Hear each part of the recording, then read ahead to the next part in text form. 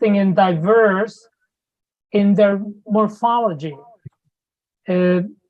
which you don't see in bacteria or archaea. Imagine how many rod-shaped bacteria or spherical bacteria you can imagine.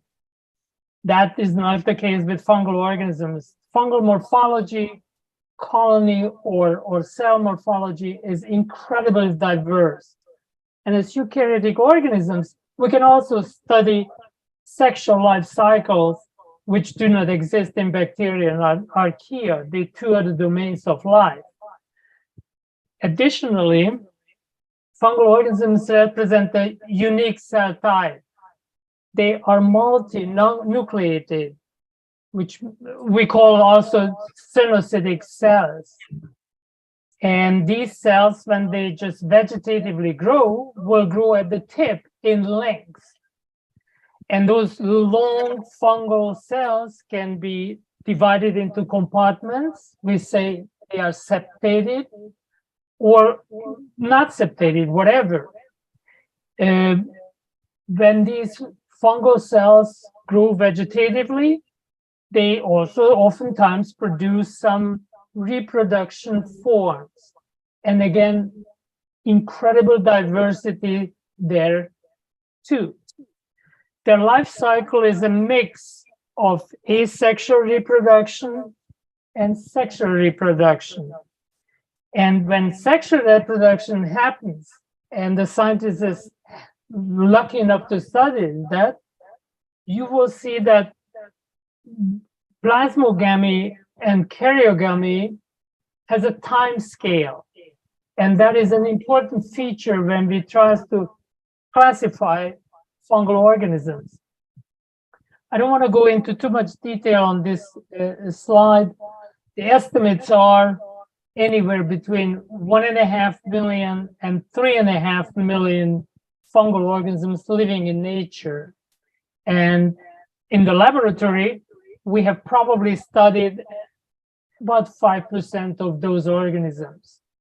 So there's a lot more we need to learn and study.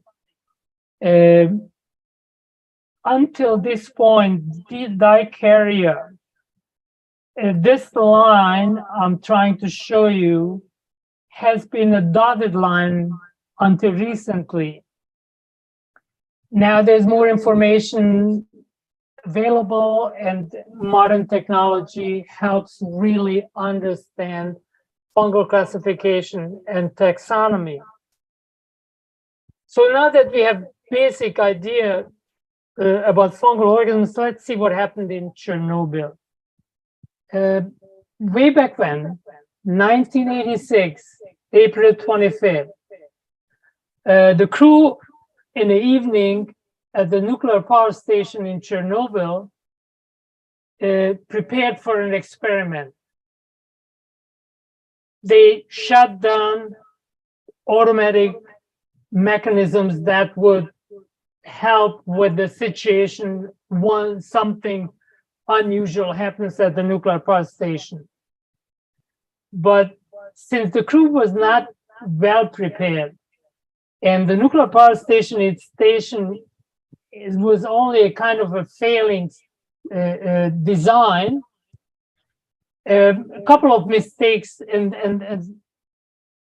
problems occurred, which ultimately led to an explosion. Explosion lifted the cover plate of the reactor, and fission material was released into the environment. Soon thereafter, a second explosion occurred, and the graphite moderator burst into fire. The fire actually burned for 10 days, and radioactive material contaminated over 200,000 square kilometers of European territory. We are talking about Europe. On the panel on the right, you see the map of Ukraine. Red circle is around the place called Chernobyl. And the bottom panel shows the radioactive iodine isotope, 131 isotope of iodine, how the cloud spread out in the first week over the northern hemisphere of our planet. The actual accident of reactor 4 killed on the spot 31 people. 237 people were exposed to acute radiation syndrome. And overall, by now we know that 10 to the 19 becquerel of radioactivity was released into the atmosphere and the environment. That's an incredible amount. So the environment suffered immediately. You might have heard about the red forest, a pine forest that turned red immediately after the accident. Now, because of the situation and what the accident was involved in, it turns out that most of the released radionuclides were short physical half-life nuclides.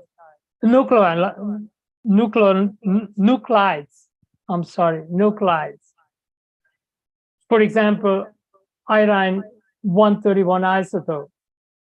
Small amount were long-lived radionuclides, and hot particles were thrown all over the place, but doses associated with those hot particles were not significant. So the measurements showed that in a period of 1986 to 2000, the accumulated dose, annual dose, was around between 2 megasievert to millisievert to 300 millisievert. Now, in order to understand those doses, let me just say that if a patient gets an X-ray image, he or she will be exposed to 0.02 millisievert radiation, accumulated radiation. If it's a mammogram, it's about 0.13 millisievert.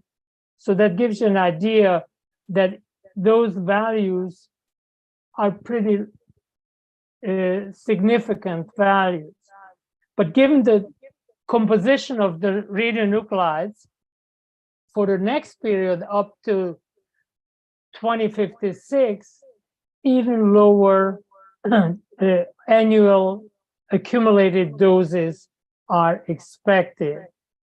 As the picture shows, this bottom picture was taken in 1989, just 3 years after the accident, and the red forest returned to life and became a nice green forest. Overall, that was the experience, that life returned pretty fast after the nuclear accident. Why is it interesting to deal with this whole issue? Why is it exciting to do the science? How radiation influences life. We all know that cells are 70+% water. And when ionizing radiation hits living cells,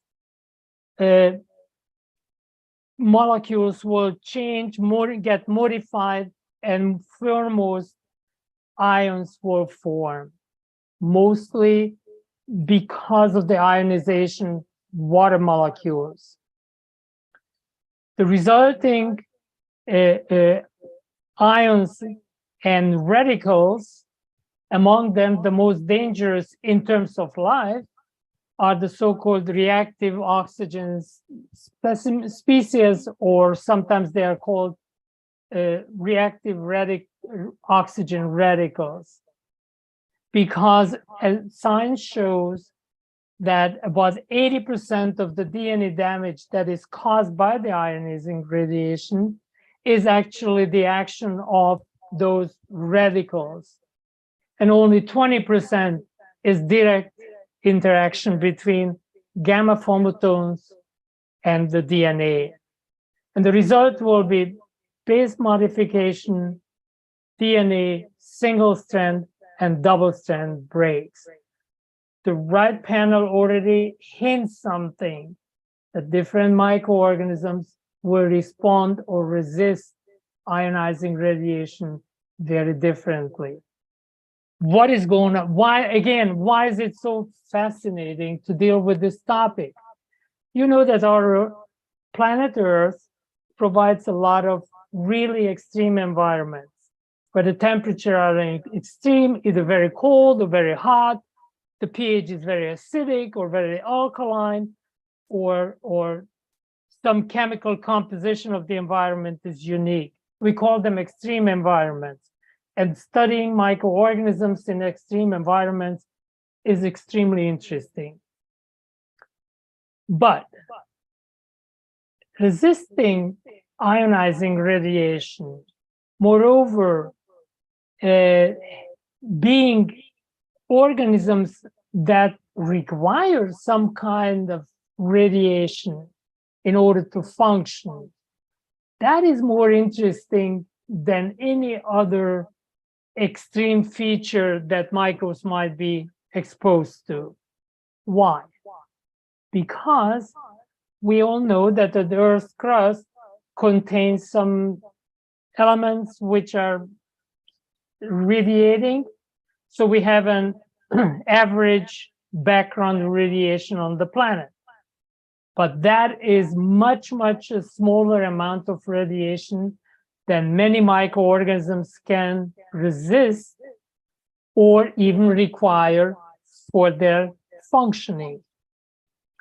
So there is no good explanation how evolution provided this capability of certain microorganisms, because there has not been the selective pressure of ionizing radiation, high ionizing radiation on microbial life, but still we have organisms which can resist very, very high ionizing radiation.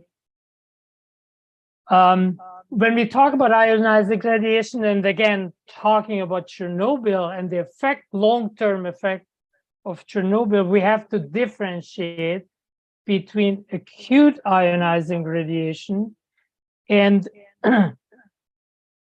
chronic ionizing radiation.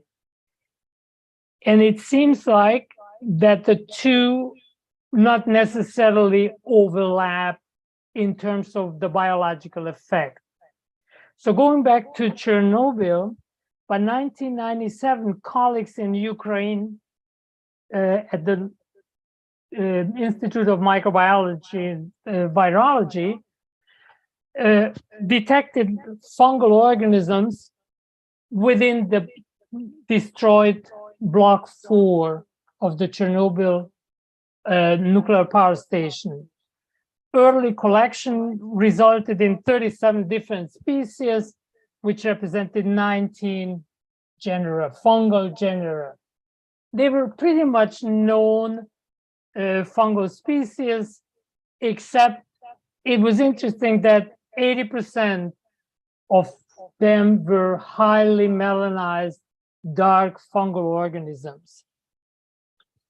Once this smaller collection was further extended, over a period of 16 years, colleagues collected fungal organisms and soil samples for fungal isolation in and around the failed nuclear power station and within the exclusion zone, which originally was only a radius of 10 kilometers, and then it was extended to 30 kilometers where no human activity was allowed to happen during those times. Ultimately, the Chernobyl fungal collection became a collection of over 2,000 filamentous fungi, which represented 200 species belonging to 98 fungal genera. Many interesting things were observed in relation to these fungal organisms. First of all, Zhdanova, the head of the mycology department at that laboratory, Institute of Microbiology and Virology, reported in 2006 that radiation promoted the germination of spores and conidia for fungal organisms which were collected from ionized radiation exposed environments, but not if the fungal organism was collected beyond the zone in clean areas. And many other features were obvious all of a sudden if we connect the dots. For example, already during the Mir spacecraft travels, scientists isolated polymer degrading fungal organisms which came back to Earth from spaceflight.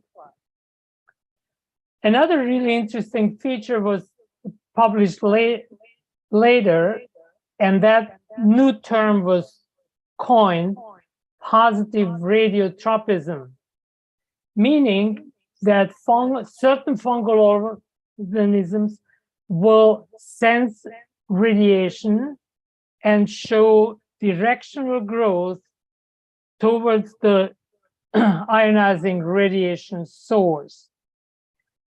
Interestingly, 86% of the fungal organisms isolated from radioactively contaminated sites showed this directional growth. None of the fungal organisms behaved similarly, which they came from pristine environments. Many hints related to fungal melanins. I told you that 80% of the fungal organisms that were collected originally from the failed block of the nuclear power station were dark fungi. So a lot of information is available by now about fungal melanins. Chemists and physicists told us already that melanins absorb UV, visible, and in an infrared spectrum. But additionally, it turns out that melanins will scatter photons and electrons and act as a radio protective barrier. More science shows that given the three-dimensional structure of melanin molecules, these large polymers, they are capable of transduction of energy and maybe even contribute to energy conversion, how the fungal organisms produces ATP. So that's really interesting and should be kept somewhere back in our mind when we try to understand fungal organisms and their role in ionizing radiation contaminated environments. I'm skipping a couple of slides because, well, need some time and I don't want to overwhelm the schedule. Let me just say that originally the fungal organisms in Ukraine, when the organisms were collected, were originally identified based on cell and colony morphology. We, in my laboratory, redid the taxonomy and confirmed their classification using biomarker PCR, amplicon sequencing, and phylogenetic analysis. Ultimately, this effort led to an Affymetrix type fungal identification DNA microarray. The second, more recent probe design, second generation probe design, probes bidirectionally 1200 nucleotide sized biomarker fragment, which includes a little bit of sequence information from the small subunit, the large subunit, and complete sequences, whatever is in between them, the ITS sequences, and the 5.8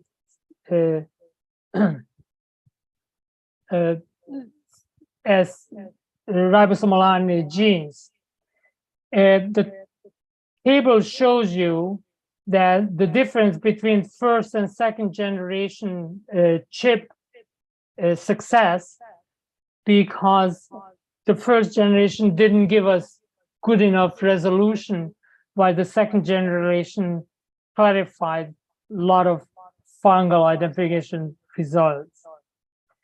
Another R&D example using the Chernobyl fungi tested DNA repair enzyme coding genes and showed that in the Chernobyl fungus, which happened to be a Aspergillus fumigatus strain, many of the DNA repair genes were upregulated, while none of this happened using the same cobalt ionizing radiation under laboratory conditions in the type strain of the species, in another strain, Aspergillus nidulans, and several yeasts. Another R&D example led us to secondary metabolite production. And we tested a lot of... Sorry to interrupt you, Thomas. You have 2 minutes. Thank you. Let me just show you that using proprietary conditions, we screened the entire Chernobyl fungal collection for antifungal peptides and insecticidal molecules, insecticidal proteins, very successfully, which about a 5% hit rate, and the effort resulted in about 24 US and European patents. I will skip the rest. You have available to the slides. I don't want to change the schedule, so just close up with closing thoughts that number one, fungi are highly diverse eukaryotic microorganisms, invaluable to biotech and pharma. And using 21st century technologies, we can learn a lot more about fungal diversity and fungal interactions with other members of domains of life. The Chernobyl fungal collection itself is a unique collection which was exposed to an acute and has been exposed to chronic ionizing radiation. This is a once in a lifetime opportunity to study radiation response and explore altered primary and secondary metabolism. So I believe that our R&D with the Chernobyl fungi collection benefited both basic and applied science.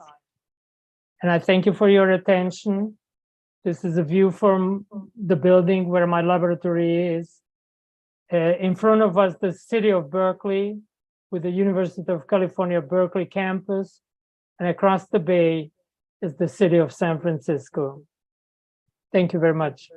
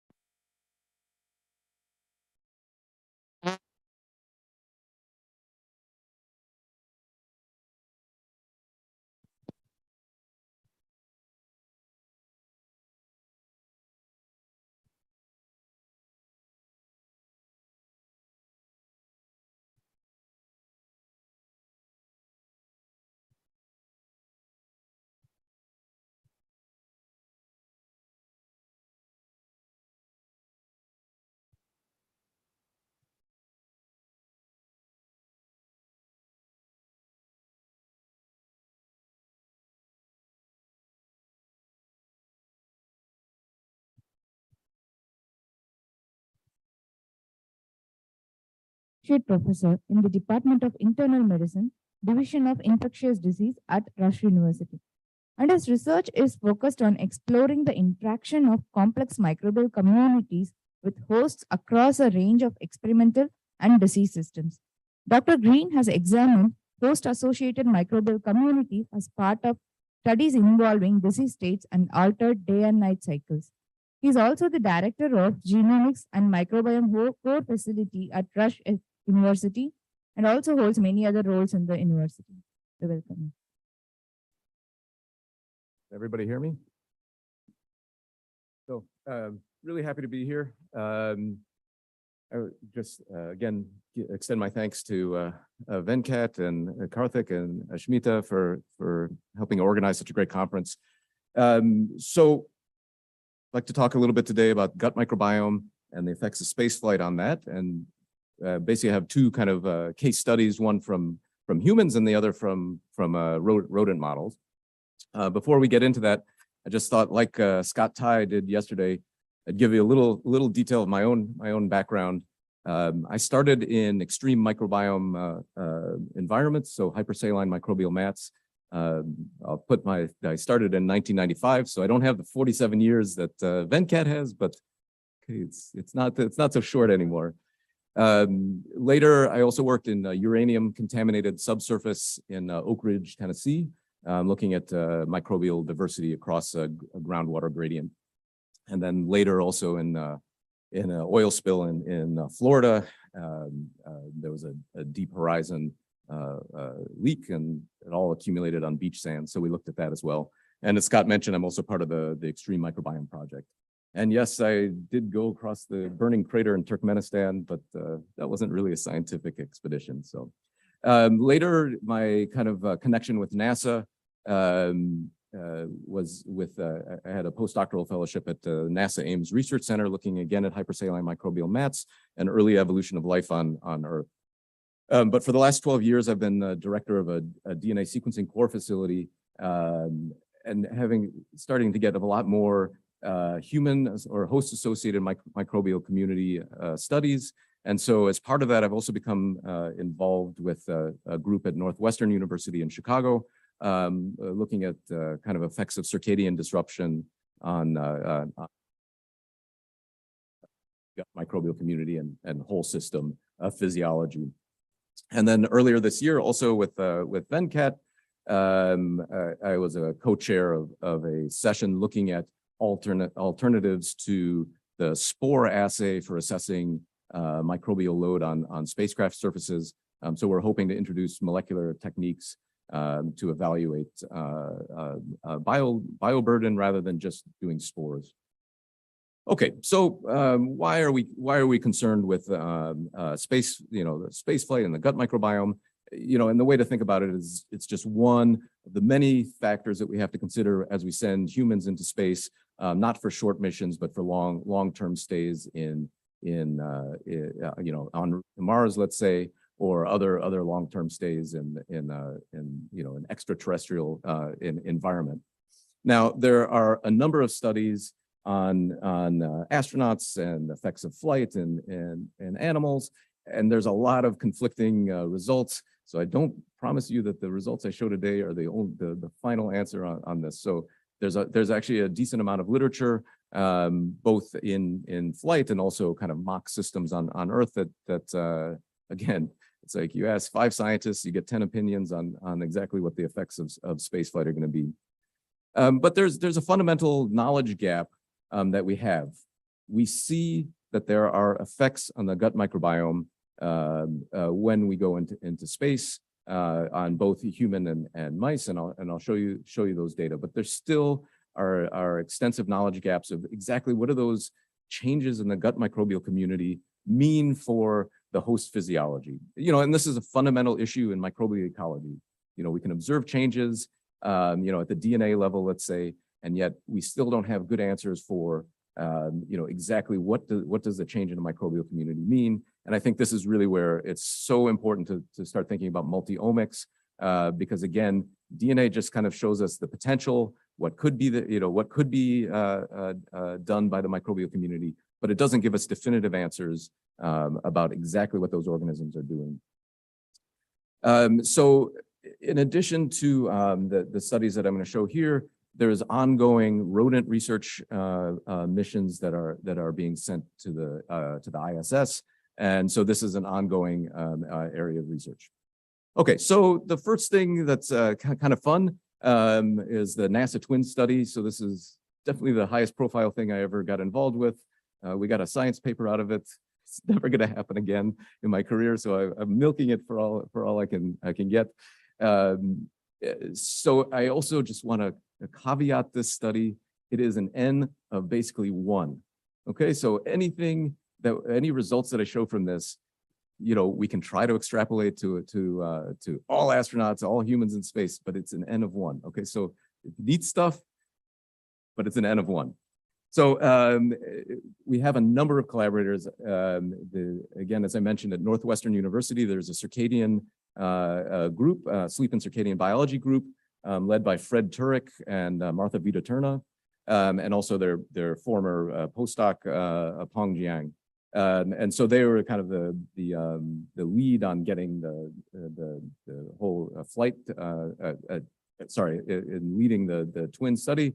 And I was kind of brought on board as a microbiologist to do the assessment of the gut microbial community via fecal material as a way to characterize the effect of spaceflight on the gut microbiome. We also had collaborators at Rush University, where I am now. So I was at a different university when the study was conducted. And we had both wet lab and bioinformaticians in the facility at University of Illinois at Chicago. Okay, so one of the questions you're always thinking about, like, is spaceflight good for humans? And I think it's pretty unequivocal that it's bad for humans. There's a lot of stuff going on. Before we even talk about the microbiome is also important. We know the value of a well-adjusted microbiome in human health, but there's a vast number of problems that NASA has to think about when sending humans into long-term space flight.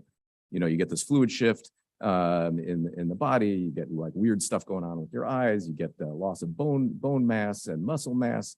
You lose weight. So there's all sorts of stuff that's going on. But one other thing that I want to point your attention to is that it's also quite difficult to sleep in space, and that astronauts also, even though there's a specific amount of time that is given for sleep in their like schedules that are 5-minute increments for the entire year, it's still hard to get 8 hours of sleep for astronauts. And part of it also is you have a disrupted circadian rhythm. And we know, and I'll show in a moment, we know that the disrupted circadian rhythm can also contribute to dysbiosis in the gut microbial community. So I just want to show a little bit of data from a mouse model. This was a study conducted at Rush University. Just quite straightforward experiment. Have mice.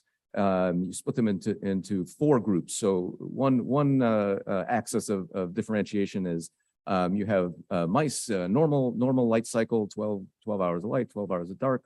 And then you have another set of mice that are constantly undergoing circadian dysregulation. Okay, so it's like me traveling to India, back to the US every week. I'm going to be constantly jet lagged. And that's exactly what you're doing to the mice. So every week, you switch the light-dark cycles. So they're constantly in circadian disruption. But in addition to that, we also altered the diet. So you have a normal chow, and then you have a high-fat, high-sugar diet as well. And so what's kind of interesting is that the results showed that, when you look at diet and the effect on the gut microbiome, we have a phrase in the US, it's like shooting fish in a barrel. Okay, it's very easy to distinguish mice eating normal chow and those on a high-fat diet. Okay, it's like intuitive. Your dietary change will lead to a shift in the gut microbial community. But when we look for effects on the effects of circadian disruption, what we found is that actually, and let's see, in the lower left figure there, those are all the normal chow mice. We don't see a significant difference in the gut microbiome between the normal light cycle and the disrupted mice. So despite the unpleasant time for the mice, no shift in the gut microbial community. It's only when we combine both the circadian disruption and the dietary change that we see a shift in gut microbiome associated with the circadian disruption. So it's led to, in this case, a two-hit hypothesis, meaning that to disrupt the gut microbiome, it may be more than circadian rhythm disruption alone is not enough. Okay, but for human astronauts, there's no problem. We got every manner of potential disruption, circadian disruption, dietary change, stress, different temperatures, oxygen condition, microgravity, weightlessness. So we're at like the 10-hit hypothesis on human microbiome changes in space. And here's just a picture of a bed of an astronaut. Everything's got to be ziplocked, tied down or Velcroed. So you can see that it's not an overly restful environment. And then also just a reminder that even urinating and defecating in space is also another challenge. There was one of these at the Space Center in Houston, Johnson Space Center in Houston, and I got to tend to sit on it. It doesn't look great. So, pity the astronauts, and things that are easy on Earth become much more complicated on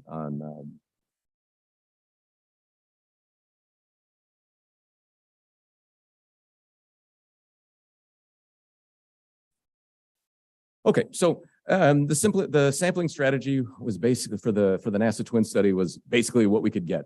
Okay, when you're dealing with astronauts, there's a huge amount of bureaucracy associated with it. I asked when I got enrolled in the study, are the two twin brothers? So for those of you who don't know, they're two astronauts, monozygotic twins, Mark and Scott Kelly, both astronauts. And Scott was slated for about a year mission on the ISS, and his brother Mark was going to be on ground. And they're like, "Oh, what a perfect opportunity! Environment, effective environment in a genetically similar background." And so I was like, "Great, they're going to eat the same thing at the same time, right?" And they're like, "No way in hell." So you get what you get. But basically, we had nine sampling time points for the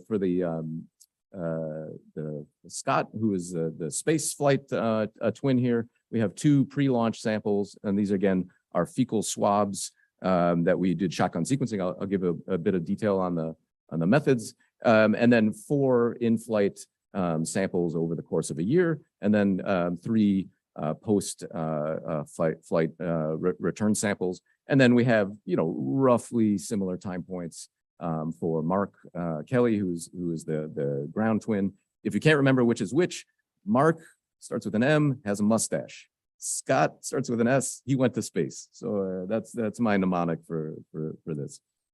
So this was an opportunity for a multi-omic analysis. I'm just going to show the gut microbiome, but there's so much more. RNA-seq data, telomere length, cognition. Really a whole battery of different investigators looking at this opportunity. Again, N of 1. Okay, so we had a few basic questions on the microbiome. First, kind of very straightforward. Did the twins actually have a similar microbiome to start with? But what we're really interested in is does the twin who goes into space, is there a major change in the gut microbial diversity? Okay, so again, we know in general, higher diversity for the gut microbial community is generally better. So, and the other thing that you worry about in a long-term space flight is that you'll lose diversity over time, and you won't be able to reestablish that diversity because of the restricted environment. Again, there's no replenishing the gut microbiome easily when you're on a 3-year mission to Mars. We also want to see if the flight conditions lead to a shift in the structure of the microbial community, not just the diversity, and if this is unique to the flight subject and not observed in his twin on Earth. And then if there is an effect on the gut microbial community, is it transient? Does it return back to baseline upon return to Earth? And then more generally, do we see any shift in pathogens in the gut microbiome? Now, when I give talks, I don't like to leave anybody in suspense. Okay, this is not a mystery novel. So here it is. The answers are no, no, yes, somewhat, and some. Okay, that's my 1 minute summary. Thanks for hosting me. But let's dive in a little bit more. Okay, so for these, again, stool swabs, DNA was extracted, and then we at my facility at University of Illinois Chicago made shotgun metagenome libraries using a kit called the Swift 1S kit. And the only interesting thing about that is it's able to prepare single-stranded DNA as well as double-stranded DNA for library preparation. So you're able to pick up a slightly broader range of viral viruses as well. And then we did deep sequencing on a NextSeq. It's, I know, pretty outdated now, but you know, reasonably deep sequencing. So we ran the annotation, and again, we're just kind of skimming across the surface here. But we have our ground twin, so that's Mark, and then our flight twin. And just looking, you know, obviously we see high levels of microbial diversity. We can answer our first question: do the twins have similar microbial communities? And using a statistical test called an analysis of similarity, we can officially say that no, they both have a significantly different diversity and significantly different microbial community at all time points. Okay, and then on to our second question. We want to know, does the flight twin, so that's Scott, does he experience a decrease in microbial diversity during flight that maybe is rescued upon return to Earth? And the answer here actually is also no. We see almost no effect on the alpha diversity of the microbial community, the fecal microbial community in the flight twin. And you'll see other studies that have seen different results. And so that in some other studies that you've seen a decrease, but at least in Scott, we show that it is possible for a human to be in space for a year and not lose any microbial diversity in the gut microbiome. So if we also look at not just the alpha diversity, but we also would like to know something about the structure and which organisms are present. We can also look at a very crude parameter called the Firmicutes to Bacteroidetes ratio. I know the phyla have been renamed, but I can't quite accept it yet. But you'll see this in a lot of studies, the Firmicutes to Bacteroidetes ratio. They're the two most dominant phyla in modern human gut microbiome. And what's actually quite interesting is in the flight twin, we see quite a substantial increase in the ratio, the F to B ratio, during flight that returns to baseline upon return. We don't see a similar effect in the ground twin, and we don't see a similar effect on the overall microbial diversity. So this is a shift in the structure of the community without affecting the overall diversity. If we look closer into beta diversity, this is a multi-dimensional scaling plot. Just for the, you know, I always like to I don't know if everybody, I'm sure everybody here is used to them, but each data point here is a single sample and represents the entire microbial community in that sample. The proximity of two data points is relative to the overall similarity of the microbial communities in those two samples. So the closer they are, the more similar they are. So when we look at our flight twin, so O's in blue, we see some greater similarity of samples that are in flight relative to the other samples, and we don't see a similar phenomenon in the ground twin. And again, if we do an analysis similarity, asking are the flight samples more similar to each other than they are to the pre and post ground samples, we get a yes answer for the flight twin, so for Scott, but not for the ground twin. And we see similar results, by the way, for both taxonomy and functional gene content. I'm just showing the functional gene content here. And also, if we look at a timeline here, so this is our first time point here, second time point. We bounce around third, fourth, fifth, and sixth, and then seventh, eighth, and ninth. So if you kind of look in this two-dimensional ordination, we see that the post-flight microbial community is more similar to the baseline. So in a way, you can say that it's returning to baseline. That doesn't mean that there aren't any features at all that are remaining altered due to flight, but that overall the microbial community post-flight is more similar to pre-flight than to in-flight. But at a very high level, we still see very similar overall, again, very, very high level. The functional gene content of the microbial communities are still, the same required gene functions are still present in the microbiome, and that we also observe relatively few microbial taxa that were significantly altered during flight. So there's a lot going on in the microbial community, but it seems like it can return to baseline. We did notice one pathogen upon a later analysis by another researcher in Chris Mason's lab, Serratia proteomaculans, that we see an increase in the flight subject, but not in the ground subject. I'll show you that here. So this is the relative abundance on the y-axis, and then our 9 time points. And what we see is that during flight, this putative pathogen is elevated in the flight subject, but then kind of returns to lower level upon return to Earth. And in Mark, we see no similar phenomenon. Okay, so again, N of 1. What can we say?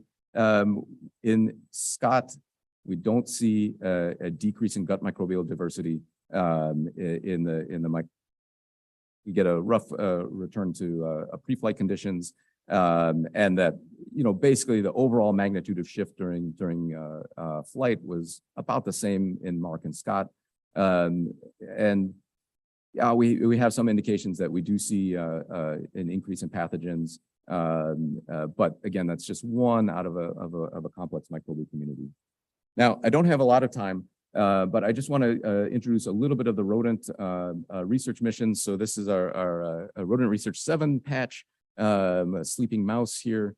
And this is a system where we can now have more robust statistical analyses because we can do genetically identical animals and in numbers that allow us for statistical analyses. Just if none of you have ever seen these are these special cages that we have some for actually shipping the mice into space and others for maintaining them. They cost about $200,000 each because they have to be, you're doing constant monitoring of the animals, and they also have to not catch on fire. So, these are important design considerations. I just want to show you, we actually have 4 groups of mice. So some are controls that are in normal cages, and then we have ground and flight mice. And the ground control mice are kept in incubation chambers that mimic the CO2 and temperature of the space station. The animals are fed exactly the same thing. So we couldn't do that with Mark and Scott, but with the mice, we can force them to eat the same thing. We don't see a significant effect of flight on the number of species, but we do see Shannon index, an increase in evenness of the overall microbial community. And quite interesting, we see a similar increase in the Firmicutes to Bacteroidetes ratio in these mice. Now, this was done with amplicon sequencing, not with shotgun sequencing, but still we're seeing similar trends. Dr. Jiang, who is really the lead on this paper, also wanted to compare the amplicon data that we had from this study to a space shuttle mission, also with mice, and he developed a nice statistical method that allows you to visualize one data set on an ordination plot, like a principal components analysis, and then project a second data set in the same coordinates, and then look to see if you see similar trends in the overall microbial community. And so here's our 2-dimensional ordination of the rodent research. This is rodent research 1 mission. And then when we project the space shuttle data in the same ordination space, so for example, we see that the PC2 is good for separating ground and flight, and we see actually a very similar thing for the space shuttle mission. Now remember, this was done years apart. The molecular methods were different, and yet we're still able to show a similar trend in the effect of spaceflight. So there seems to be a consistent, reproducible effect of spaceflight on the gut microbiome. Now, one final interesting component of this study is that now you can start to ask, well, what exactly about spaceflight is it that causes this shift in microbial community? And so one of the things that we tested using the same two data set ordination is that we can try to plot other experiments on the same ordination space. And so, for example, looking at radiation exposure, we don't see a significant effect plotted in the same ordination space. So it appears, at least at a high level, that the effects on the gut microbial community that we see in spaceflight are not related to the radiation effects. And I'll also note that the time scale is pretty consistent. So it's not like we're way off on the time scale. Okay, so we also see this reproducible effect in the rodent models, and that we're continuing on with the rodent missions next year. Drs. Turek and Vita Turna and me are going to be sending mice to the space station in centrifuges that will mimic different gravitational forces, so that we can start to separate out which factors exactly is it the microgravity that are driving the shift in microbial community. So I think I'm totally out of time. Really, thank you for your attention, and happy to answer any questions.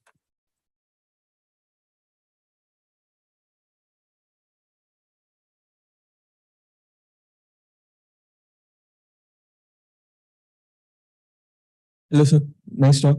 So one of the question was like our gut microbiota is mostly governed by whatever we eat also, right? Yes. So like if before the space flight, I'm having a good food with pizzas and drinks and everything, and after during the space flight, I can only have packaged food. Won't that also affect the gut microbiota instead of just the space flight? So how do you? Yeah, it's a good question. So there have been studies showing that that your gut microbiome can shift in something like a day.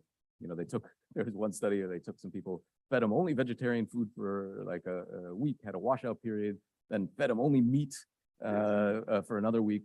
It's basically like a day. One of the things that I think when I first saw the data, I didn't particularly with the NASA, the twin study, I was expecting a much more dramatic shift in the gut microbiome associated with spaceflight. I'm like, they're in space, they're eating, dehydrated food. It's like there should be, again, it should be shooting fish in a barrel to see it, and we didn't see that level of difference. And then I started to think to myself, it's still fundamentally food.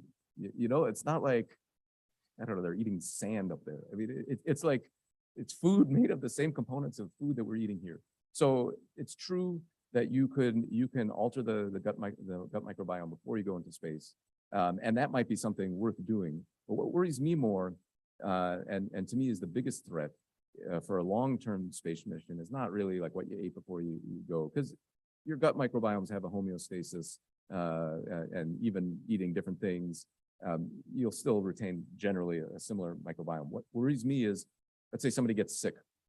And I don't know, you take antibiotics and you lose diversity. It's just hard to reintroduce the microbial diversity back into an individual who's stuck in a tin can, flying to Mars. So that's what worries me more than exactly what you ate before you get on the flight. Hi, sir. So it was very interesting talk. So I just want to know, I might have missed that. So what was the duration of this space stay? Oh, sure. The twin study was almost a year. I think 350 days. It's the longest single, for Scott, it was the longest single contiguous time in space. And the second question is just relevant to the previous one. So was the effect of diet was controlled? Like the ground twin, for him, the diet was exactly the same, Right.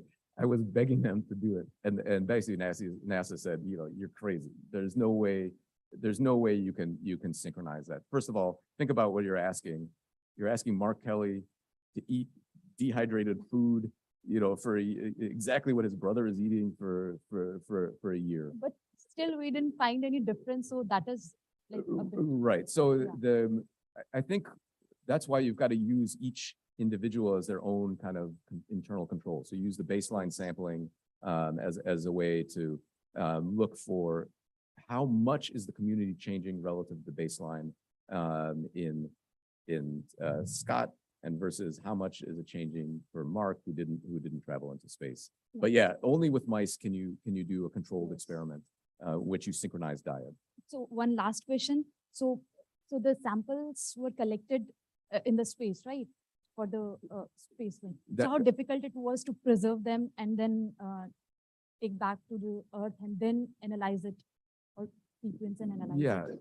you know, these things are challenging, but basically you're able to freeze samples in space, and then when they're transported in a SpaceX capsule on back to Earth. So it's within NASA's capabilities of transporting samples. But yeah, you have a delay in terms of when the samples are collected, and we waited until the entire study was done and then process all the samples at the same time. But yeah, there's no doubt that it's a logistical challenge. And let me just remind you one other thing. This is one statistic that I heard that still to this day just blows my mind. They told me that astronaut time is rated at about $1,000 a minute. Okay, so anything that you ask for astronaut time is just mind-bogglingly expensive. So you know all these things. You're like, just put on these gloves. That takes a minute. That costs $1,000 to put on a pair of gloves. You know, so we have to design the sampling to be as easy for them, and so that's why we only do 4 time points over a year. Of course, we would have liked to have way more. Thank you, sir. All right, I think if there are no other questions, I guess we're taking pictures, right? Okay, and then we've got a break. So thanks everybody for your attention.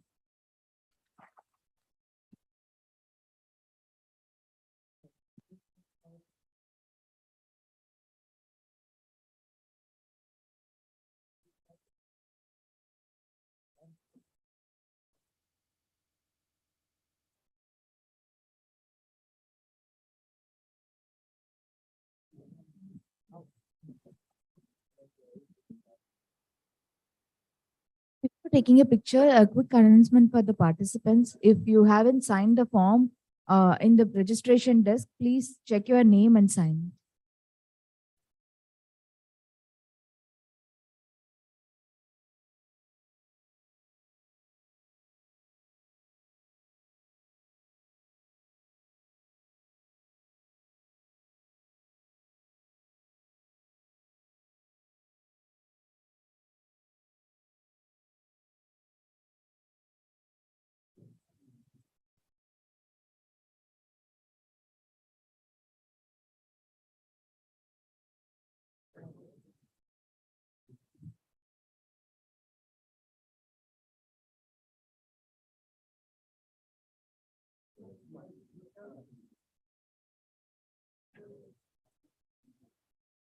Volunteers can be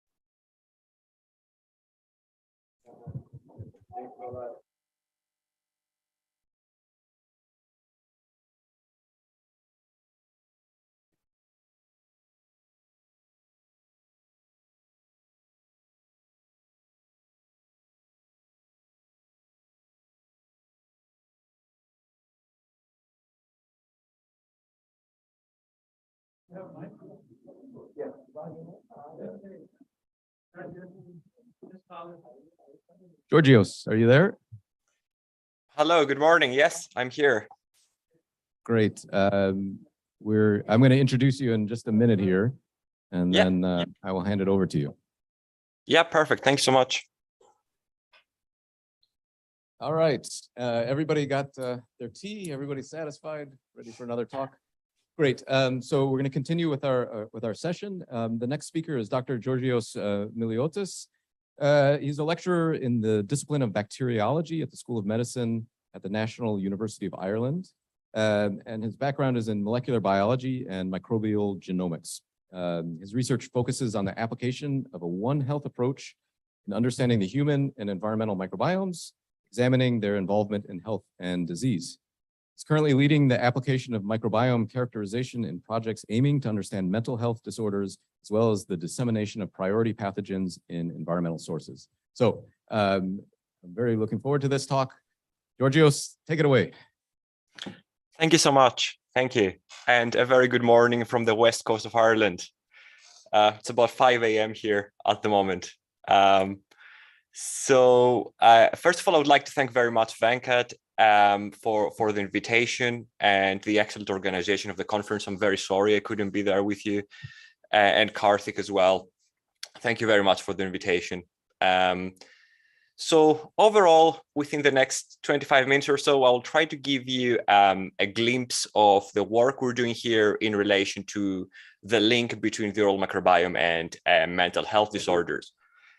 From what I have seen, I think I'm the only representative of the oral microbiome community, so I hope I'll do justice. But I have separated my talk into chapters because we'll look at different things. Those studies are going on for about 4 or 5 years now, and we have quite a lot of results generated by now. So the first part would look at the oral microbiome in association with depression, and in particular in the case of young adults. And the second chapter would look at the oral microbiome in association with schizophrenia, and a particular antipsychotic used in schizophrenia called clozapine. So we're going to see more about each of these chapters. So without further ado, chapter 1, the oral microbiome in depression. Depression is otherwise known as major depressive disorder. I don't think it needs any particular introduction. We've all heard of it. But it is an unprecedented public health crisis, and it's estimated currently that over 264 million people around the globe are affected. If we look at it from a more local perspective in the European Union, it costs every year to the European Union economy something along the range of 170 billion euros, which is the same in dollars now. It's about $170 billion a year. If we go even more local, in Ireland, about 500,000 people are affected by major depressive disorder, and that may not look like a lot, but bear in mind that the population of Ireland is 5 million people, so it's about 10%. And other matrices we're using, mental health illness in the Republic of Ireland affects 1 in 6 people, and another factor associated with major depressive disorder, with suicide attempts, stand at 1 in 28 for the Republic of Ireland. And those statistics are very similar across most European countries. Now, we have agents that we're using to manage major depressive disorder, and those are antidepressants. Antidepressant usage in the Republic of Ireland is very similar to the one seen in the United States, where you have 10 to 13% of the population on antidepressants at any given time, which is a lot of people, of course. But there is an outlier here, and that is Northern Ireland. And so the island of Ireland is separated between two different countries. Then the North, which belongs to the United Kingdom and has a population of about 1.8 million people, it's disproportionately affected by major depressive disorder. So chapter 1 will focus on young adults from Northern Ireland. In relation to the etiology of major depressive disorder, there are several hypotheses that have been brought forward over the years. There is the monoamine hypothesis, there is the cytokine hypothesis, the neurotrophic hypothesis. But the truth is that we just don't know. And all of them have limitations. The microbiome seems to play a profound role in depression, but the exact extent or how it's linked with genetics is we just don't know yet. In terms of antidepressants, we know exactly how they work. They work by increasing neurotransmitter concentrations in the synaptic cleft, but they don't work for everyone. About 10 to 30% show no response. And overall, whether it's in the etiology or treatment, there are certainly unknown mechanisms that are at play here. So the overall outline of the study was fairly straightforward. We collect saliva from healthy controls and young adults diagnosed with depression. We had to, I'm not going to go into the technical details just for the sake of time, but we had to reinvent a lot of the protocols associated with extracting DNA because we want to be as careful as possible and not introduce any bias. So overall, what we did is we extracted DNA. We did ultra deep sodium genomic sequencing, bioinformatic processing, and compositional and functional differentiation based on that. So the hypothesis was that in the gut, there are very characteristic signs of depression. So when somebody is affected by depression, the gut microbiome changes. And we don't know if it's a cause or effect, but it does change. And that has been replicated in animal models now. But in the oral microbiome, we simply don't know what prior to the study, we didn't know. Nobody had looked into it before. And the oral microbiome and the gut microbiome communicate with each other. That is known via what we call the gut-oral axis. And overall, there's a common theme in mental health disorders that systemic inflammation is there and is present. And again, we're not sure if that's a cause or a consequence, but this is linked with microbiome changes as well. So it's a very complex picture that we're trying to paint. So the first thing we're looking at is alpha and beta diversity, as we normally do in microbiome studies. What we're seeing is that in the case of depression, and I have separated here the cohorts based on smoking status as well, because smoking significantly affects the oral microbiome, significantly reduces alpha diversity. And that's one of the first things we noticed, which is a sign of dysbiosis. But that's not the only sign. Beta diversity was we didn't notice anything in particular in terms of beta diversity, but that is in accordance with other studies we've done before in the oral microbiome. And beta diversity rarely changes, even though you have systemic disease or infection. In terms of composition, the usual, that's a bit of a busy graph, I suppose, but the usual genera that you suspect and you expect to be there in saliva, they were there. So that's reassuring in our case. Prevotella, Streptococcus, a lot of unclassified as well. But the signs that we did see what we expect to see were there. But if we go now to, we're not doing metagenomics to look at genera, we do it more to look at species. And if we look at the statistical differentiation between the two cohorts in terms of species, you would expect widespread change, but actually that's not true. What we saw was that there are only 7 species that there were different between the two cohorts. And that could be a little bit due to our statistics, because we use very strict statistical methods. We wanted to make sure that what we're seeing is actually there, and we're not reporting any false positives. But overall, 7 species were different. One of them, the most striking difference, was Acinetobacter baumannii, which was almost wiped out from the oral microbiome of, in the case of depression. 2 others to note, there are Croppenstedia brunea, which I'm sure you've never heard of, as I had never heard of it before this study as well. This seems to be exclusively present in the case of depression in the oral cavity, that is. So this one is a bit of a tricky one. This was first isolated in Germany back in 2012. And we don't know a lot about this bacterial species, but it appears to be the case where some people appeared in the hospital with a diagnosis of what was called an altered mental status. So, but they had other comorbidities going on. The hospital checked everything, and the only thing they could find that was wrong with these people was the presence of this bacterium in their blood. And once they prescribed antibiotics, I think in some cases they didn't prescribe antibiotics. The bacterium was just, it just disappeared because the immune system managed to successfully get rid of it. And then the symptoms disappeared with it. So it's a very strange association. The other one is Streptococcus infantarius, that is also almost exclusively present in the depressed cohort. And the last change of note here is Bacteroides fragilis. And Bacteroides fragilis is the GABA producer. And GABA is a neurotransmitter that is being associated with controlling our mood and our emotions and fear. So, and we know for a fact that in the case of depression, GABA levels are depleted to some extent. Bacteria do produce GABA in our body, and Bacteroides fragilis is one of these GABA producers, and it looks like its population is suppressed in depression. So overall, those are the key characteristic species level changes that we noted. And the next thing we did then is, based on the presence absence of the bacterial species, we created a distance, what we call a Jacquard distance matrix.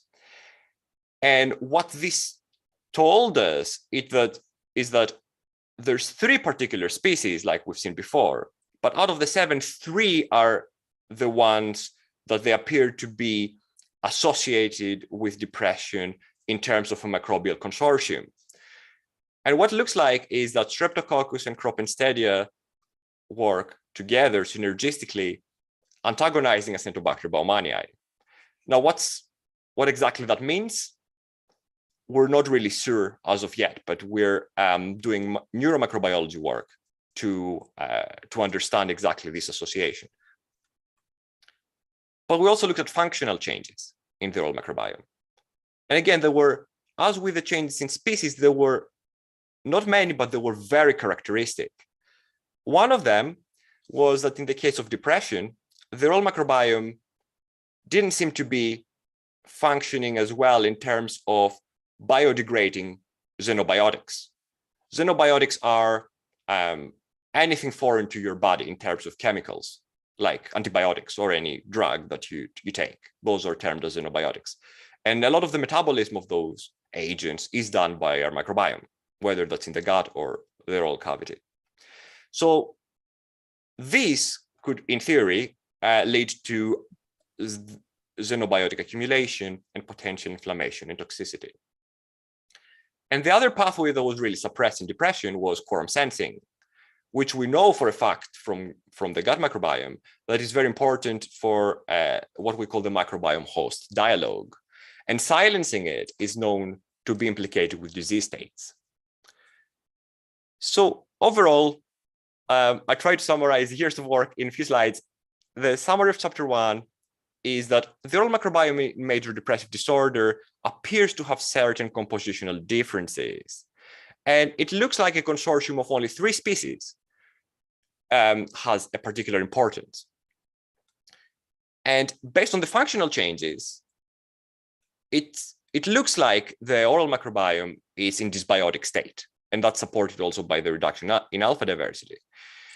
So that's the conclusion of chapter 1. And I'm going to move on to chapter 2 and the peculiar case of clozapine and the oral microbiome in schizophrenia. So clozapine is an antipsychotic, and I'm going to provide a little bit more of a background now in a second. But we called our study Beacon because we're trying to shed light in a about half a century old mystery that I'm going to explain now. So schizophrenia is a much more severe mental health disorder compared to a major depressive disorder. It's not as prevalent. It affects about 1% of the population, but has again, high cost to the EU economy, about 29 billion a year. But its symptoms are very different. So the symptomology in schizophrenia, it's separated between positive, negative, and cognitive, where positive symptoms, we mean hallucinations, delusions. By negative, we mean flattened affect, avolition, social withdrawal. And you also have cognitive symptoms, which is impairment to memory, reasoning, and attention. But within this cohort of patients with schizophrenia, about 30% of them belong to another cohort, a subcohort of some sorts, which relates to treatment-resistant schizophrenia. And those patients are patients that they don't respond to antipsychotic treatment for managing their symptoms for at least 2 rounds of different psychotics. So if you have a patient and the symptoms are not managed by 2 rounds of different psychotics, we then say that the patient is termed as having treatment-resistant schizophrenia. And that's, again, about 30% of all patients with schizophrenia. In those cases, the last resort antipsychotic that you go to is called clozapine. And you're on clozapine for life. If you start a patient on clozapine, the patient remains on clozapine for all their lives. But clozapine, and I don't have time to explain the pharmacokinetics and dynamics of the drug, but it's a peculiar drug. You have to monitor the blood of the patients every month. So every month, the patients come into clinic and they provide a blood sample, and then we'll have to measure particular blood markers to make sure that clozapine is not causing very severe side effects. And now let's link the two. The oral microbiome, we know it's very diverse and unique, and it's associated with depression, for example, but other systemic diseases as well. Oral dysbiosis has been linked with very systemic diseases. It's known to contain over 1,000 species. But Enterobacterales, which is an order of opportunistic human pathogens, but they're also part of the gut microbiome. They don't belong in the oral cavity. They don't supposed to be there. They're not part of the human oral microbiome database. And actually, their presence in the oral cavity is linked with systemic diseases like HIV and cystic fibrosis. So how are these two linked? And that's the mystery I was telling you about. Patients on clozapine have been known for years to be disproportionately affected by infections, particularly of pulmonary nature, so lung infections, with very high levels of morbidity and mortality associated with them. And we don't understand why. And it gets trickier because when you're on clozapine, several antibiotic classes like quinolones, macrolides, trimethoprim cause very severe to lethal side effects. So you cannot prescribe certain antibiotics if somebody on clozapine gets infected. And other antibiotics have limitations as well.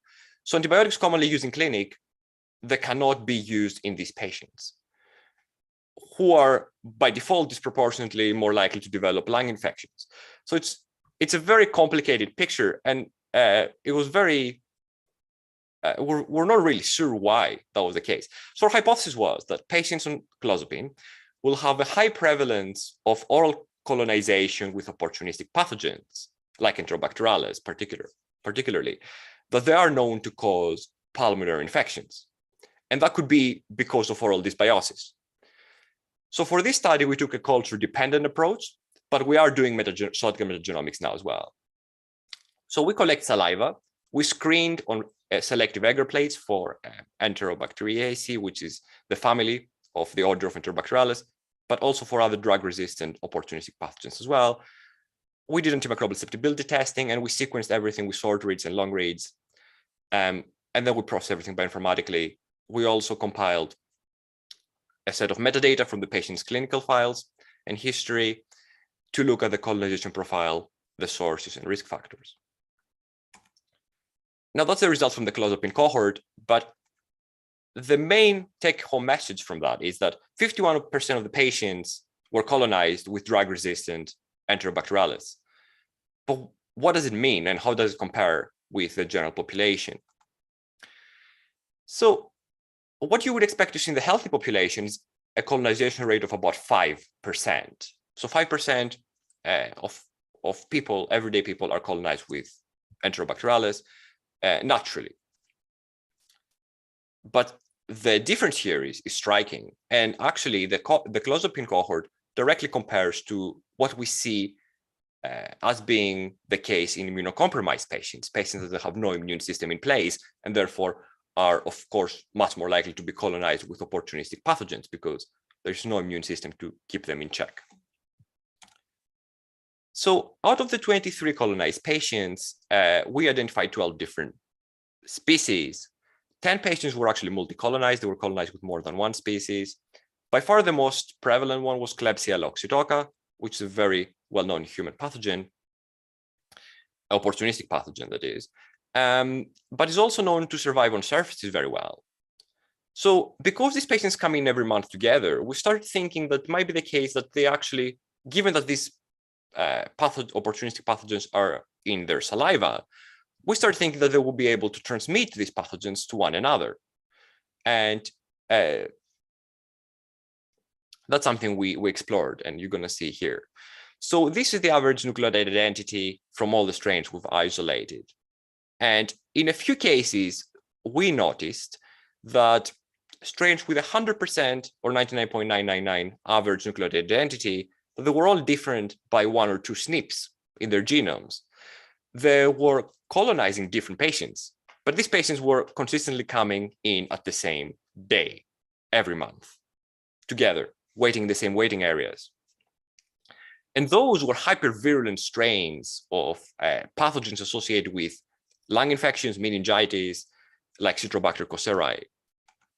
We also identified the Calamiella pearsonii strain, and what we think it might be, which we've completely typed now, and what we think it might be a new species of Calamiella as well. But if you look at the virulence factors, because that's the key thing we wanted to look at, the genomic background of virulence, what's very evident is that that's all the strains we've isolated. 15 out of 32 strains, 46%, have the genetic background to be hypervirulent. They have virulence factors associated with pulmonary infections, lung disease, sepsis. They're very capable of establishing infections. And as I've mentioned, we've also identified a strain of Calamiella pearsonii, and this strain, now this genome is closed. That's the first genome of Calamiella pearsonii being closed, and along with Venkat and Nitin, we have now that under publication. And that is our strain that we've identified compared to 4 strains from the International Space Station. Which appears to be, again, a novel opportunistic pathogen, but with a very worrying repertoire of resistance and virulence and resistance to disinfectants and so on. And interestingly, all strains of Calamiella pearsonii that we have sequenced so far, they appear to have the same 3 plasmids, that they're non-mobile. And plasmid 1 in those strains, which is the one depicted here, it's a plasmid associated with hypervirulence. And what do I mean by that is that first of all, has resistance genes associated with colistin resistance, which is a last resort antibiotic. It has virulence factors coming from Vibrio cholera, like Vibrio bactin. And it has the Aerobactin gene cluster, a set of genes associated with hypervirulence in Klebsiella pneumoniae. And it has the VIR-B gene, which is a virulence factor regulator. And this gene, what allows it to do is switch genes on and off, the virulence genes expression on and off, depending on whether it's in a host or not. So if this strain finds itself in a human and finds itself in a place where it can establish infection, the VIR-B regulator, the VIR-B regulator will induce the expression of the virulence factors. And if it's in the environment, it will switch it off because it's more energy efficient for the bacteria. So overall, to summarize chapter 2 and close this talk, patients on clozapine are more likely to be colonized with drug-resistant pathobiomes. That's what we've seen. There's no other factors other than the ones recorded that seem to affect colonization. And 45% of these strains present genomic signatures of hypervirulence. And thank you very much. And I will leave it here. I'm happy to take any questions.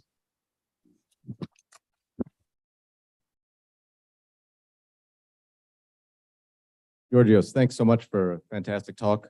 Let's see, do we have questions in the audience here? We have one over here.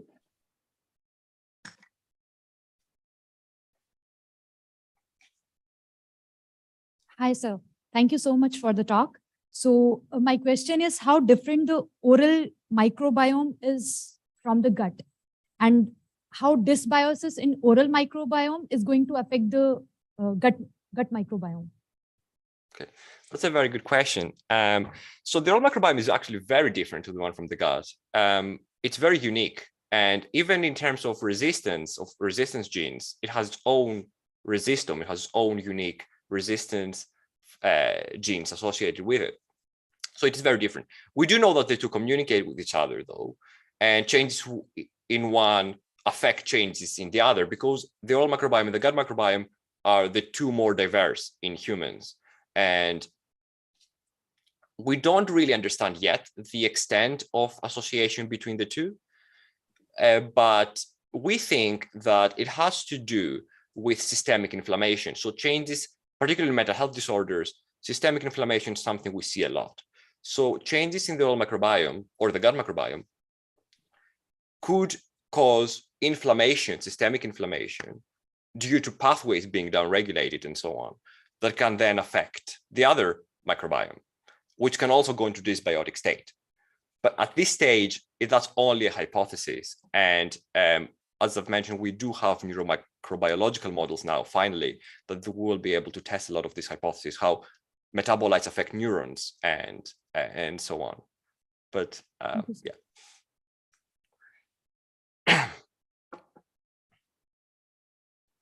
Very interesting talk. Thank you. A question about the species that you find that are unique in the oral microbiomes of the depressed individuals. Any thoughts on where they come from, these new species?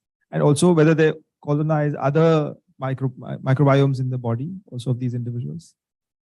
Okay, thank you very much. That's a very good question as well. So if we take the case of Croppenstedia, we really have no idea where it's coming from. It's not part of the of what we know as being the normal human microbiome. It's not. It has been reported before.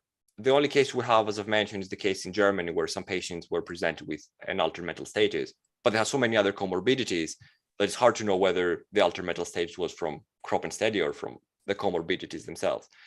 But that's something we're actually testing now. We are recruiting more patients and that they are diagnosed with depression, and want to see actually on a culture, on a plate now, because metagenomics is one thing, you always want to get it on a plate if possible. So we want to see on a plate whether we can isolate crop and stadia and try to find its sources and where it's coming from, if that is associated with depression in any way.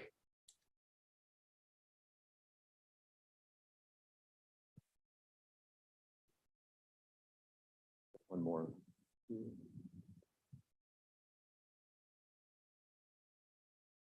One more second. We've got another question for you. Yeah, sure. Nice job.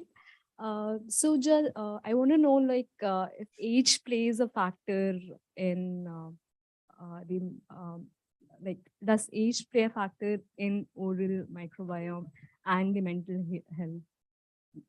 So, I mean, do you have studies which,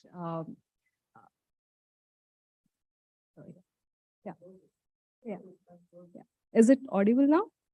Yeah. Yeah, So I can want hear you.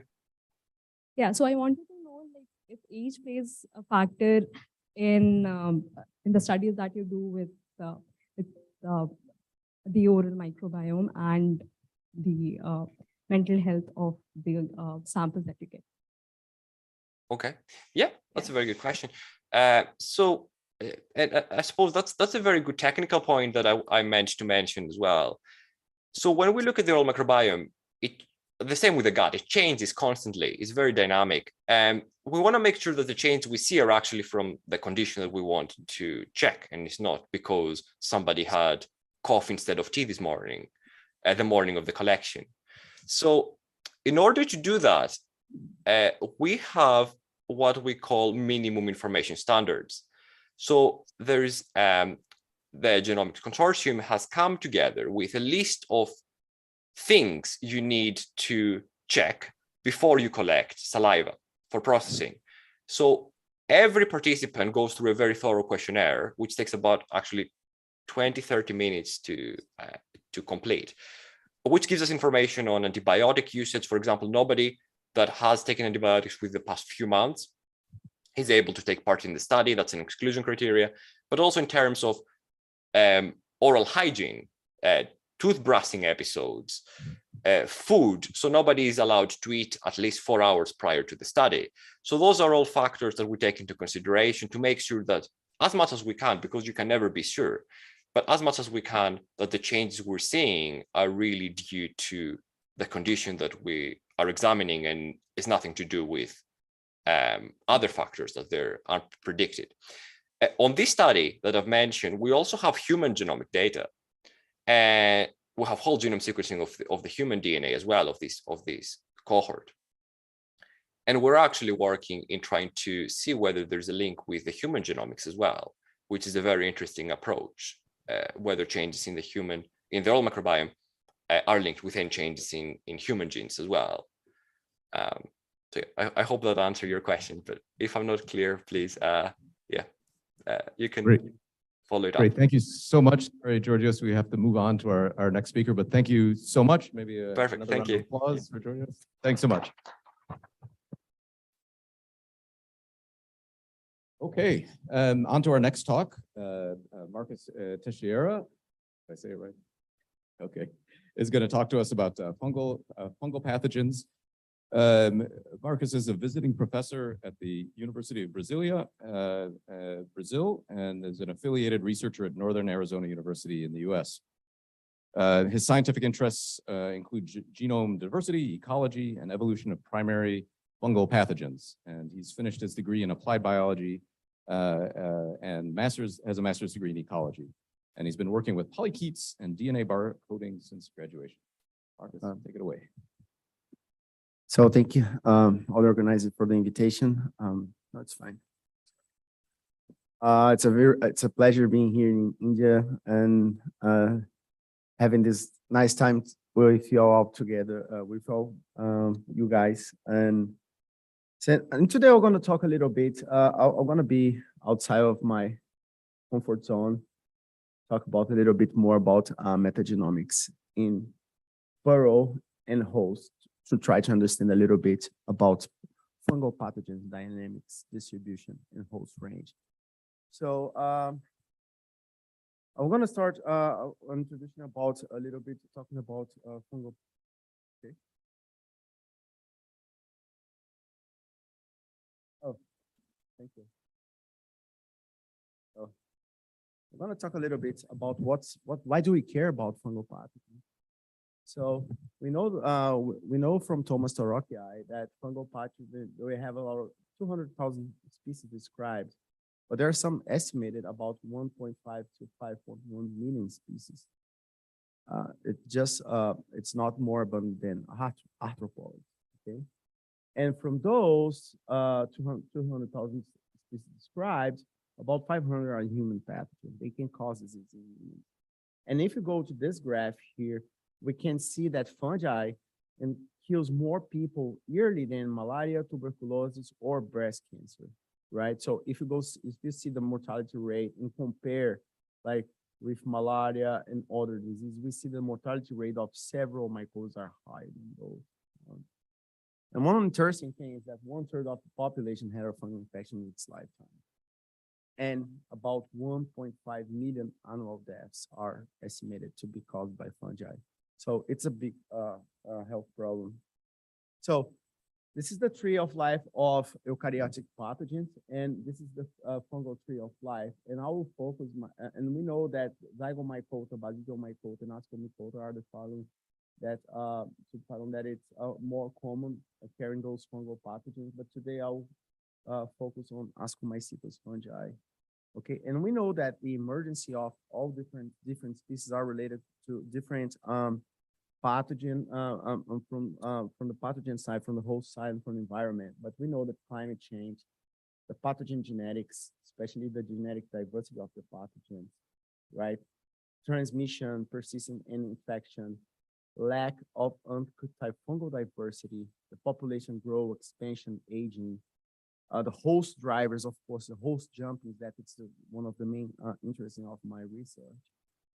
Those are the most drivers for the emergence of the fungal pathogen. This is a nice review done by Matt Fisher and NBio in 2020. So I strongly recommend to take an overlook on fungal pathogens in general. And not only humans, but we do know, for example, that some species can lead to extinction of a lot of amphibian species. So this is mycosis that called chytridiomycosis.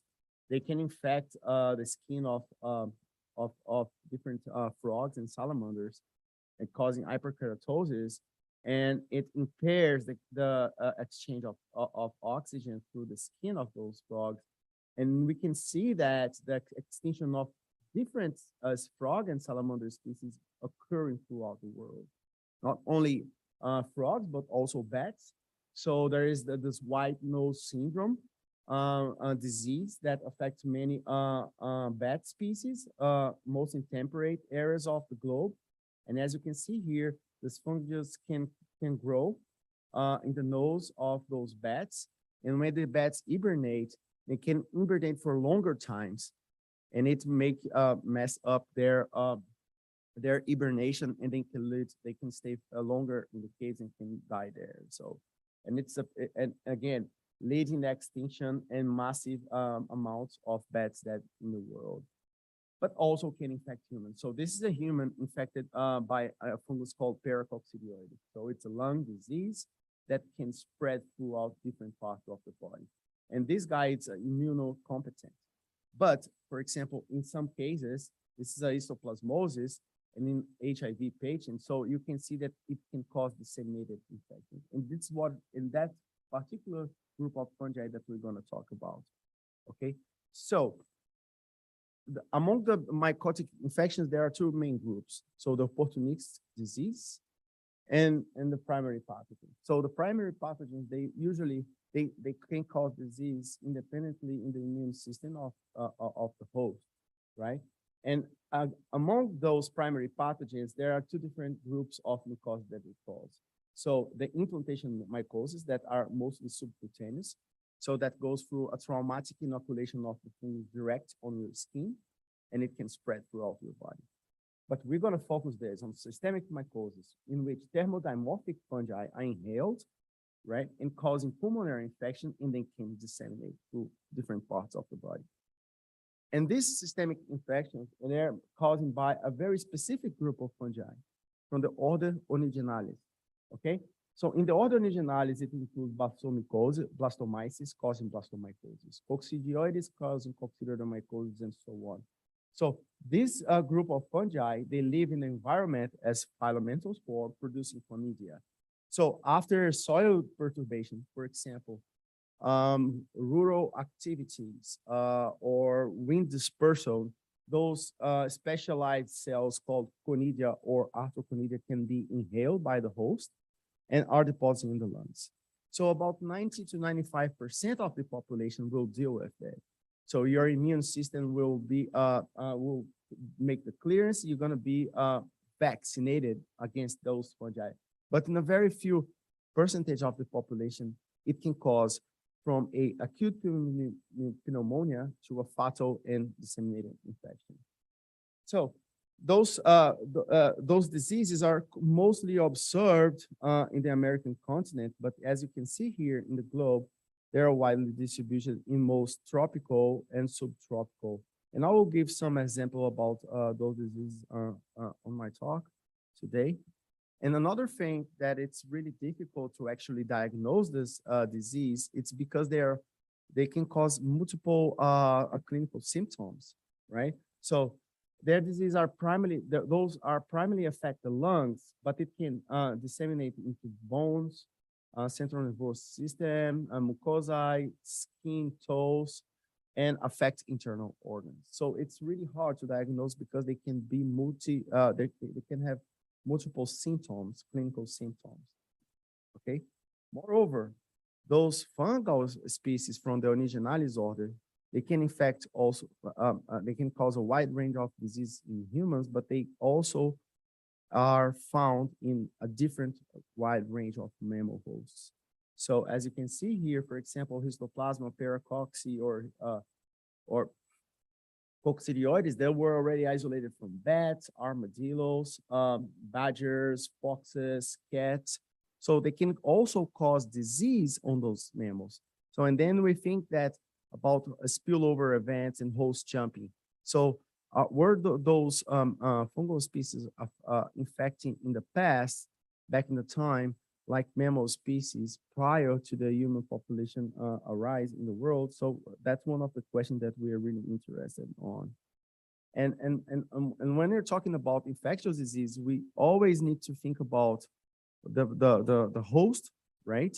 The population, the human and the non-human population, the effects of the environment, and the effects of the microbial genotypes. But since we are all talking about metagenomics, I really want to bring that tool to help us to understand, is there what's the host range? Can we apply metagenomics to actually respond some questions about host range, the pathogen load and distribution, which is totally related to environmental component of this triad? And can we use metagenomics to actually identify and to help to understand microbe genotypes, and can also give some hints about pathogen diversity? And I'll use the model of the Onigenalian fungi to start to understand, to use metagenomics to understand a little bit about that. So, but besides that, I will talk a little bit about clinical metagenomics for some examples. So histoplasmosis, it kills more HIV patient than tuberculosis and malaria, of course. So it's a big problem in Latin America right now. So for example, there are a couple of states in Brazil, if you are HIV infected and you get histoplasmosis, the chance of survival is about 50%. So it's really hard. And we do know that this is because of that diagnosis. For example, back in the time, like in 1992 to 1997, about only 40% of diagnoses were done for histoplasmosis, and the mortality rate was really high. So with the improving of diagnostics tests, so the mortality was falling down according to the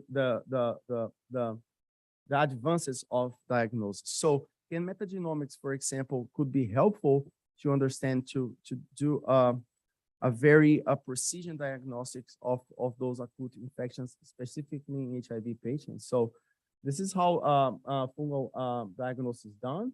So we have conventional testing, which is pretty much based on culture. And those fungi are very slow growing fungi. They take up to like weeks to months to grow. And for example, patients that we have CD4 levels below 200 milligrams per 200 cells per ml, so they cannot wait for months because they will die. Okay, so one of the things that we have been doing a lot is the precision diagnosis, and was applied, and it's based pretty much on the amplification of the rDNA locus, as was talked by Thomas Tarotti earlier. And this can be done using Illumina-based sequencing only on the internal transcriber spaces, and we have two, which it's characterized by ITS1 or ITS2, or we can use third generation sequencing and sequence actually the full ribosomal locus, which is the best. I mean, we can increase the phylogenetic power of discrimination between the OTUs, right? So I'm not going to talk about the clustering methods and the OTU calling, because you probably know this. We have been talking a lot about this today. But what we really want to show here in this paper that was published by Julie Cruz group so she was testing different combinations of primers, and what she found here is that using ITS1, you can have a better resolution of compared to the mock community than ITS2. So ITS2 was used for a long time, but after this paper, we decided actually to start using the ITS1 because of the phylogenetic resolution and the capture of the diversity. So this is the first takeover of this paper. But what is really interesting here is that they took sputum samples from patients infected with blastomycosis, and what they found here, and in the patients that you have culture positive, so in positive, so this is the orange ones, you can find OTUs related to blastomyces. But what we can find here, it's patients infected with blastomyces and co-infected with histoplasma too. So what is the meaning of that for a patient, for example, for an HIV patients? So it's a different treatment. So what we can see here is that a superinfection can be found in different patients, okay? So this is a very interesting results for this group. And so it can help in diagnostics. So also those metagenomic can help us to understand a little bit about host and environment. So we're very interested in burrows and caves because they share some very specific physical chemical characteristics. Total or absence of light, high load of mammal guano droppings from birds, carcasses, invertebrates, which are protein-derived matter, instead of the soil that is pretty much composed by soil-derived or plant-derived matter. And another thing is it's a very selective environment, since there's high concentration of nitrogen and phosphorus. So this is some examples of armadillos, a prairie dog, and blackfoot ferret burrows. And this is, of course, a cave full of bats. And one characteristics of this fungi, this onigenalis, it's really interesting. So there is some interesting events of evolution in their genomes. So in their genomes, there are two different enzymes that degrade matter, organic matter. So there are carbohydrate degrading enzymes and proteases. So and what we do with comparing those genomes, it's taking a look at the balance of carbohydrate degrading enzyme, protein degrading enzymes. If there's more carbohydrate degrading enzymes, they're more plant-based diet, while if there is more proteases, we think that it's more protein-based diet. So, that can be from human. And this is quite interesting because this is Aspergillus and this is non-pathogenic onigenalis. So if you look to the onigenalis here and here, we do see that the ratio between carbohydrate of proteases and carbohydrate degrading enzymes, they are higher in fungal in those primary pathogens compared to those. So if our hypothesis is true, those can be colonized in environments that it has a high load of protein on those environments in those burrows consequently.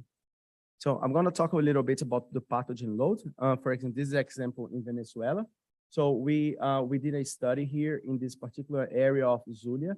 So coccidioidomycosis, it's follow the all desert and semi-desert areas in the world, and coccidioidomycosis is on the rise. So people who know that it's living in the desertic areas around Arizona, New Mexico, or in the Central Valley, California, it's really endemic there. But it's also, there are some pockets of the disease, for example, in Venezuela, Brazil, and Argentina, which follows all the deserts there. So, you know, there's, this was reported in 1984, and we use this to see if there is endemic, if the disease was present there. So we start collecting soil samples from pocket mice, from some wild mice from there. And we extracted DNA. So these are the sites that we collected mostly over there. And about pathogen load. So for example, if the disease, is there a difference, for example, if I inhale 1 or 2 cells versus if I inhale 1,000 cells? So if the conidia, if the dosage is dependent, I can have a more acute disease compared to the other one. And this is what we found. So if we look to site 2, 4, and 6, it varies a lot from the 2 OTUs that we detected to be Coccidioides pulsatazii. We do see a different amount of spores or fungi that it's being isolated from a particular gram of soil.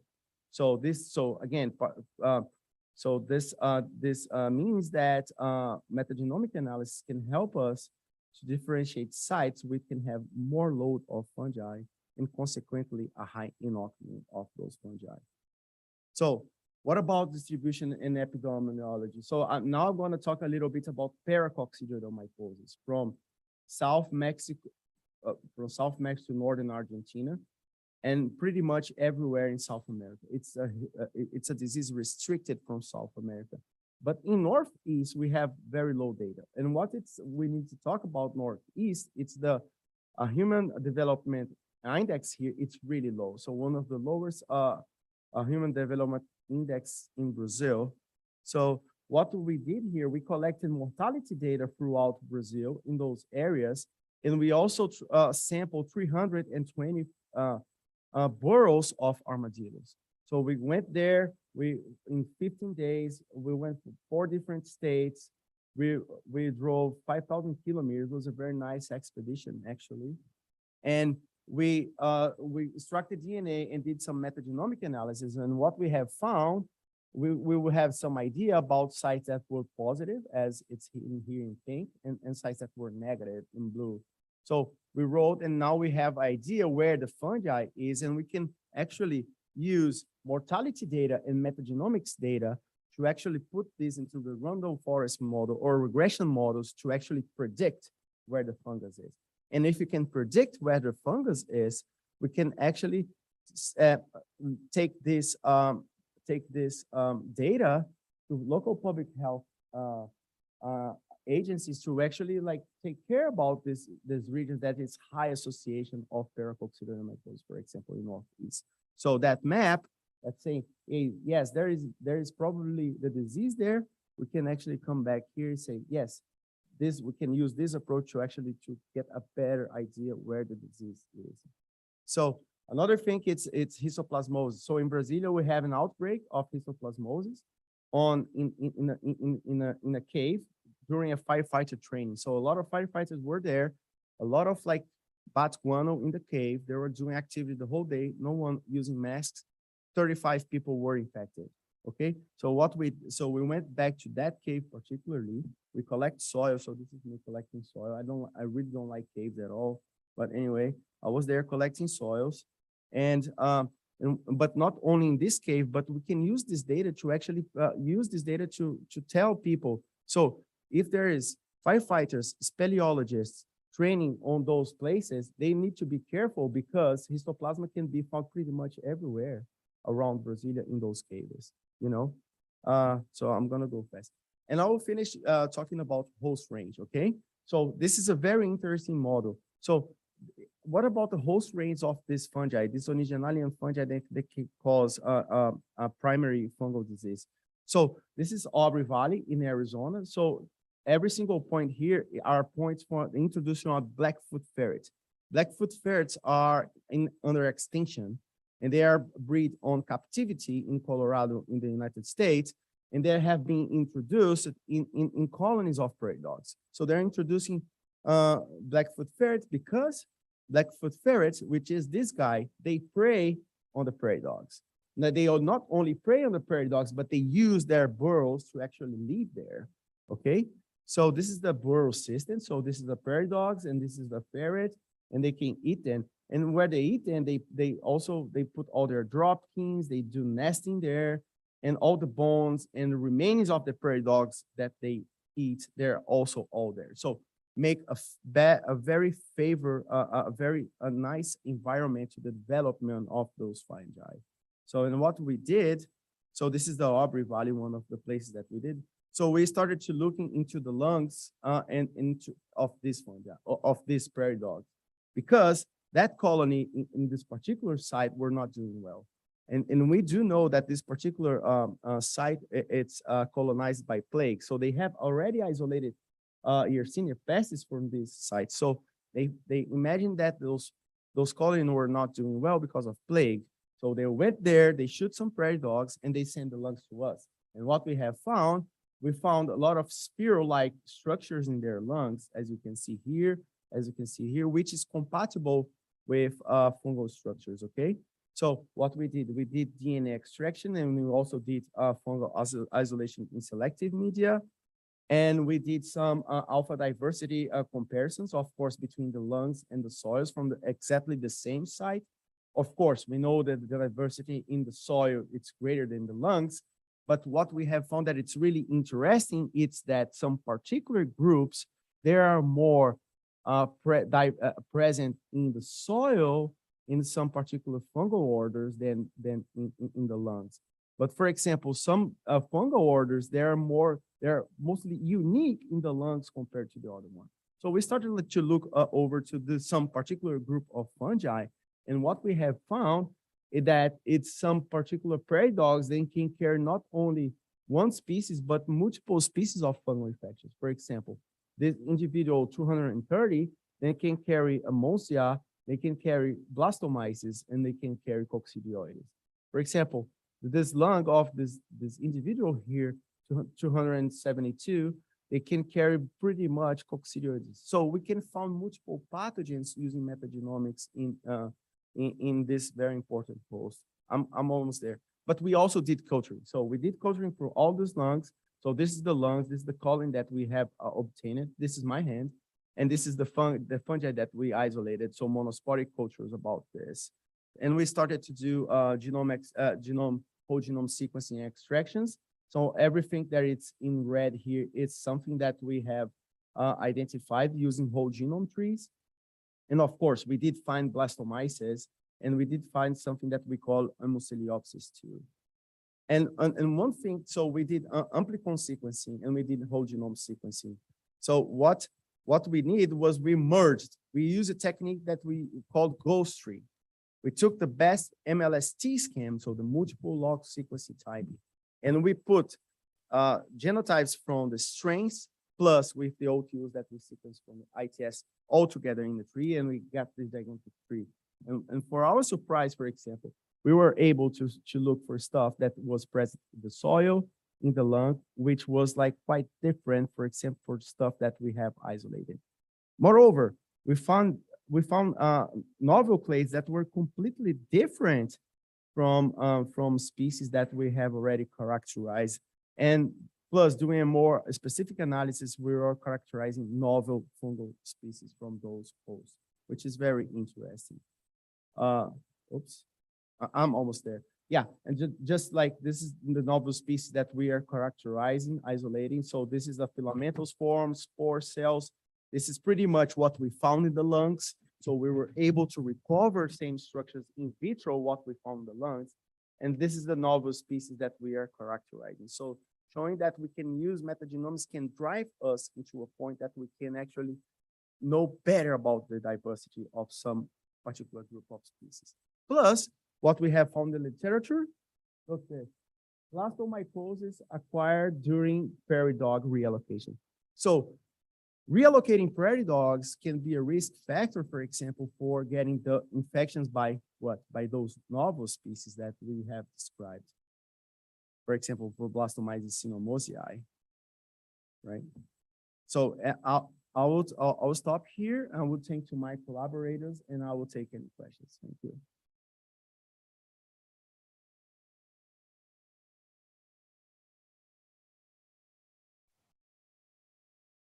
We've got some questions here. And you showed when you trace the distribution of that pneumococci, Paracoccidioides. I can't pronounce that. Okay. That distribution, is it correlating with the terrain? Why the distribution was a bit spotty? Did you correlate it with the terrain? Why the distribution was that particular shape? So I can go back there. Near the ocean. Yeah, when you had that slide. Just like taking too much time. Okay. Let's go back here.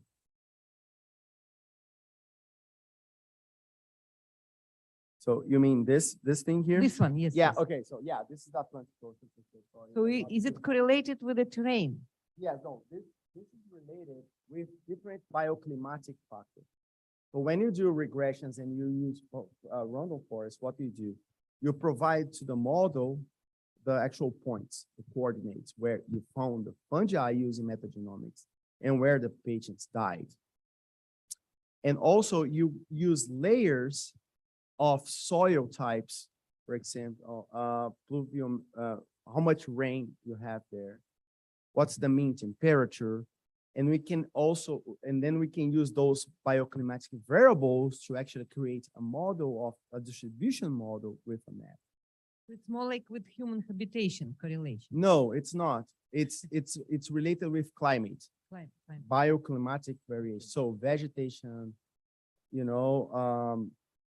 soil types and rain and draws and all different bioclimatic variables. Thank you.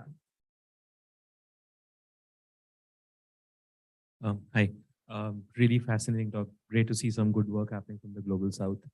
Do you have dynamic data here where the sampling was done over the period of the entire course? So yeah, we sampled this like, in a 15 days, but yeah, those were the points that we sampled. But so the reason I'm asking is it possible to make a time series sort of a predictive model where by looking at what was preceding, yes, you can actually predict what's going to happen? Yes, and a couple of those studies were done in coccidioidomycosis because, for example, valley fever in the Western United States, for example, they were able to predict the model like in the past and like 50 years in the future because there are some areas, for example, here in Brazil, there is one state that can you see here, that's around here, that's called Tocantins. So the disease were never known there. The disease is known by 150 years. And in the past 20 years, there is an emergency of the disease in the Tocantins state. So why is that happening? So it's human climate change. So you can actually predict, like make this projections for 50 years over to actually to prevent. For example, valley fever now it's occurring in Washington state. They never haven't seen valley fever in the Washington state, but now they're seeing valley fever in the Washington state and Oregon state as well. So those tools can help us to predict in the future and to see where the disease could be based on what's the soil characteristics, temperature, rain, and etc. So you can make those projections using bioclimatic factors for sure. And one more question relating to the mortality itself. I think there's a considerable amount of work being done where they are showing host genetics also is playing a role in. Right, right. So do you right. have something like that for the Brazilian population? And Right, right. So host genetics, it's really important, you know, because again, as I said, 95% of the population will have subclinical symptoms. They're gonna have like flu-like symptoms. They're gonna be infected by a fungal disease. They'll be like, you know, coughing for like and having fever for a week, and they're gonna be gone, like a flu, right? But in a very small portion of the population, you can develop a chronic disease. So in particular case, for example, diabetes can be one whole specific factor, like one underlying disease that can pronunciate the factors. We know that smoking is a big problem. But of course, the most severe, and some studies had shown that effects on the interleucin 6 gene can lead to progressive blastomycosis. This is in blastomycosis, was done only for blastomycosis. And it's a very nice study that some people from Wisconsin University did. But yeah, there are some factors like, you know, for aging, it's a problem. The rural work, it's also a problem. But also there are some whole genetic factors, interleucin 6, for example, mutations that they can, you know, lead to disease. Okay, great. I think that's all the time we have. So let's thank Marcus again. All right, thank you. you.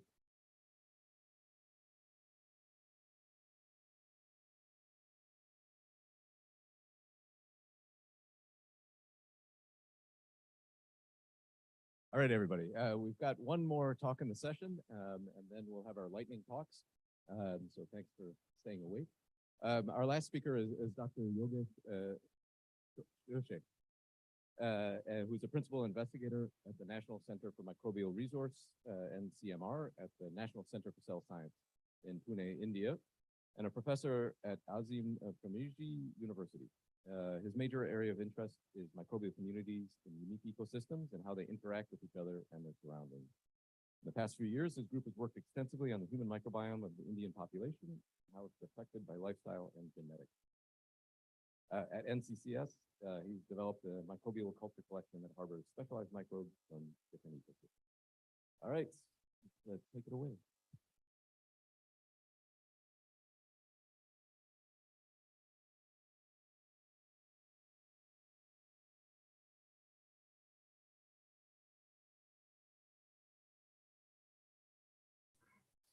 Hello, good morning, everybody. Can you hear me?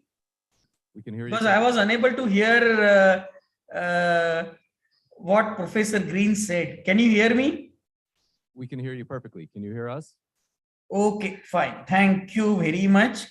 And I hope my screen is visible now. We see it perfectly. Yeah, okay. So it's nice to be here making this presentation in the symposium. And though I would have loved to be there in person, because of my other commitments here, I could not be there in person, but still I'm very happy that I could get this opportunity to make a presentation here. And my thanks to organizers, especially my friend Kasturi Venkateshwaran and organizer Karthik. So what I'm going to talk to you today is about some work which we have done for the last decade or so on human microbiome in health and disease in the Indian context. So I'll not spend much time in talking about microbiome, the importance of microbiome and such things. I'll not spend much time, but what is important to emphasize is earlier, whenever we talked about human health, we only talked about host genetics and lifestyle. But today, when we talk about factors that govern human health, we also include microbiome into that. So last couple of years, we have understood the importance of microbiome contribution to human health, and we also consider microbiome when we talk about human health. And what is more or less appears is that not just gut, but in almost all the organs, we have 3 types of microbes: commensals, symbionts, and pathobionts. And as long as they are in homeostasis, the individual is healthy. If the balance is disturbed, then the proportion of pathobiont increases and dysbiosis results. And this balance could be disturbed by a variety of factors. There are genetic factors like mutations and immune system, then metabolic disorders. There are microbiota modulators like antibiotics and pathogens, and environmental factors like dietary habits, lifestyle also result in increasing the proportion of dysbionts. So increasing the proportion of pathobionts. So this is the picture that has emerged in last couple of years. And for use of microbiome based therapies for controlling the diseases, the approach has been to push this balance back towards homeostasis, that is, decrease the proportion of pathobionts. And there are more than one ways now people are trying to do this, that is, decrease the proportion of pathobionts. Again, I'm not going to talk about that. I'll restrict myself to our work on gut microbiome of Indians. So as we already know that the microbiome varies globally depending on genetics, biogeography, and diet. And global studies have shown that the at a deeper taxonomic hierarchies, the microbiome composition of individuals vary across the globe. And especially in India, it becomes a very, very unique situation, because often we say that diversity in Indian population is as much as rest of the globe. So if we take the genetic diversity or even dietary diversity of entire globe on one side, the diversity within India is equal to that. So India becomes a very special case in that scenario. And if you look at the biogeography, we have 10 biogeographic regions. Dietary variations are tremendous. As you move from north to south, west to east, and further to northeast, there is tremendous dietary variation. And within a given region also, there is significant dietary variation. So, it was again mentioned during one of the talks in the morning that diet has influence on microbiome. And so it's one of the major factors that influences microbiome. And talking about genetic diversity, there are several endogamous populations in India. So all these makes Indian population very, very unique for studying gut microbiome diversity. And with that aim in mind, we have been studying gut microbiome variation in Indian population for over a decade or so. So we have been looking at gut microbiome in health. I'm not going to talk about all these aspects today. I'll just highlight some of the important observations. So we are looking at mother-infant gut microbiota, correlation between mother-infant microbiota, but I'm not going to talk about this work today.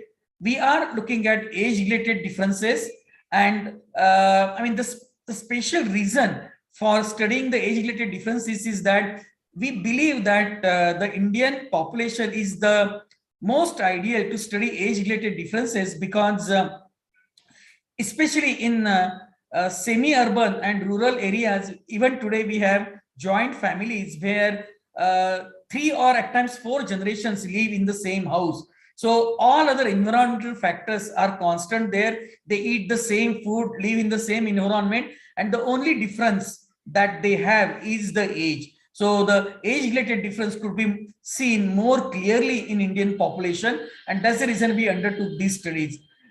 We have also taken up, genome sequencing of some of the unique isolates that we found in gut microbial population in India. We are still continuing that work, but unfortunately, it's not complaining or something, but I like to make this point on scientific forums so that people are sensitized about it. And most of the scientific community in the country, even those researching in biology, are either not aware of this problem or they are turning a blind eye to it. So I want to mention this specifically, that our project on describing novel species from gut microbial population from India, or not just from the gut microbial population, but from other ecosystem, has received a severe setback in last couple of years, because we can isolate organisms, we can do their taxonomic characterization also, but eventually when we want to claim it as a novel genus, species, or any novel taxon, it doesn't go through because of the conflict between the rules of bacteriological nomenclature and the Biodiversity Act of India. And this problem is existent for almost decade or so. It has become more acute in last 2 years, and that is the reason last 2 years we have not been able to describe any novel taxa. And okay, so that is the reason we are little hesitant to publish genome sequences also, because genome sequence is eventually giving out the claim for novel taxon, because you don't have the organism described, but you have the genome sequence published. So that is a really serious problem. And then we are also trying to work out what is a healthy Indian, what constitutes a healthy Indian microbiome.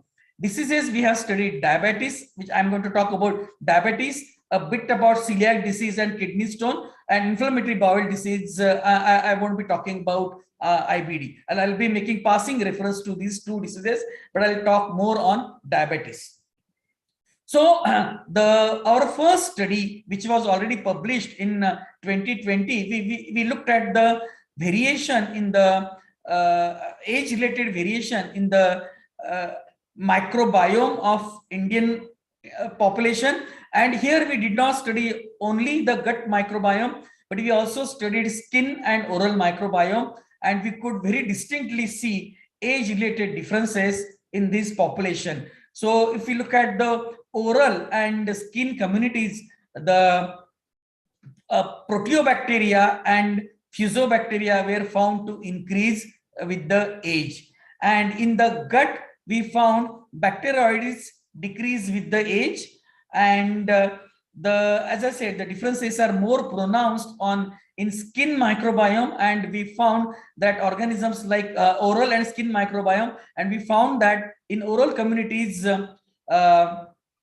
Treponema, Fusobacterium were found to increase, and Streptococci and Granulicatella were found to decrease in the oral microbiome as the age progresses.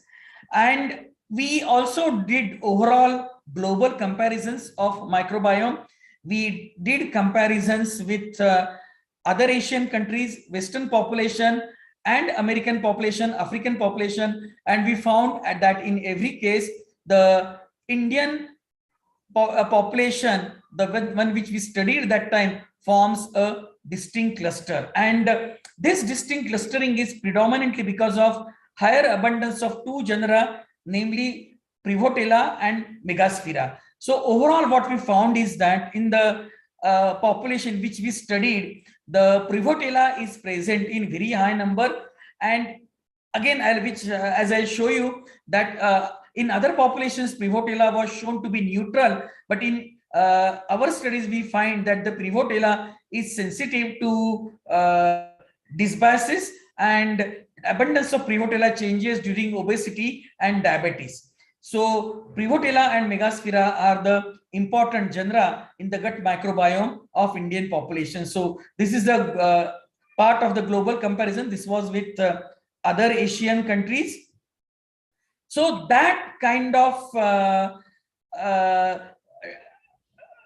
encouraged us to take pan-India microbiome studies. So presently, this study is in the first phase, as they call it. Here we are looking at 17 communities spread across 4 biogeographic regions and 200 individuals each, and we are looking at their microbiome. So it is not just looking at the microbiome. Along with the microbiome, we are also collecting their data related to their lifestyle, including their food habits and consumption of fermented foods, consumption of milk, the source of milk, So both 24-hour recall as well as overall dietary data is being collected, and for a fraction of these individuals, the genome sequencing is also being done. So in short, for these 3,400 individuals,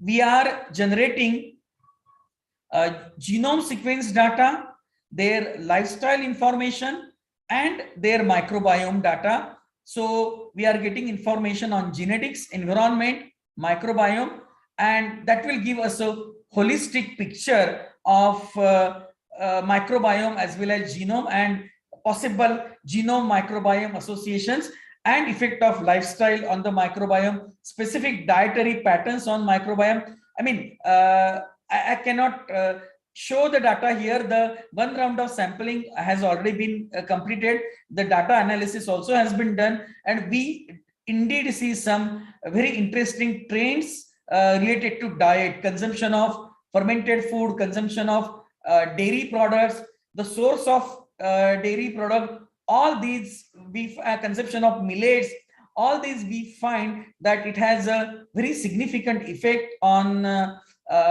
gut microbial community structure of the population.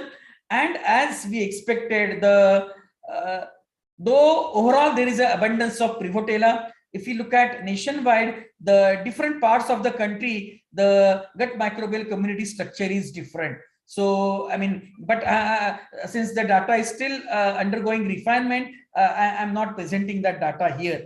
So the participating institutes here are, of course, NCCS had coordinated this study. There is All India Institute of Medical Sciences from Delhi, SRM Institute of Medical Sciences from Chennai, IBSE from Imphal, and Transdisciplinary University is involved. I did not mention about that, is involved in doing Prakriti assessment of individuals in this study. I mean, I'll not talk more about it. If somebody is interested, I can discuss it later. And also University of Pune is involved in Prakriti assessment, as well as they have given us anthropological support for this study. So the study is very soon, the study will be concluded and the data will be available.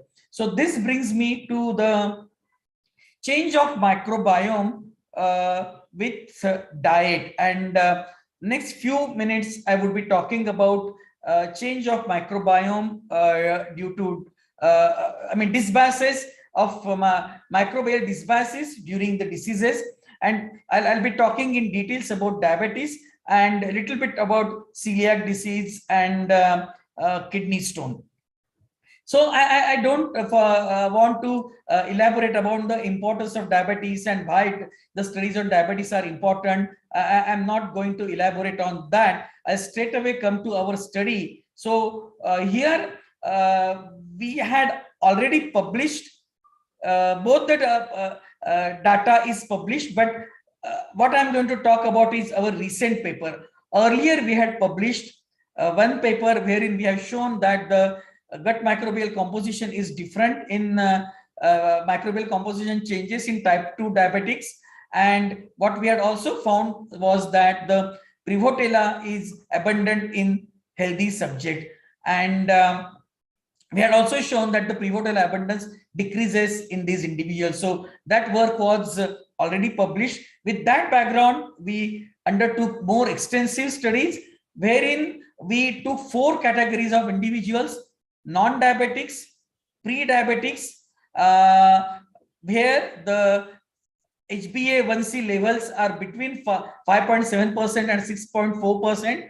And this is a very interesting category. We included this category with great difficulty. These are the newly diagnosed diabetics, and this was very difficult to get for ethical reasons. So these are the, and that's the reason the number is small. These are the reasons where individuals where the diabetes has been detected, but no treatment has started. So they were not put on any drug. So in that 1 or 2 days window, we captured these individuals and took the samples. And then known diabetics which are undergoing treatment for more than a year. So these 2 samples were easy to get. These 2 samples were rather difficult to get. So when we started looking, we, in addition to normal blood parameters, we also looked at the total lipids, vitamin, inflammatory markers, amino acids. and oxidative stress markers. And we tried to correlate that with the gut microbiome as well as the other clinical features of the disease. So what comes out very distinctively is that the 4 categories which we took, they really form very distinct groups in terms of their microbiome composition as well as their alpha diversity. One can see that the alpha diversity, as we move from healthy to pre-diabetics to diabetics, the diversity decreases, and after the treatment it increases, but it does not go to the original level. As we move further, we go into more details. Especially what we found is that I'll concentrate on Prevotella, that the same trend was seen in Prevotella, that as we move from healthy to pre-diabetic to diabetic, the abundance of Prevotella decreases, and after the treatment it increases, but it is not same as one would found on in healthy individual. So that is a feature of diabetic individuals in our study, that Prevotella was found to be sensitive to changes associated with diabetes. So we also compared microbial abundances with other markers, and what we found was Prevotella, Akkermansia and Blauschia, they were negatively correlated with diabetic markers, and they were negatively correlated with diabetic markers like fasting glucose or HbA1c, and they were positively correlated with antioxidant levels. So higher abundance of Prevotella, Akkermansia and Blauschia correlated with lower fasting glucose, lower HbA1c and higher antioxidant levels. So that is the correlation which we could draw from our studies. We also did some network analysis, and we found that the networks are disrupted in diabetic individuals, and they are very different in diabetic, non-diabetic and the pre-diabetic individuals.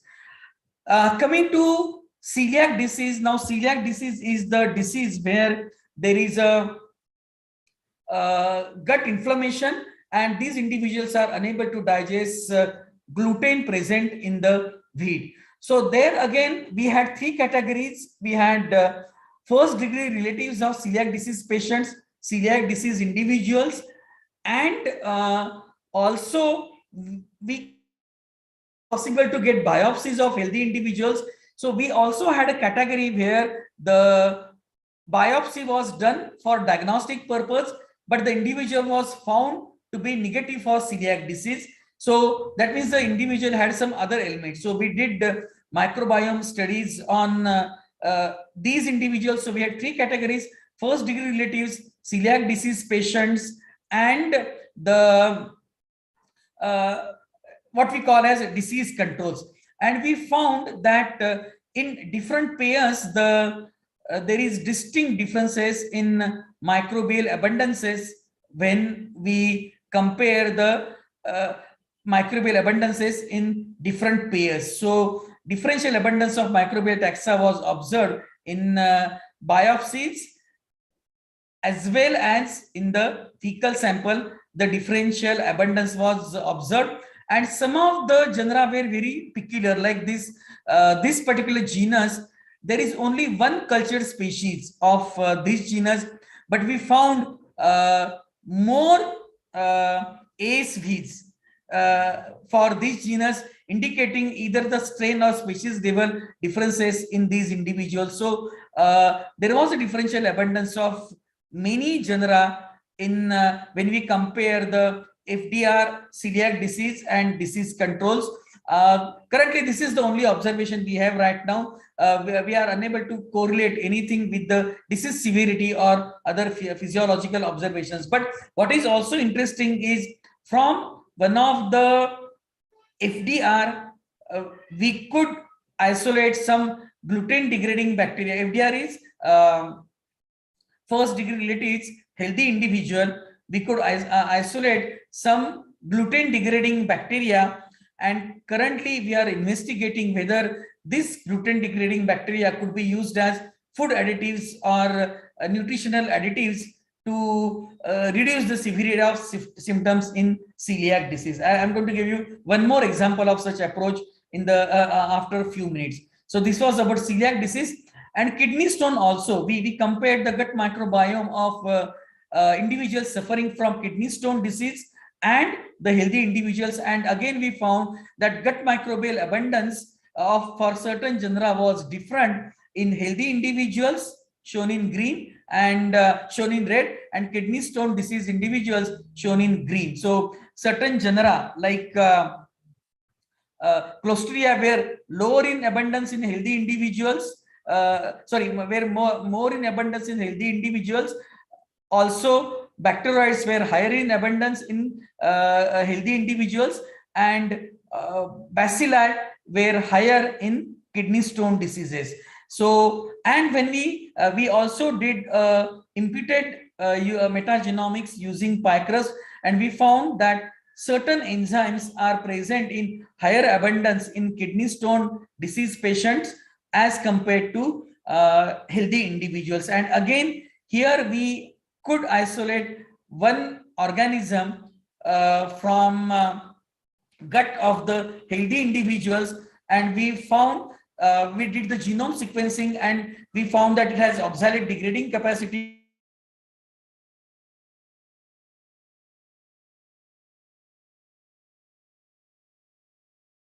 We are now investigating whether this particular isolate can be used to reduce the propensity of kidney stone in the people who are prone to have kidney stones. So that there is one more example of useful probiotic kind of organisms coming out of these studies. So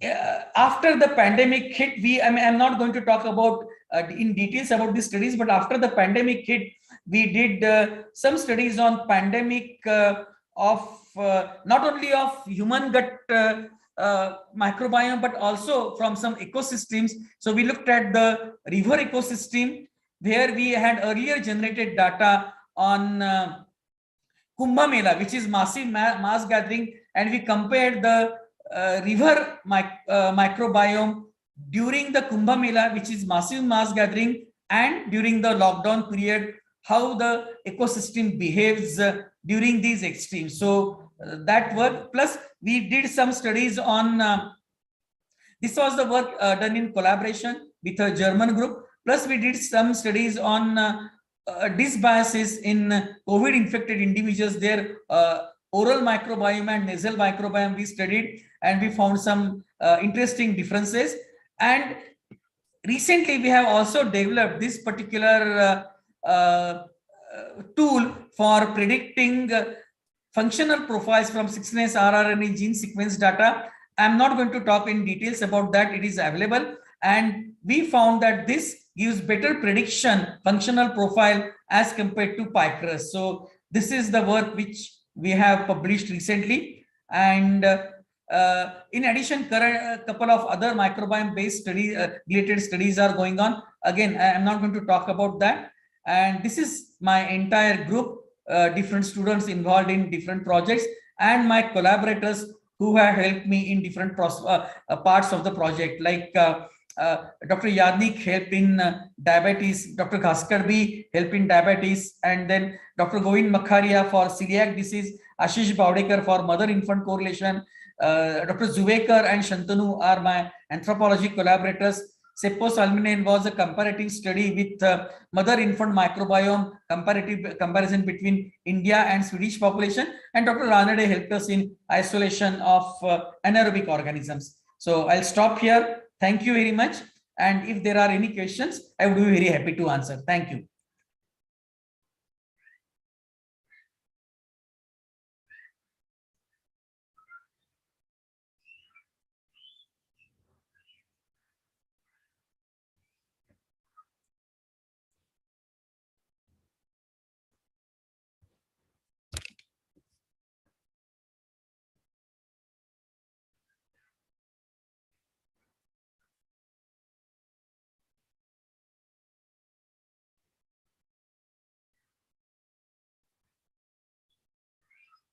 Hello, sir.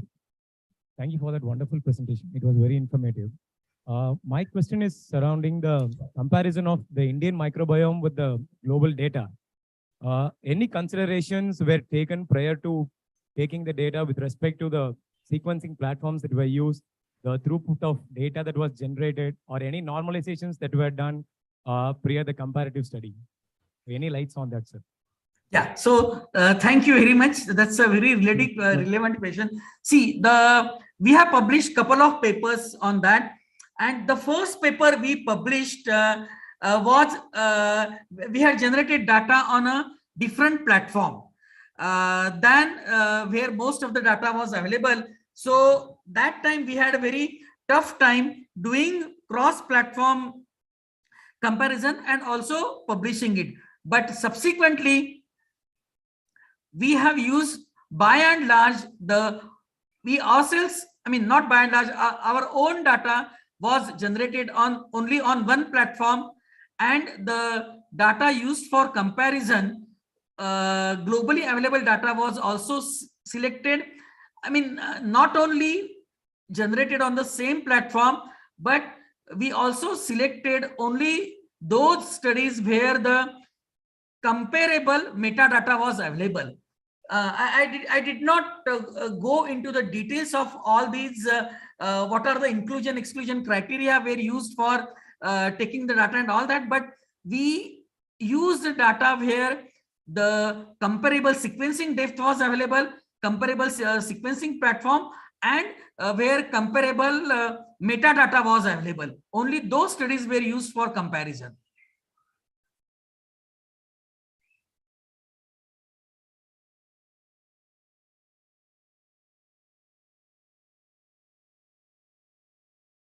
Hi, sir. So I have a very general question.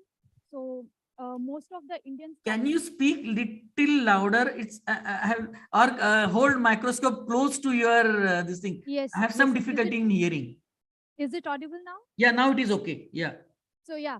So I have been following the Indian studies, like Indian gut microbial studies. So what a pattern which I had observed is that the sample size is quite small in most of the studies, not all, but Right. most of the studies. So what would you suggest? Like some of us, we don't have like the fundings, so they restrict just for small data size. So what would you suggest? Like what could be the optimum size for the metagenomic analysis?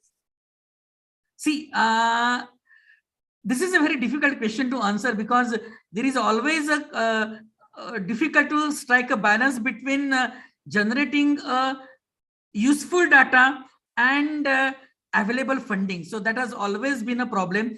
But what I can say is that for our pan-India microbiome study, when we took help of eminent statisticians from India as well as abroad, and eventually looking at all possible parameters, we arrived at the sample size of 200 per community. And that's the reason you see that the proposed project has 200 individuals per study was taken. Actually, the number is less, number is 175, but 200 we took just to be on safer side because there were two samplings. So considering any dropouts and all, we fixed the number at 200, but the statistician gave us the figure of 175. So, but that is for generating the baseline data for the community studies. The rest now sample size would depend on the kind of studies which you propose, whether longitudinal studies or the kind of parameters you want to study. So it's very difficult to give a general answer to that question.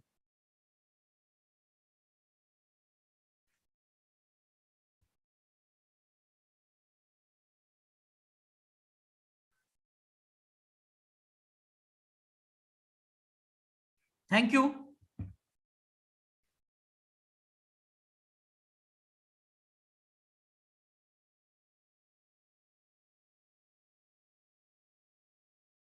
Before we start the lightning round, I request Dr. Venkat to present a memento to Dr. Stephen Bean.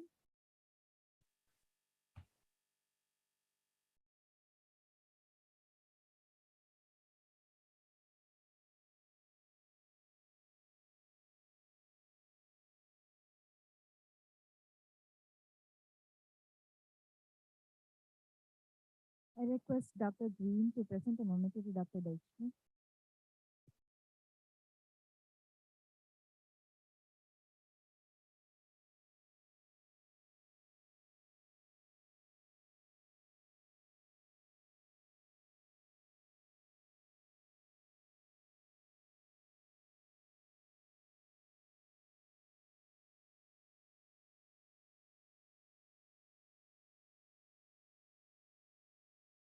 That was an exciting lightning session. So the speakers who are having a flash talk can come and sit in the front rows.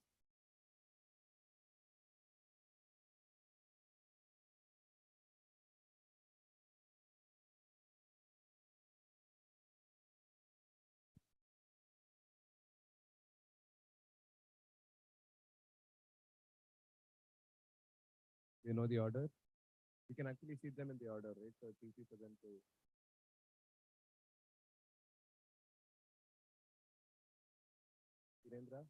Virendra is setting up the slides. Okay. So we're going to have a stop clock as well. So this is just a. We're going to have a stop clock as well. So you're setting it up. It's just a nice way to attract more people to your poster. Give them just enough details so that they want, not everything, so that they want to come to your poster and talk to you a little bit more.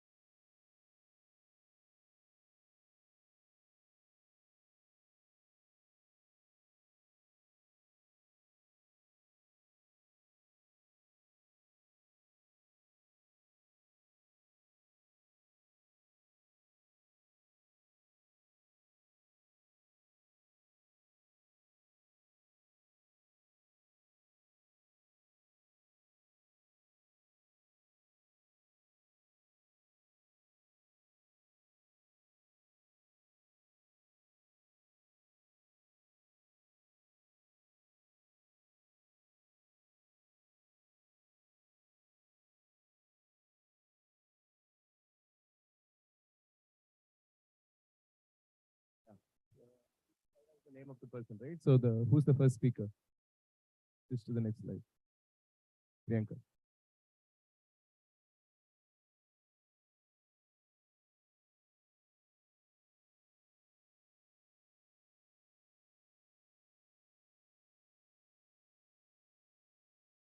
Hello. Yeah.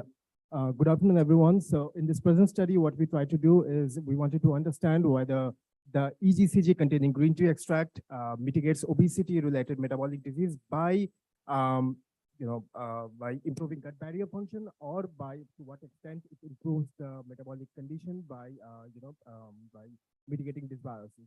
So here we use a mice model where we planted osmotic pump, which has the capacity of releasing LPS or endotoxin in a controlled manner, controlled rate. And what we have seen that the green tea extract was able to mitigate the, the gut the metabolic condition without affecting gut barrier, but at the microbiological level, at the microbiota level, it was able to, improve the gut bacterial diversity, especially it was able to improve the abundance of butyrogen bug. And apart from that, the LPS did not have any effect on the gut barrier. So the experimental model was perfect, and green tea was able to improve the metabolic condition without affecting the gut barrier. Thank you. Excellent.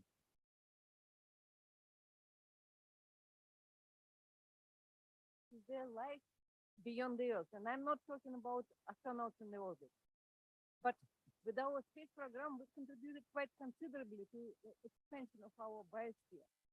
But nature does it better. All terrestrial planets were habitable early on. None of the terrestrial planets escaped late heavy bombardment and continuing bombardment right now. And we know perfectly well how much life is in just 1 gram of soil or just 1 milliliter of water. Any major impact creating 5 kilometers crater on Earth throws tons of this material into space, which gets redistributed more or less evenly between the terrestrial planets. Some of it even goes to Jupiter. So we can say that our biosphere is our solar system.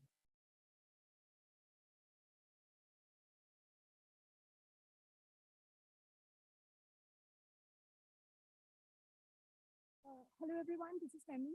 I'm going to talk about microbes associated with some of the extreme environments. Yesterday we have heard talks about Antarctic microbes.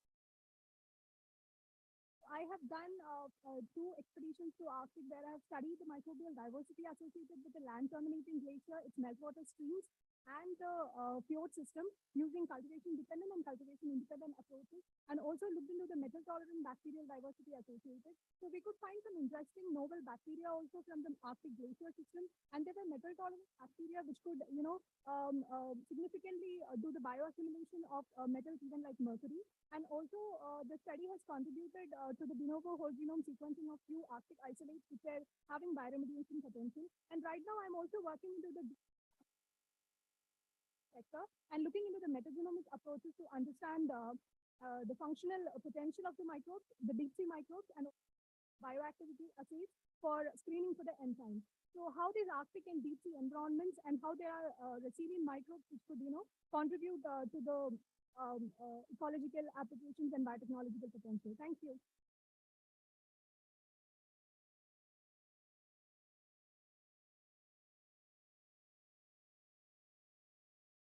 Okay, so there is a wealth of data about International Space Station, and if you see there is fungus, viruses, bacteria, archaea, all the data are available.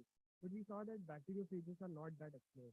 So using the existing data, using the data mining approach, we wanted to find out what bacteriophages are there and what bacteria they are infecting. So with the existing metagenomic data from the NASA Gene Lab, we did we assembled metagenome, and from that we mined the CRISPR regions. So these CRISPR regions have spacers in them, which are having information about the viruses. They are sequences from the bacteriophages that they are being infected by. So we aligned them with the existing databases, and we were able to correlate what virus is infecting what bacteria. So if you want to know more about the tools we use and the methods, please come by our poster. Thank you so much.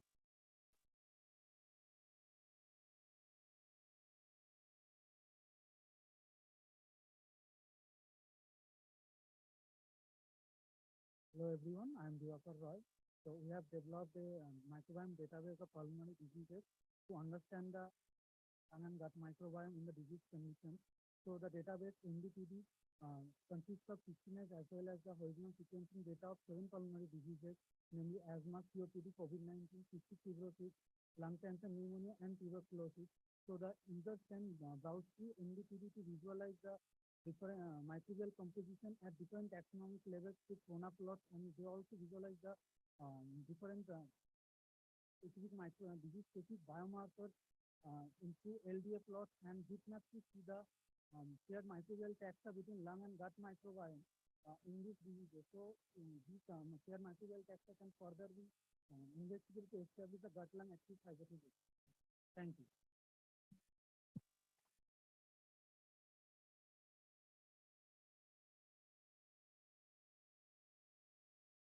Hi everyone.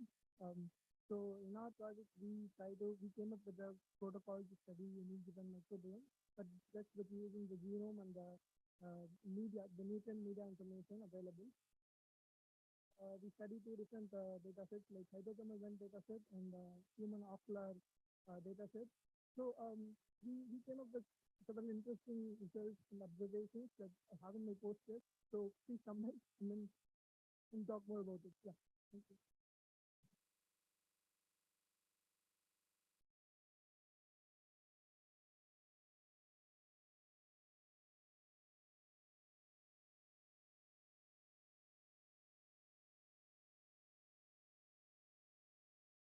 Hello everyone.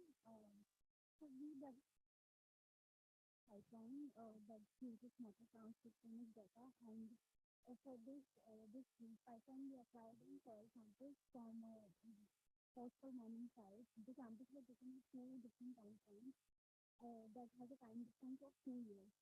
So for this motor system data, we took like these and assembled it as before assembly with the quality control, and after that, we use both read and functions to do the annotation and taxonomy classification, because it was further carried out to do the diversity analysis and metabolic mapping analysis. So from like taxonomy classification, this the attached topic refers in the so you can see at the initial time point, observe the very metal resistant photobacteria and spores on promiscuous. And at the second time point, we observe a wide range of protobacteria and bacteria with nitrogen and oxygen in metabolic processes.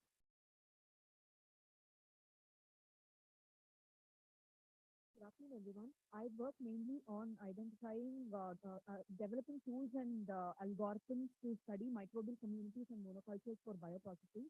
For bioprocessing, we are always having the dilemma as to which system we have to use, because each has its own advantage and disadvantage. So my research mainly focuses on studying the principles that govern bioprocessing and answer this question as to which system we have to choose.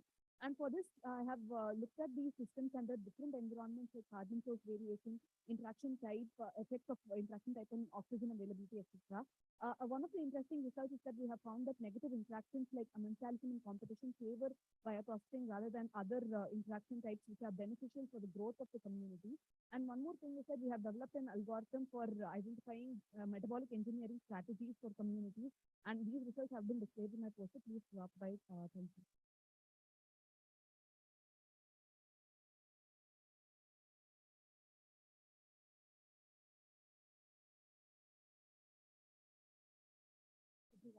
So a recent survey which came in, so the recent survey from 2016 to 2018, which was comprehensive national nutrition survey, which says that deficiency of micronutrients it was not only prevalent in targeted population, but it was common in general population. So what could be the reason of that? So one is the diversified diet. Some of us have privilege to eat everything what we want, but some of us we don't have.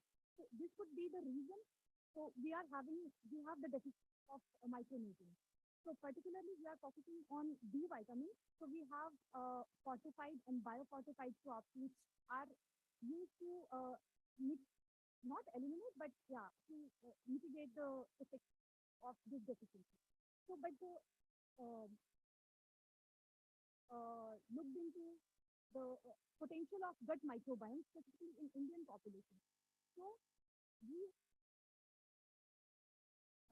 species in Indian population, what is its prevalence, abundance, and the key question will try to answer. So please see my poster, which is question number 6.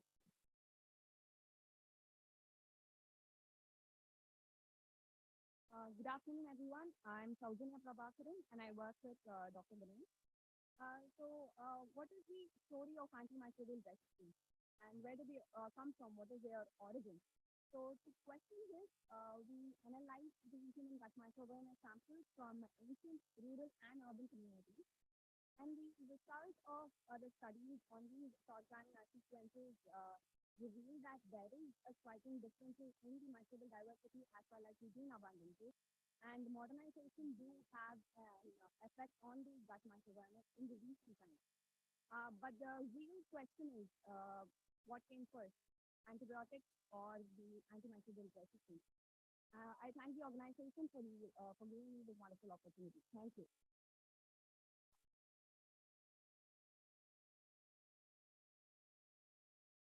Hello everyone. This is Yuram and I work as a postdoc at Raman Lab. And this is a new project which we are doing in our lab.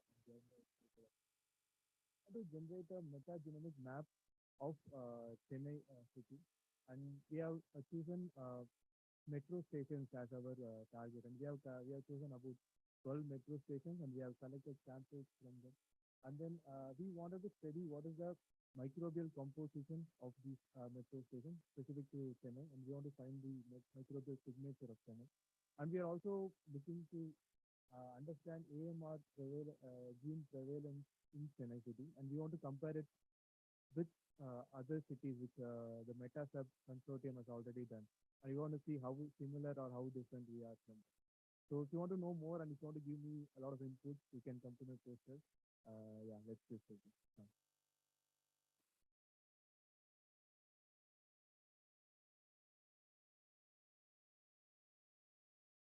Everyone. So I would like to introduce the audience to Candida auris. Candida auris is a human fungal pathogen which is known for its multi-drug resistance. So discovered decades back, it is known for its fast evolving nature.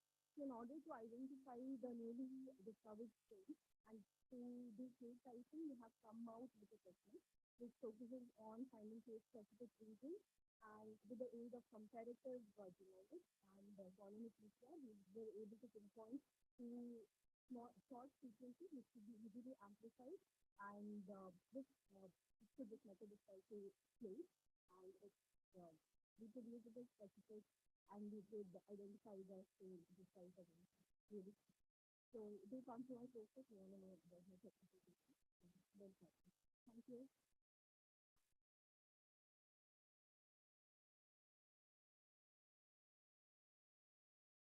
Good afternoon, everyone. I'm Nilay from IBSE.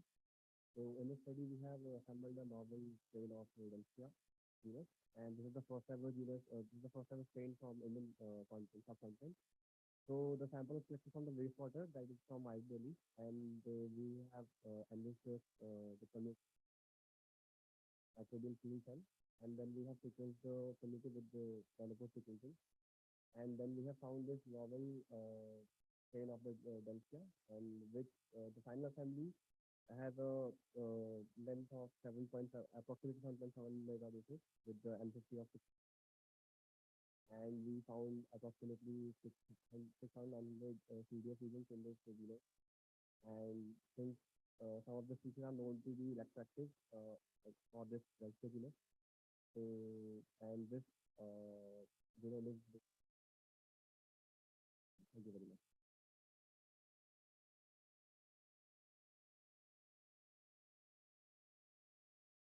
Hello everyone. The motive of this study on the tomato is to understand why the dynamical changes happening in the microbiome during the time of drought effect.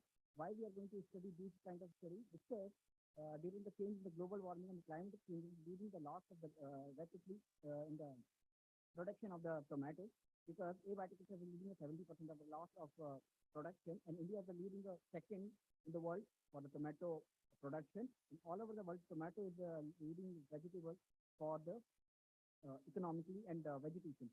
So in our study, we have given the 7 and 15-day drought continuously. For that, we significantly check the difference in the 15-day drought condition in the plant, where can we develop the probiotics to enhance the production during the time of their abiotic stress, likewise in the drought. So there's a study behind for this abiotic stress according to the drought stress. So please come and have a visit on my process. We can discuss more about the drought stress on the microbiome of the tomato. Thank you.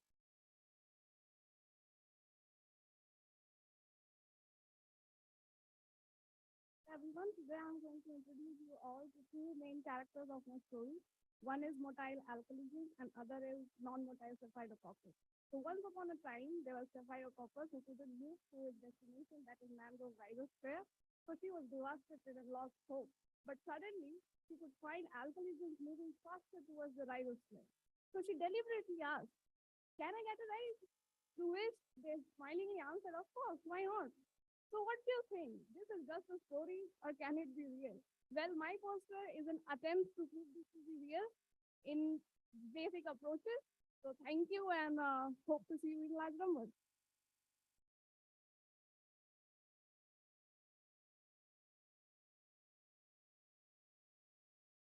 The community-based study where we investigated microbiome signatures in a rural population of Odisha. We found Roseburia facies is proportion is high in low level of inflammation in anemic individuals. And also while we comparing anemic and non-anemic individuals, we found Roseburia facies proportion high in anemic. So we go for prediction of anemia in a low level of inflammation. So we found a good ORAC value in ROC curve analysis. Then in correlation analysis, we found Streptococcus alloptolyticus is positively associating with NLR. And in neural network prediction, we found anemic disease condition with more than 85% accuracy. And we are assuming that in low level of inflammation, Roseburia facies can predict anemia. Larger cohort studies further required for this. Thank you.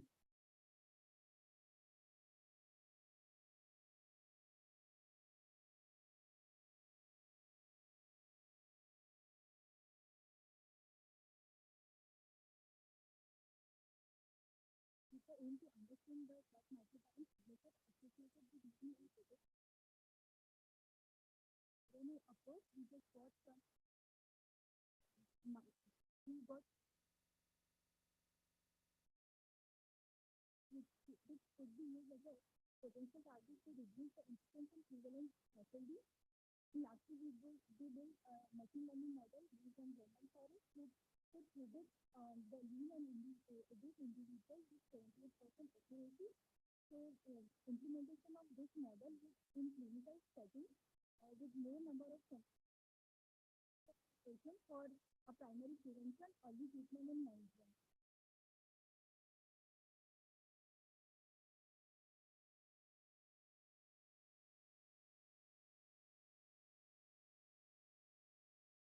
Nice session where everyone stuck to time. So are there any questions for the participants? You know where to go. So I think with that, we can head out for lunch.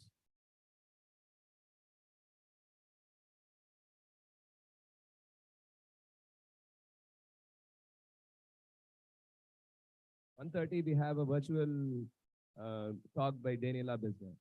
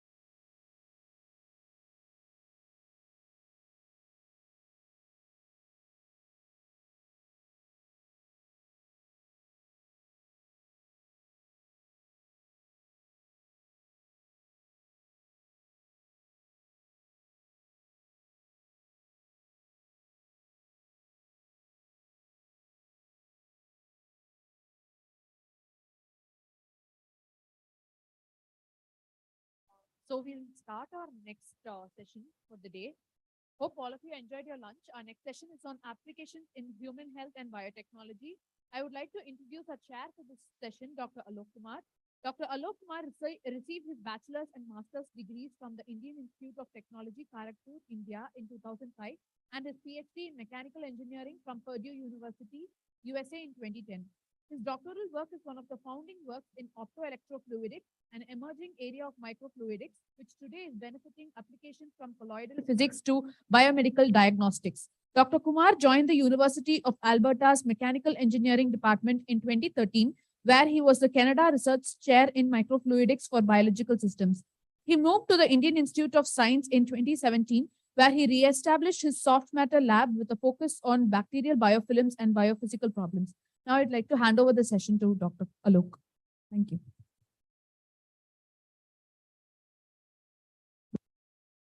Great. So we are just about a couple of minutes late, so I think we should get started. So our first speaker is Daniela.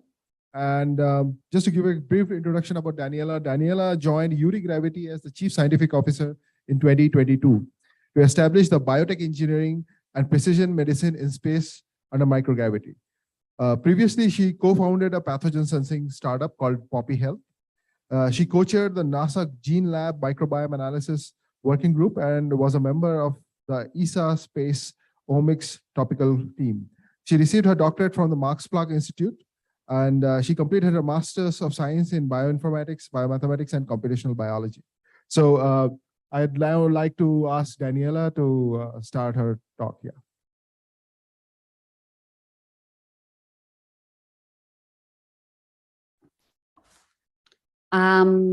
Thank you. Just a second.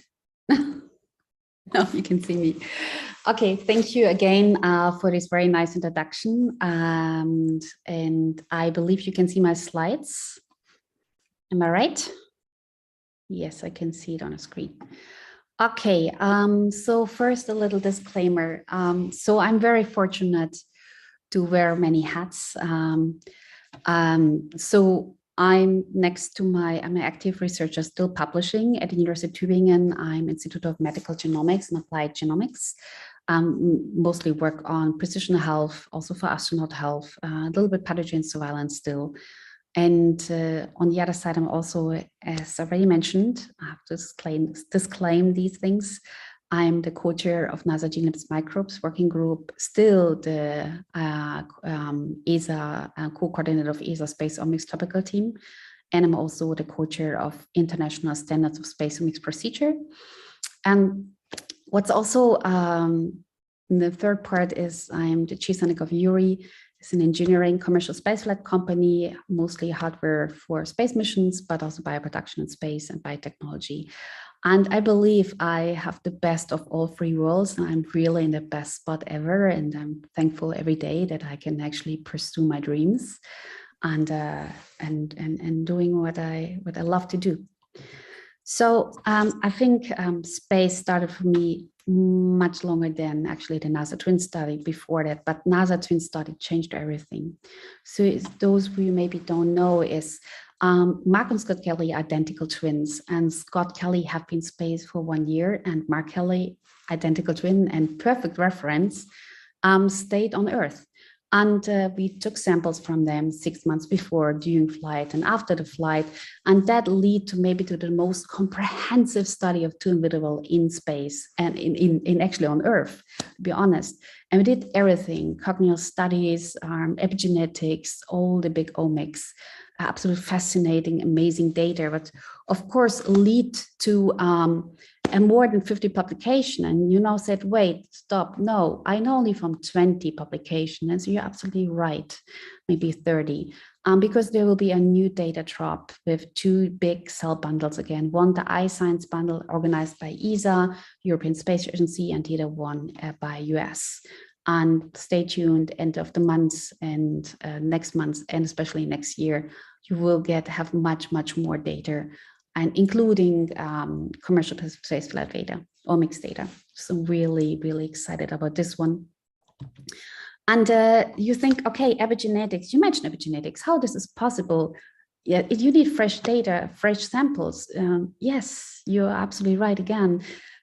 This is one of the main concerns is, but that was a logistic achievement, nightmare, you can choose.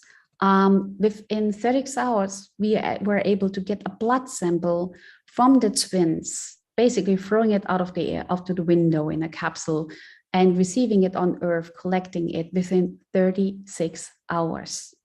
So this is amazing to get actually these kind of samples in that short time, but of course we can't do this always like that. So I think on-site sampling processes will be not only beneficial and analytics, of course, but essential in the future if we're looking for space exploration. And one of the things what we did is if you have kind of these access to the amazing samples, we did of course look at biopsy, cell-free DNA analytics. Wise, we need more non-invasive health monitoring. We need to think about beyond access, immediate access. Well, for example, one of these non-invasive health monitoring based on blood plasma is cell-free DNA. We also isolate cell RNA, but we didn't publish that one, but please reach out if you want to collaborate. Cell-free DNA is amazing because you not only can actually identify the origin from which cells that is secreted by nucleosome positioning, but also actually can even identify oncogenes and really can see what's going on in the body. And that have been published in the second cell bundle recently. And we not only we could see what we expected to see, but we could also really see that cell-free liquid biopsy could also be a perfect stress marker because you can see all the stress markers, especially during the landing. But then blood is, according to, blood is not the best source if you want to have a really good omics study, to be absolutely honest. Some of the blood not only contains all expressed genes, especially disease genes. So there's another non-invasive precision medicine opportunities. It's here. So now I will present the work of these amazing individuals. I called it the Hairy Genomics team, Kevin, Stefan, and Shamazowski. And they invented a method, an SOP, standard operation procedure, to actually isolate keratinocytes from hair. So whenever you pull out a hair, you can actually isolate the cells and you can do everything with them. You can go for direct sequencing, you can generate stem cells, organoids, we did this, and also just go for cell cultures. And when you're looking, the advantages towards the bloods, it's just striking because not only it's very easy to obtain, you also know, but also the quality of the DNA and RNA is superb. And I have to mention that transportation is very easy and it's highly stable during preparation, during transport, including landing. And this is something which can solve a lot of problems. And if you're looking at the genomics, you can see that the RNA sequencing was superb. 97% of reads met in human got decent coverage. And another thing what we realized is that if we're looking for what kind of more genes we see 877 more disease-associated genes. So 28% more than we would see in blood. And if you make a Venn diagram, you can perfectly see how complementary these samples are to our blood samples. So you would miss them if you're not looking at hair genomics. And the other thing is that also on the left side, you see how similar it is to skin biopsy samples, fibroblasts. And if you make a correlation, you can perfectly see that they're completely correlating fibroblasts. Skin biopsy is many times on our wish list as a scientist for astronauts, health monitoring, but this is a very invasive method, painful, but also wound healing in space is something which is an issue. So replacing a skin biopsy with hair is optional. Like actually, we should do it. We should go for it. And then you think, okay, this is something nice. So we have something which we actually can easily obtain, but can we also do on-site analytics of these samples. And that's exactly where I'm coming from the URI side. Just a very short introduction. These are the co-founders of URI. It's not really a startup because it came out of Airbus, so there's tons of experience. Everybody have been working in this job since many, many years, since decades. And we just extended our scientific team with a couple of big shots like Richard Barker. He's a big shot. He's also a co-chair at NASA Gene Labs, as well as Christopher Mason and Afshin PhD. And we're still continuing to grow on the science part. And what URI is, I just also want to mention it because I think this is important for some of you young researchers, aspiring researchers, is we're providing a seamless end-to-end service, especially those who have been working first time in space. I can encourage you to contact us.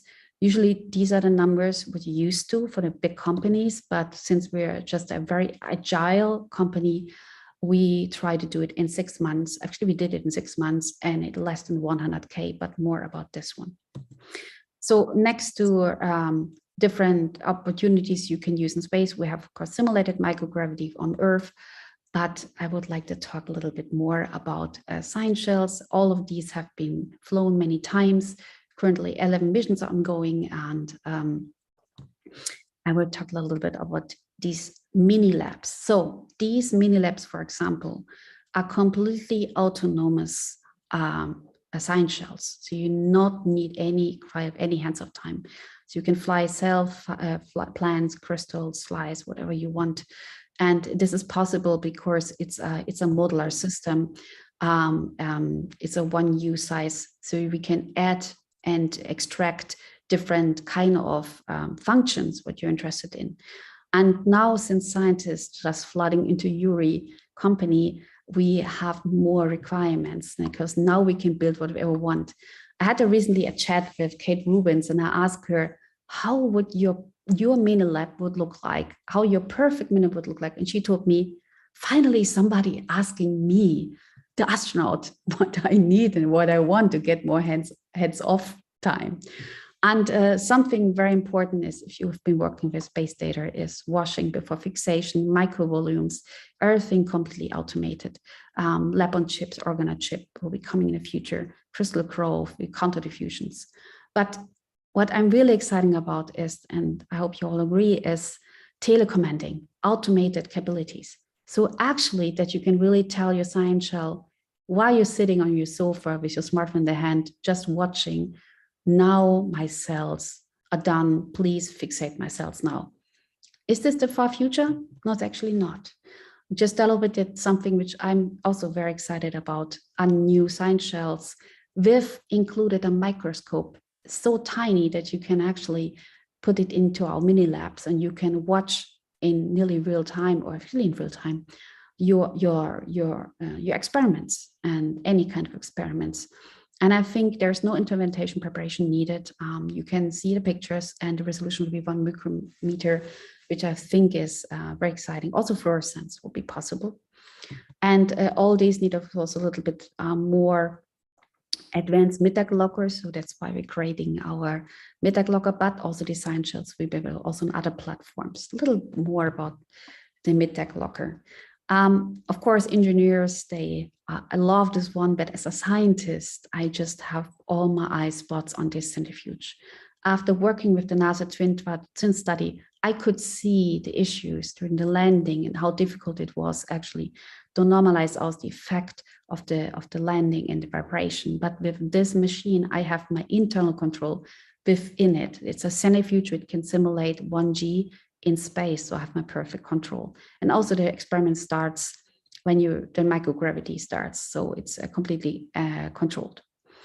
And this is just a slide for all the young inspiring scientists. The prices for everything just started at 59K.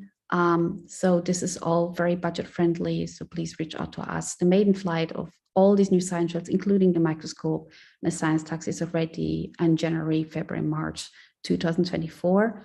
So currently you can still apply for some space. And this would a dream chase what's going up to, it will be independent of the ISS space station, although this time we go to the ISS space station.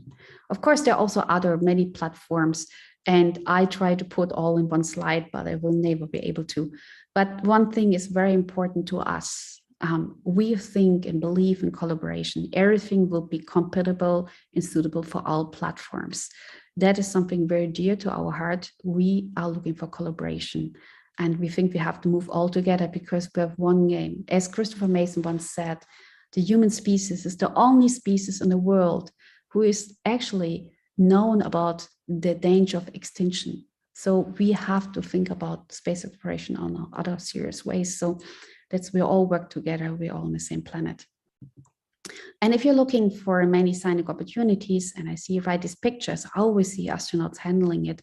And if I'm looking what kind of species we're working on, what actually we're really doing, like on the right side, a Venn diagram shows like a very nice current things happening on the ISS space station. I think about still, I see science opportunities, I see the capabilities, but I don't see enough automatization. So one of the ways also the automatization, not only science shell, is also the analytics on not on the microscopes, but also on sequencing. And you can see here, Kate Rubins did the first sequencing in space, the Biochemical Sequencer project, together with Sarah Wallace and Aaron Burke that time, I recall. And what you can see is that these days, also not only genomic sequencing is possible, but also RNA sequencing, biosolids sequencing even, but also direct methylation experiments, just reading out the twiggles of the nanopore. And as part of Venkat, we did Nitin, we did a couple of while ago with JPL and with Welcome Medicine, and very nice experiment to actually pathogen surveillance, which have been published, and we used that from a hybrid assembly between nanopore reads and Illumina reads, which leads to nearly perfect context. So nanopore not only give us an opportunity to make amazing sequence, but also like perfect assemblies.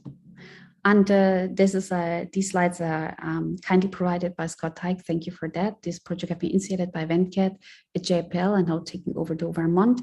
It's another bottleneck, the DNA extraction robot for DNA and RNA. And you can see right side, the cartridges. It has been involved a lot since the last time I saw it, and I'm really looking forward to hear more. The space launch is already on the February 23rd. I'm super stoked. I'm letting Scott talk about this more in the near future and not take away too much of the thunder, but getting into it, I'm very excited. And now we're looking for on two things. We can see that not only the cost rapidly declining of space access, but also the sequencing still declining. Just Illumina just published new numbers. We're getting towards the 100 genome. That also leads to new opportunities, which we were super interested in the future. We can see biomarker discovery will be easier with omics on site, or space omics in general, immunology on site, oncology studies, new therapeutic targets and space, new antibiotics, no small compounds, stem cell, accelerated aging. Like, oh my God, this is endless. And we are just start dreaming big. And that's why I also would like to, if some of you would love to join, we're currently hiring a microbial research associated remote or on-site in our new lab in Barcelona, Spain, directly at the beach, or a new biomedical research associated PhD for biomarker discovery. And this is our amazing team. We're very close, and you will have access, of course, to all the data I have access to. And we also pursue, if you want to pursue research next to it, it's also possible.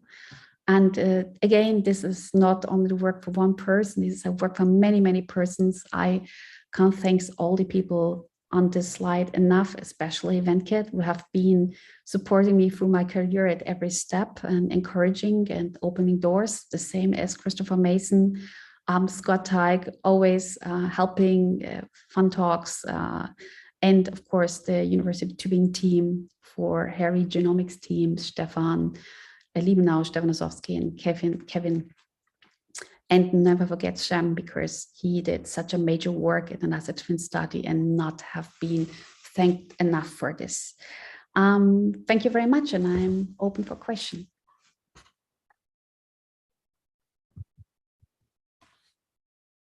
Thanks, Daniela. That was a fantastic talk. Questions for her? We have one question.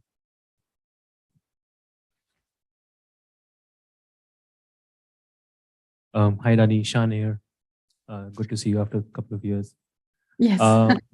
When is the Smidgiant going to make it to space? The Smidgiant, is it going to make it to space or no? The micro Titan, you mean, or the small nanopore Smidgiant, the one on the the Minion. The Minion is already in space since 2015. I think 2016 we got the first biomarker sequencer. The smaller one, the one that you can plug into the phone. Oh, this one. Oh, I'm not sure this is going because the nanopore Minion needed some adaptation to be ready for microgravity, and that I've been implanted on the Minion. Also the Minion, so they will stick to the Minion for sure. Could you talk about these modifications possible? Absolutely not, because I'm strictly under NDA. I'm so sorry. Okay. Any other questions?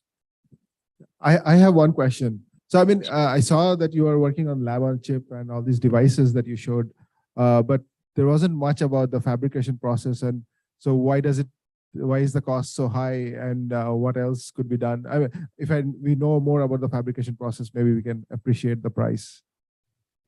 So the fabrication process of the problem right now are from the engineering part. I give you a little bit of insight, like basically in-person insight is precipitation in the microfluid systems.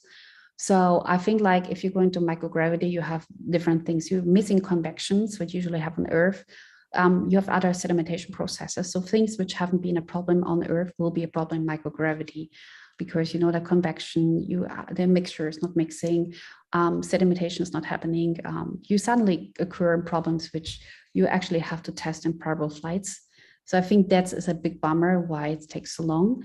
On the other hand, the need for it is not that much right now. It's still too expensive, and it depends. Sure. But what's the material that the whole thing is made of? Is acrylic, metal? Oh, really depends on the provider. There's so many. If you're looking for microfluid systems, it's the same like 3D printing. There have been a ESA call recently, and I just saw like 5 or 6 big companies all doing 3D bioprinter meant for space. And I don't even know how many people working on stealth on microfluid systems, organ on a chip systems for astronaut health monitoring and beyond. It's just so broad. Sure, thanks. There's one question on the board. How can one monitor astronauts' immune system non-invasively? Can hair cell be used as a proxy to monitor the same? Definitely, yes. But I also see, like, when I look at the Venn diagram, the data, like especially the bioinformatic teams at the University of Tübingen, we could see that it's kind of complementary. So I would still do both. Blood, because let's say like the last 11 years of research on ISS space station have been based on blood studies. You need something comparable. Standards, you know, I'm always rooting for standards, but complementary, the hair roots show you just so much more of disease genes which are important for disease prevention and monitoring. So I was looking for a combination. It definitely can replace skin biopsy. That's for sure. Thanks. Any other questions for her? Okay. If not, we'll close the floor. Thanks a lot, Daniela, for joining us. Thank you.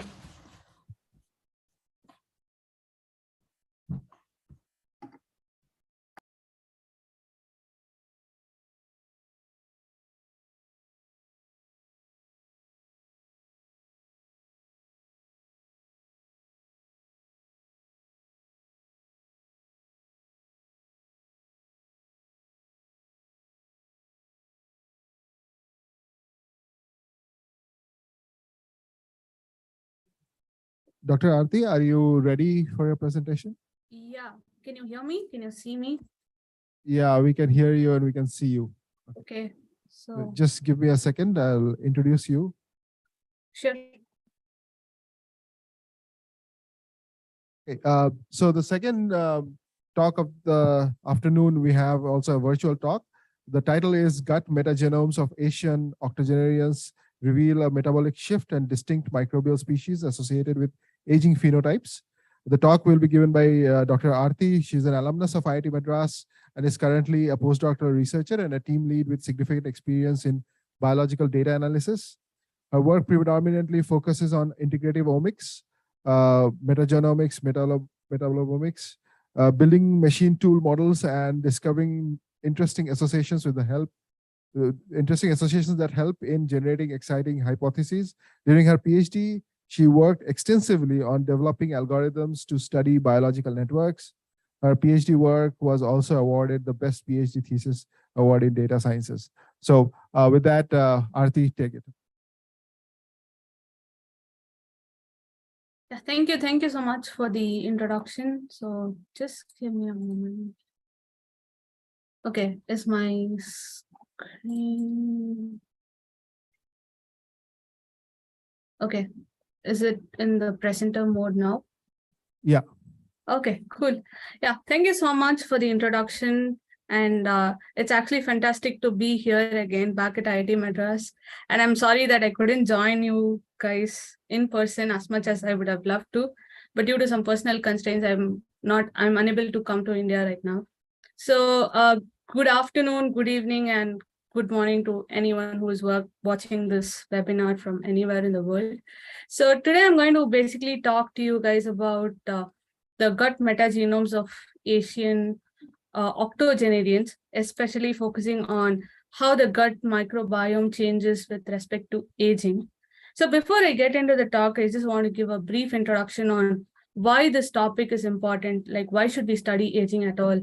So we know that across the globe, the life expectancy has increased over the years. And this is also combined with the decrease in the fertility rates, because of which there's going to be a lot of aged population versus the younger population, especially in the Asia Pacific region. And this essentially translates to increase in the expenditure on healthcare. So when we just look at the economics of the amount that is spent on the healthcare, we can see that in the Asia Pacific region, and especially in Singapore, the region from which I'm talking to you about, the percentage of population who's aging is quite significant compared to the younger population, which essentially translates to a lot of spending in healthcare. And if you just look at Singapore alone, so if you just look at the statistics, it's projected that in 2030, we would have about $40 billion Singapore dollars that is spent essentially on healthcare, which roughly translates to about 6% of the GDP. So given this kind of importance of aging in economics and for the general healthcare, it becomes important for us to identify what are the interventions, such as the lifestyle or any kind of microbiome interventions, which can essentially lead into healthy aging, because aging is also associated with other chronic phenotypes, which I'll be talking to you about. So if we look at the implications of aging in terms of the biology that's behind it, so aging is basically characterized by loss of physiological integrity, which essentially leads to impaired functions. And the hallmarks of aging was recently published, or was published quite a while back in Cell, where they had different kinds of categories for aging. For example, genomic instability, which essentially leads to damage, accumulation of genetic damage throughout the year, which is finally shown at the age when you finally age. And then you have the mitochondrial DNA, which essentially undergoes a lot of which basically has an oxidative environment, and because of which there is a dysfunction in the mitochondria, and so on and so forth. And all these things basically lead to progressive loss of physiological integrity, which finally leads to impaired physiological function, increased risk factors for several human diseases, and so on. So as we look from the young to the old, there is a significant decay in the metabolic, immune, and cognitive functions, which essentially leads to several kinds of physiological states. And it also I mean, it's basically the comorbidities that are associated with aging, which is something like sarcopenia, which is the loss of muscles, impaired sense of taste, loss of dentition, reduced physical activities, and so on and so forth. So how does all this translate to gut microbiome? What exactly does it mean to the gut microbiome? So if we look at the individual age-related changes in the gut microbiome, so as we age, as we all know, there is an altered nutrient intake, especially because when you compare the young and the old, there's going to be a reduction in the amount of food that you'll be taking in, basically because you don't have as much of smell and taste as you had when you were young. And there's also a loss in your teeth or the dentition loss. And there are other difficulties such as difficulty in swallowing, and there is disturbed peristalsis and so on, because of which there's going to be a reduction in the reduction in the diversity of microorganisms, which I'll be talking to you again as we show in our slides. So the physiological changes in the intestinal tract basically leads to changes in the gut microbiome. And the previous studies pertaining to aging and gut microbiome have shown that there are few genuses that are decreased with age, such as Faecalibacterium, Roseburia, Coprococcus, etc. And there are few of them that have increased with age, such as Egertella, Odoribacter, Klebsiella, and so on. And these studies have basically been performed using 16S sequencing, which is of a low resolution because it can go only up to the level of a genus. So what we try to ask here in this study is, can we do better and identify species level associations and just not restrict ourselves to genuses? So for this, we leverage the population from Singapore, because Singapore is one of the fastest aging countries in the world.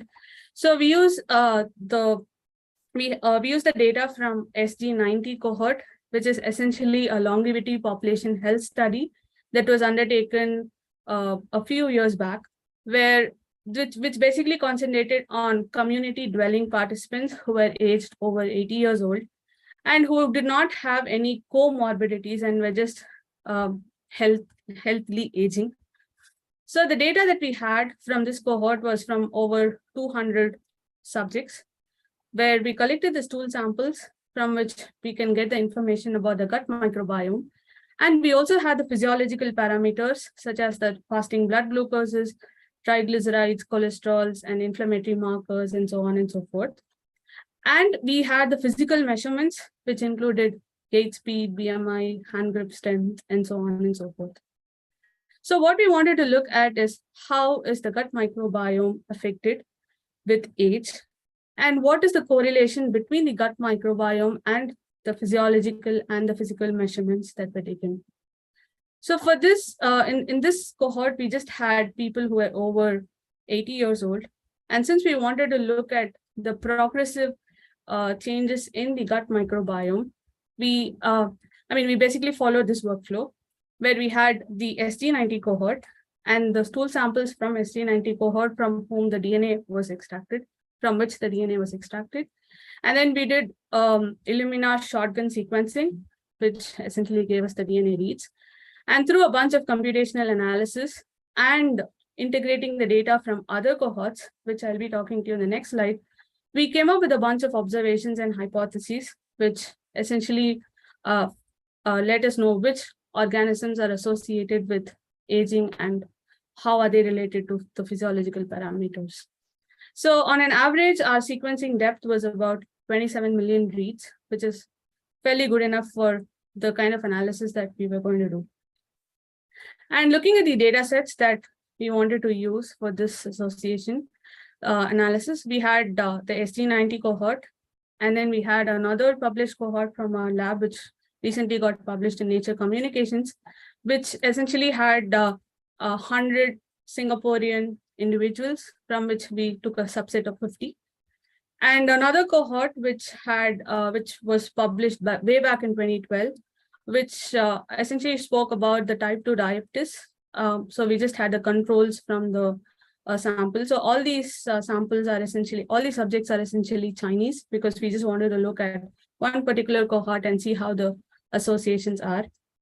We merged these information from all these three cohorts and just to ensure the consistency of the data that we had from 3 different cohorts, we had to do a batch correction, essentially because the age groups were different and the way in which the sequences were processed and the kits that were used, where all those things were different.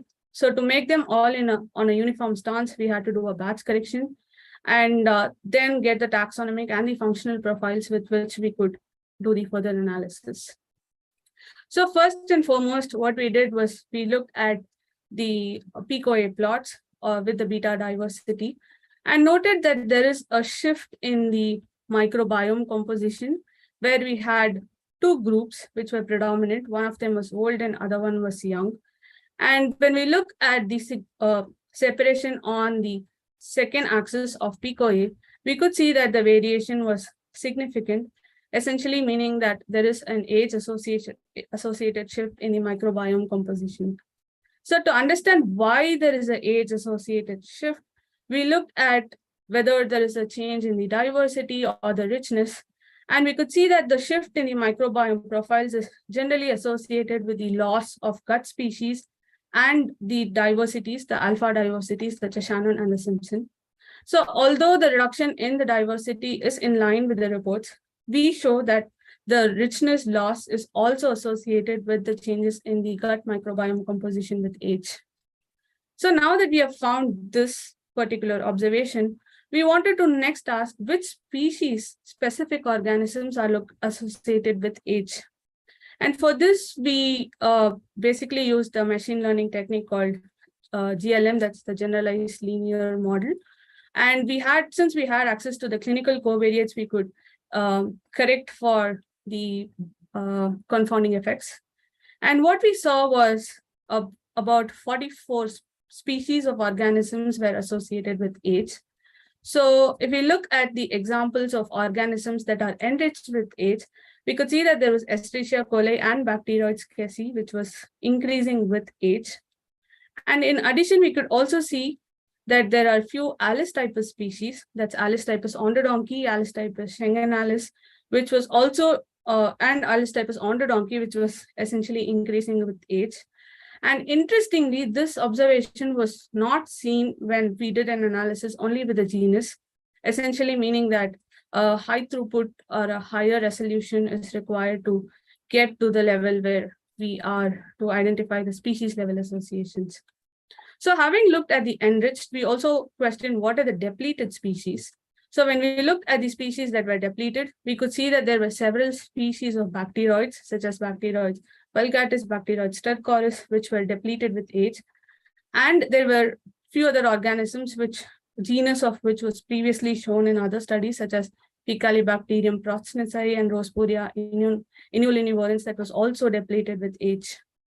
Now, the question we asked was, since there is an enrichment and a depletion, is there any association between the two?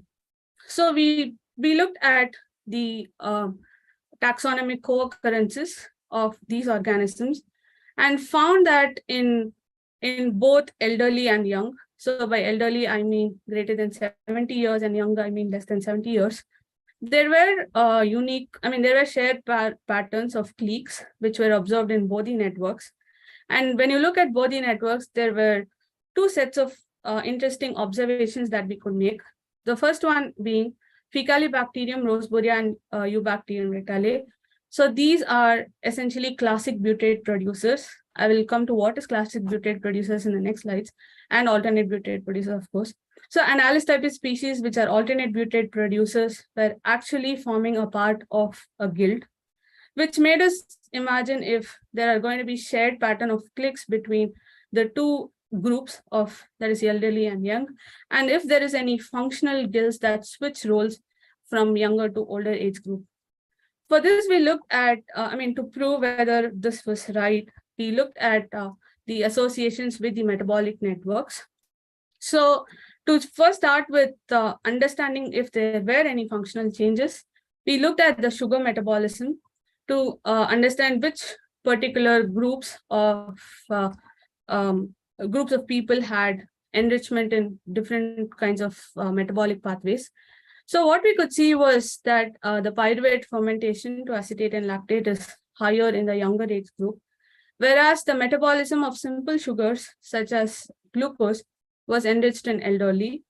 And looking at the next set of metabolic pathways, that's the vitamin and the energy metabolism, we could see that especially in elderly, there were microbial pathways related to vitamin B synthesis that were quite enriched. So having these initial insights, we next looked at the amino acid metabolic pathways. And interestingly, in amino acid metabolic pathways, we could see that there was a particular enrichment in the 61 to 70 age group. And between the elderly, that is 61 to 70, between 61 to 70 and 91 to 100, there was this lysine biosynthesis, which was common between the two age groups. And as I was talking to you before about the two kinds of pathways, which are the classic pathway and the alternate pathway. So the classic pathway for butyrate production essentially involves pyruvate to butyrate, whereas there could be alternate substrates, which can lead to butyrate production.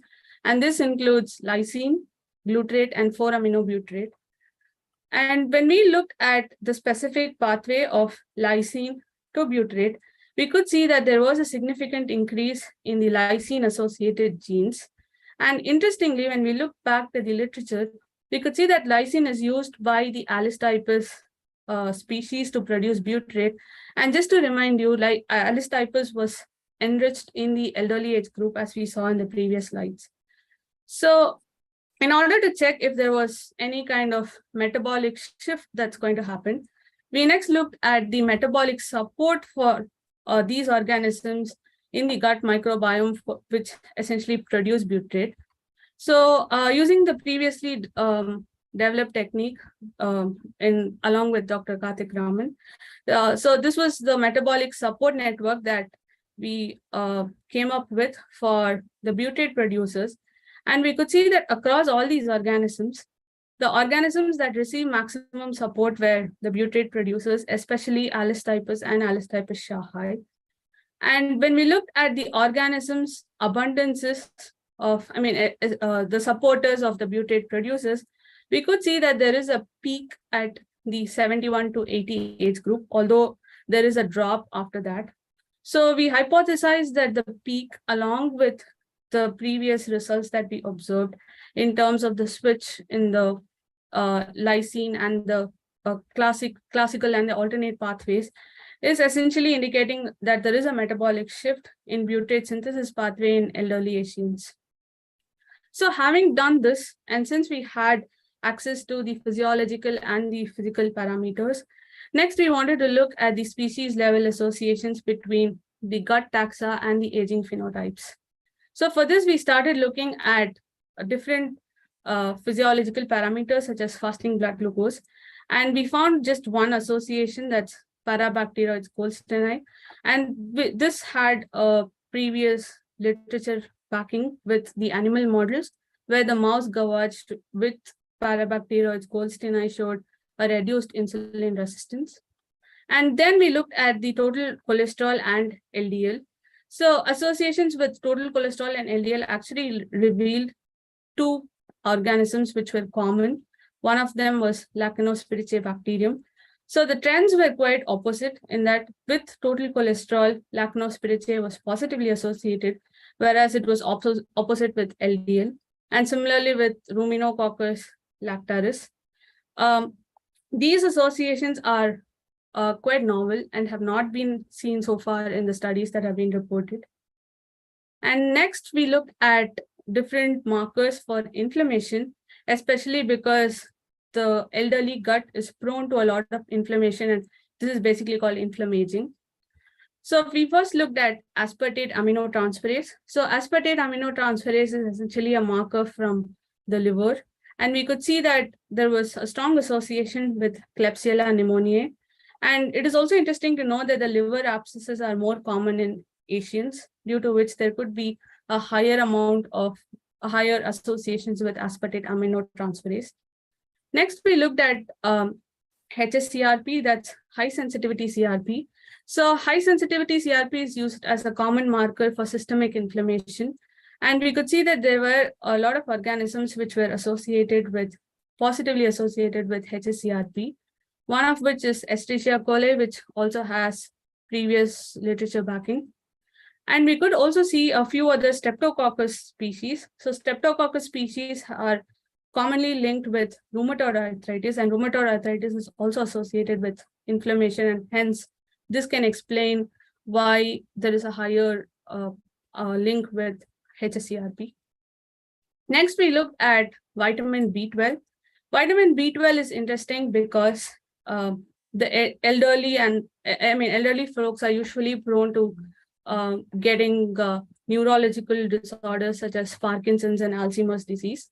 And several studies have shown that vitamin B12 is actually associated with a lot of processes in the nervous system. So this motivated us to look at the associations with vitamin B12, and we could see that there was Streptococcus parasanguinis, which was associated.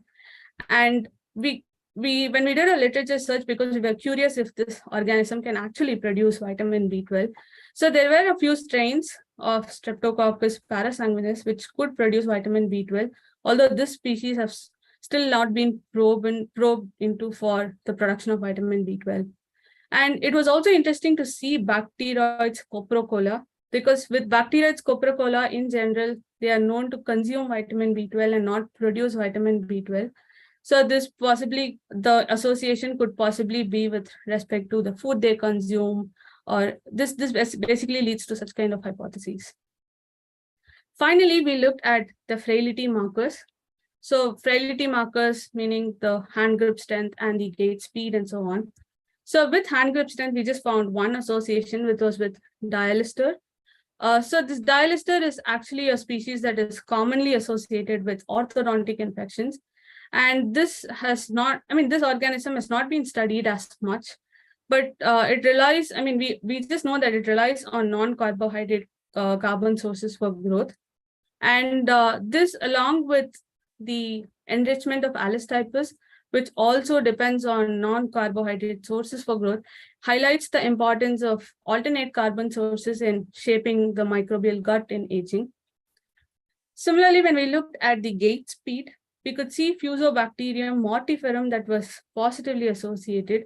Again, this is a rarely studied anaerobe, although Fusobacterium nucleatum has been well studied in its role in association with cancer. So these actually give us pointers towards the hypothesis that can be further studied, or the interventions that can be taken in for promoting healthy aging. So finally, to summarize, to study the age associations with gut microbiome, we recruited over 200 elderly subjects and sequenced their stool samples, and found that there was an age associated shift in the gut microbiome, which we say is primarily due to loss in richness and diversity. And there was a depletion of microbial guild of butyrate producing species in elderly. And this also meant that there was an enrichment in lysine utilizing bacteria, which is the alternate butyrate producing, using the alternate butyrate producing pathway can produce butyrate. So this indicates that lysine can potentially be used as a supplement for promoting healthy aging. And we also saw relative enrichment in vitamin synthesis pathway in elderly, and associations with serum vitamin B12 levels, which again says that if there is this essentially means we can target few organisms and see if we can develop a testing panel or something of that sort for looking at associations and seeing if we can identify interventions. And again, several microbial associations with clinical parameters, as I already mentioned, lead to development of several models that can be used as non-invasive frailty tests. So to conclude, I would like to thank all the people who were involved in the study. So my mentor here at Genome Institute of Singapore, Niranjan Nagarajan, and all my colleagues who were involved in this project, Eileen Kinrai, Elisa, Amanda, and others. And folks from another institute of A-STAR who kindly helped us getting the samples and the clinical parameters and recruitment of SG90 cohort and so on. So who's Anis Larbi and others. And folks from NUS with whom we collaborate on this ST90 cohort. So we have Woon Puako, Leifeng, Zipin, and Brian Kennedy, and the folks of ST90 cohort who had kindly donated their samples for us to do all our analysis. Thank you, and I'm happy to take up any questions.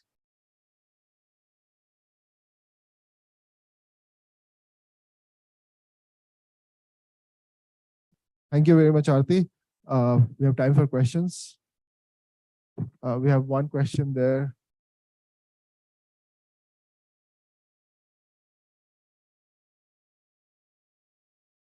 Aarti, it was an amazing piece of work. So I have a question that the microbial predicted metabolic function that you have shown, those are mostly based on pie crust, right? If I'm not wrong. No, it's actually based on human too. No, human, the vitamin B12, all those things are clinical parameters. Those you have measured. But the microbial, yeah, can you go back a few slides?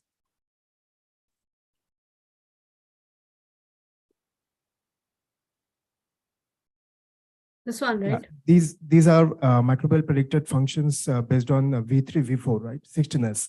No, these are based on shotgun metagenomics. All my results are based on shotgun metagenomics. Okay, so my actual question is, do you have any plan to go for, untargeted metabolomics or targeted metabolomics to, to correlate these data with the metabolome? Actually, we had the plans, but unfortunately, we don't have as much stool samples from the subjects for us to go and do the metabolomics. This was one of the ideas as well, but yeah, that was a practical difficulty that we were facing. That would be wonderful to see. Yeah, thank you very much. Yeah. Aarti, it is a very good presentation, very well, planned study. Thank but you. I'm still, a little bit disappointed that you guys are predicting using all these things, using all these genomic things. So from there, we cannot establish two things. One is, are they viable? So you need to have, transcriptome. The second thing is, we are telling all this speciation and its, association with so many different diseases. For that, you need to culture. Yeah. So without those cultures in hand, all these things, what we are predicting, needs to be validated. Yeah. Okay. So I'm not telling only you. I'm talking about the computational biologists who are doing this kind of work are predicting very well, but we need to validate. Otherwise, we cannot move further anyway. Yeah. So that's a very good point, and we are validating this using in vivo studies in mouse. So we have not analyzed the data yet, but we have that data. Yeah, that's why I didn't put it here. But we are, we have the experiments formulated for healthy mouse aging model study. So yeah, based on few of our hypotheses here, we are validating it in vivo. But the mouse study that you are talking about, again, it is computationally analyzed. And are you going to feed the microbe that you isolate to the aged mice and then try to reverse it? Yes, something of that sort. So we are aging the mice. I mean, we are using mice who are healthily aging and trying to see if these interventions are actually promoting healthy aging, if there is a reduction in the frailty, and if there is a reduction in the speed, and so on and so forth.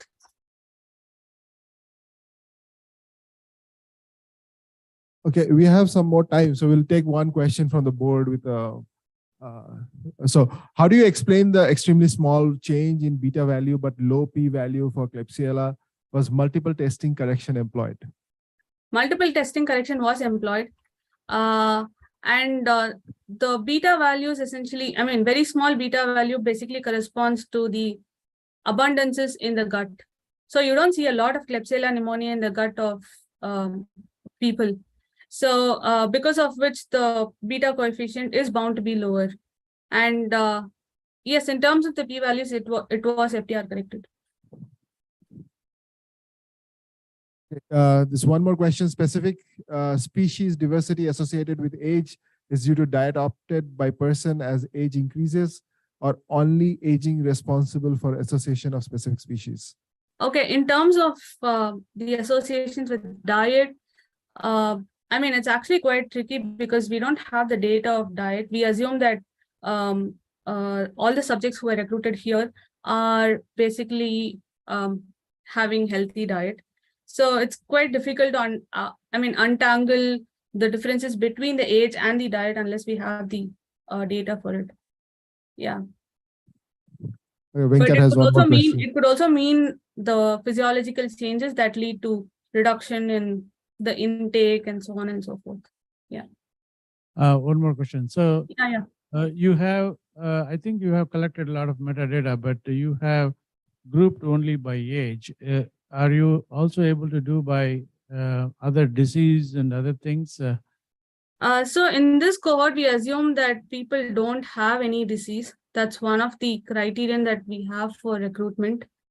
So other than that, probably we can do it with respect to frailty, but we have not done that in our study. Well, so one more thing is Yeah. in the metagenome data that you have, how many of them you were able to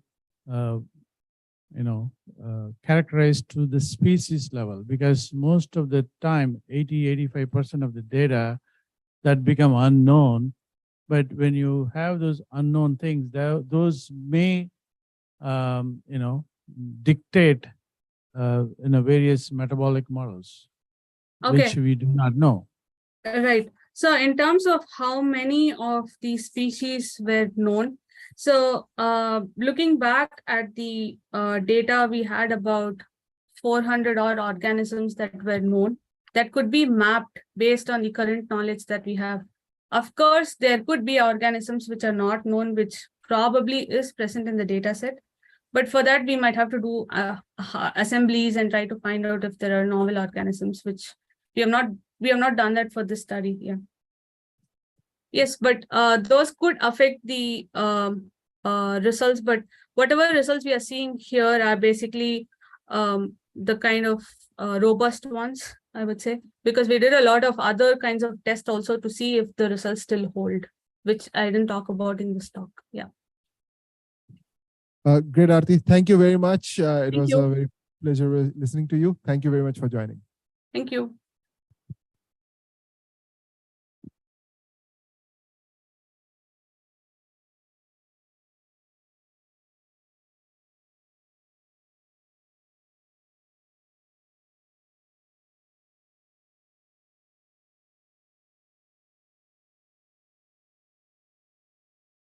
Okay, so as Tulika starts, maybe I'll just give a brief introduction. So the next two talks are in person. There's one more small talk after the one that is printed in the schedule. So we'll stick behind for that.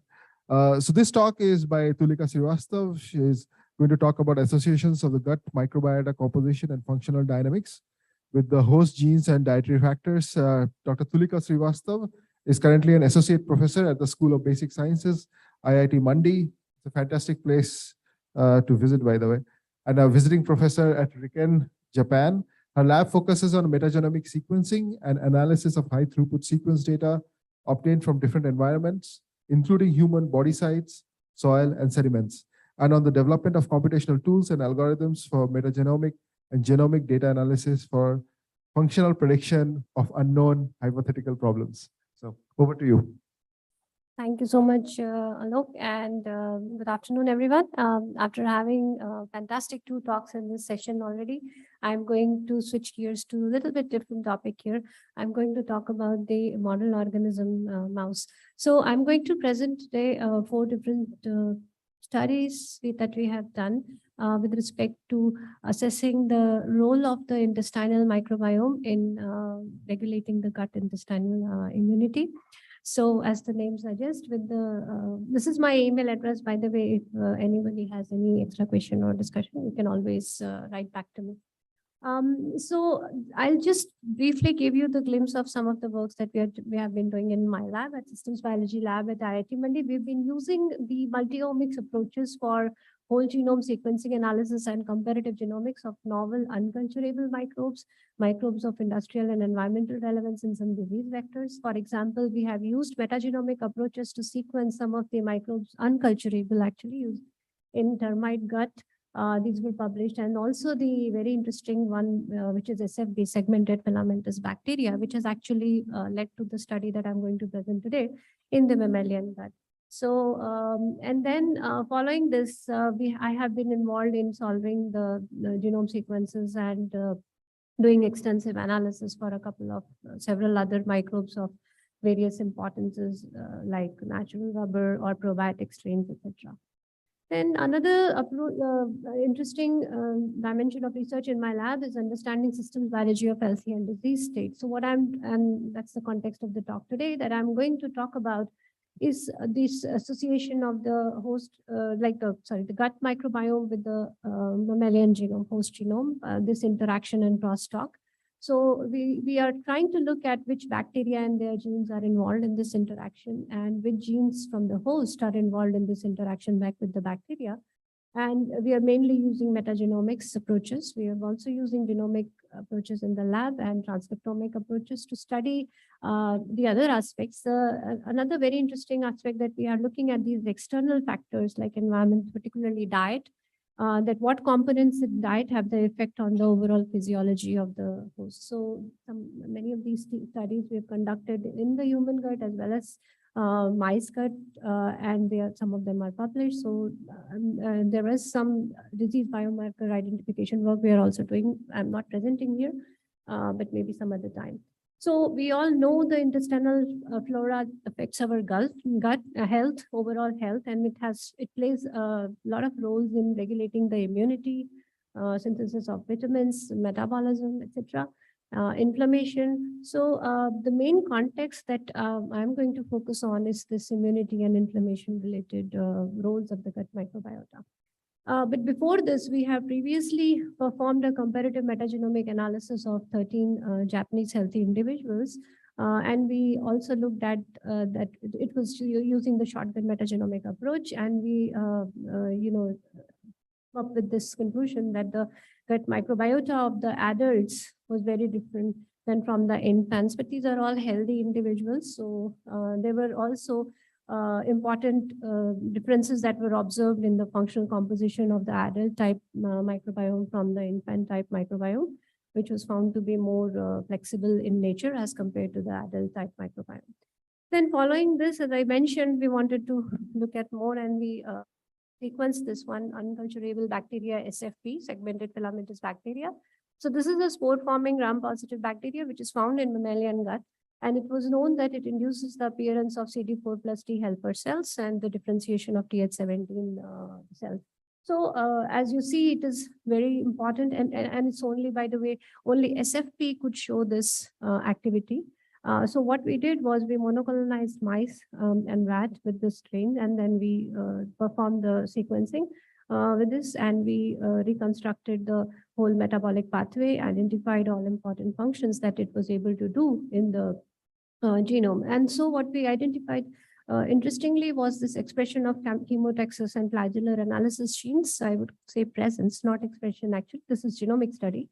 And then we observed the flagellants, which were, when the SFB had this, all the set of 40 odd genes involved in flagellin expression. And what is known is these flagellants are the agonist of the TLR5 receptors, which are in turn responsible for the differentiation of Th17 cells. And interestingly, all the flagellants were found to harbor this TLR5 binding motif. So telling, and it's present in SFP, whereas in the closer species, which is Clostridia, they do not harbor this motif, TLR5 binding motif. And that's what I said, that it was only SFP which was able to promote the differentiation of Th17 cells and not the other Clostridia, perhaps because of the presence of this TLR5 binding motif presence on the flagellants of SFB. The expression of these genes were confirmed, the flagellin genes were confirmed in the small intestine and fecal content of SFB, of mice also, to reconfirm this study. Now, so this is just to show that in the healthy condition, when everything is fine, we have a normal immune expression and we remain healthy. But however, whenever there is a dysbiosis, there is a poor and unbalanced bacterial members, then that leads to immune disorders or other type of pathologies like autoimmunity, etc. So following this, and as a result, what we'll have is manifestation of a lot many diseases. Now we see that they have been associated with the human microbiota. So with this, then how does it happen that, so the microbes play, as I said, very important role in regulating the intestinal immunity. They play roles like the nutrients. There is a competition of the nutrients between the healthy microbe versus the pathogenic ones, or the bacteriophage or the secretion systems or bacteriocins secreted by the commensals actually kill the pathogens, or the short chain fatty acids, which are extremely important for the maintaining a healthy gut. So, and killing the pathogen, they are the metabolites produced by the commensals. And there are other mechanisms, like we have the butyrate producing bacteria, which lowers down the oxygen concentration and maintains the epithelial cell polarity. Then we have the this MAMPs, which are leading to the expression of TLRs, etc. They are also secreted by these commensal microbes. Or we have the immune cells like ILC3, TH17, etc., which in turn are responsible for the secretion of AMPs. And likewise, so we have all these mechanisms which are, as you see, they are performed by the commensal microbes and help in regulating intestinal immunity. Now, for all these functions, maintaining the polarity of the epithelial cell is a very important aspect. If the polarity is lost, then of course the microbial cell breach, the breach of pathogens will start taking place. So this polarity, as I said, is very important and is maintained by certain host genes. Now, if the polarity is disturbed, you will have this breach. As I said, there will be loose junctions in the epithelial cells, and you will start seeing the breach in the through the epithelial cell of pathogenic microbes, leading to all sort of disorders that we can think of. So towards this, then what we did was we designed our study with, we wanted to study these host intrinsic and host extrinsic factors in mouse model. And the conditions that we explored were host gene, effect of host gene, and the diet. So host gene, particularly, we wanted to see those genes which are important for maintaining the epithelial cell polarity, because if that is lost, then as I said, that can lead to different type of impaired conditions. So the two genes, AP1B and PIGA, they are known to maintain the epithelial cell polarity. And we developed knockout of those genes, and we compared the microbiota of the healthy mice, control mice, with the knockout mice. Similarly, in the host extrinsic factors, we try to understand the effect of diets. One is the prebiotic diet FOS, fructooligosaccharides. And the second is a grain-based and purified ingredient-based diet, mainly to see the effect of, again, how the microbiota responds to different type of diets in mice. We followed here, as we know, there are two different approaches, the 16S and the shotgun metagenomic approaches. So we adopted the shotgun metagenomic approach for our study, wherein we could also look at the community function in addition to the taxonomic members. In addition to this, we are able, with the help of this shotgun-based method, we are able to pin down to the specific species which may be involved in some of these activities. We followed it up with extensive analysis, and I can discuss this offline with you. So the first study, as I said, is association of colitis with gut microbiota dysbiosis in AP1 gene knockout. So this AP1 gene is responsible for the sorting of the vessel protein. So, and if there is when the AP1 gene gets knocked out, this sorting gets impaired, and as a result, the cytokine receptors get affected, which leads to this invasion of exogenous microbes. And so this, it's known that under these conditions, there is a manifestation of chronic colitis. And so what we did, we generated the knockout of the mice, this AP1B, single knockout and double knockout, and we compared the microbiota of the two using the fecal content. So it is observed that the percentage of the different members remain same. However, as you see, the composition is different. So for example, in the knockout mice, firmicutes increase and bacteroidetes decrease, particularly, whereas we also saw interesting dynamics in this region of Pericomicrobia and Proteobacteria, which increases in the knockout mice as compared to the controls. And then we followed up further with the taxa, other different taxa, which were, and we observed that the colitis associated microbes particularly were found to increase, like for example, this H2S producers, T. sulfovibrio species, which are known for, which are highly observed in the case when colitis is there. So, so this is what we observed. And in addition to this, we looked at the functional alterations in colitis, as in you can see that the carbohydrate transport and metabolism related genes were decreased in the knockout as compared to the control. In addition to this, we observed that this genes for iron metabolism were increased in the case of knockout mice. And what we know that anemia is one of the main features in the case of colitis. So what we think is that there are these iron transporters which get increased in the case of knockout. And so the microbiota somehow sequester iron from the host and aggravates this condition under the colitis condition. Another genes that showed interesting aspects were replication, recombination, repair, transposase, etc., and lipid metabolism and cell wall membrane biogenesis.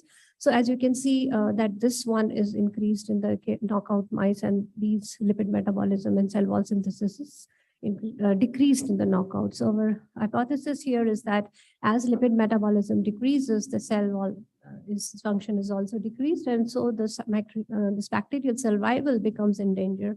And then they start replicating more, in numbers in order to combat with this kind of situation.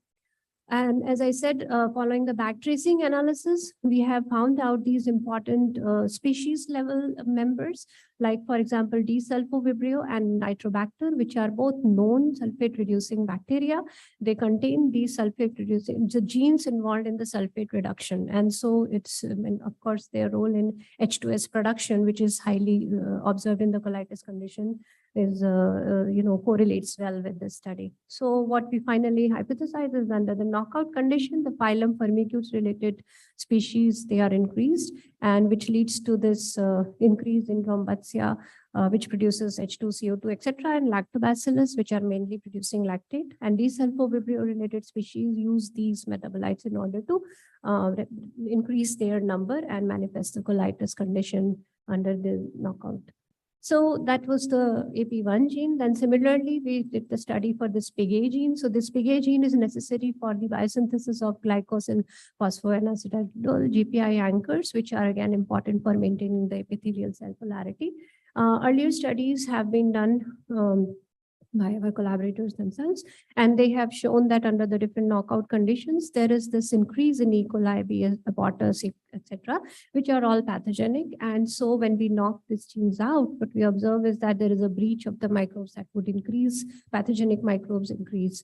So in our case, again, as I said, we compared the microbiota of control with the knockout mice. And what we observed that in the knockout mice, we have the proteobacteria increasing, particularly gamma proteobacteria and the sulfovibrionates, as well as enterobacterians. And here we, as you see, Enterobacteriaceae family members were increased. In addition to this, we also observed that the butyrate producers were significantly reduced. As you know, butyrate is an important metabolite produced by the commensals. So that is reduced in the case of knockout mice. These are the species that particularly show the, genera which particularly show the changes. In addition to this, we observed that the gram-negative bacteria like this gamma proteobacteria, Enterobacteriaceae family, particularly Proteus and Escherichia, they are increased in the knockout group in this case.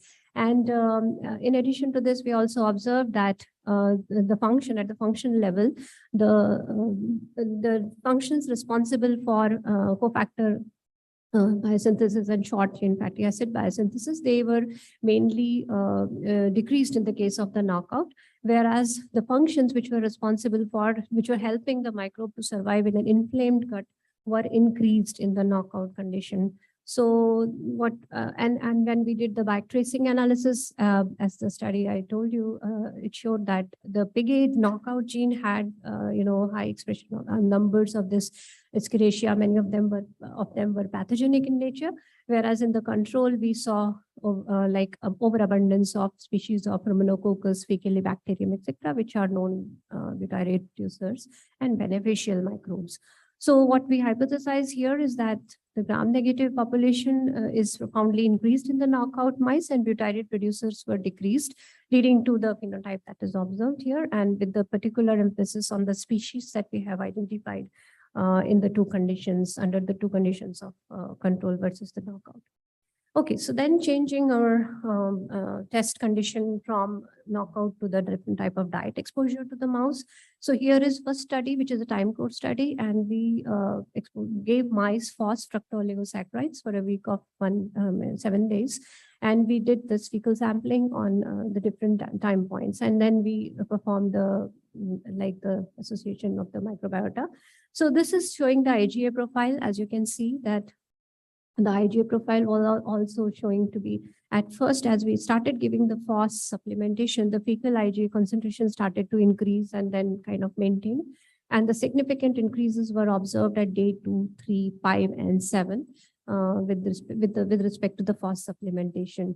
Similarly, this is the microbiota dynamics that you can see. The taxa like Bacteroidetes, they were more in number in the beginning, Bacteroides, and started to deplete over a period of time.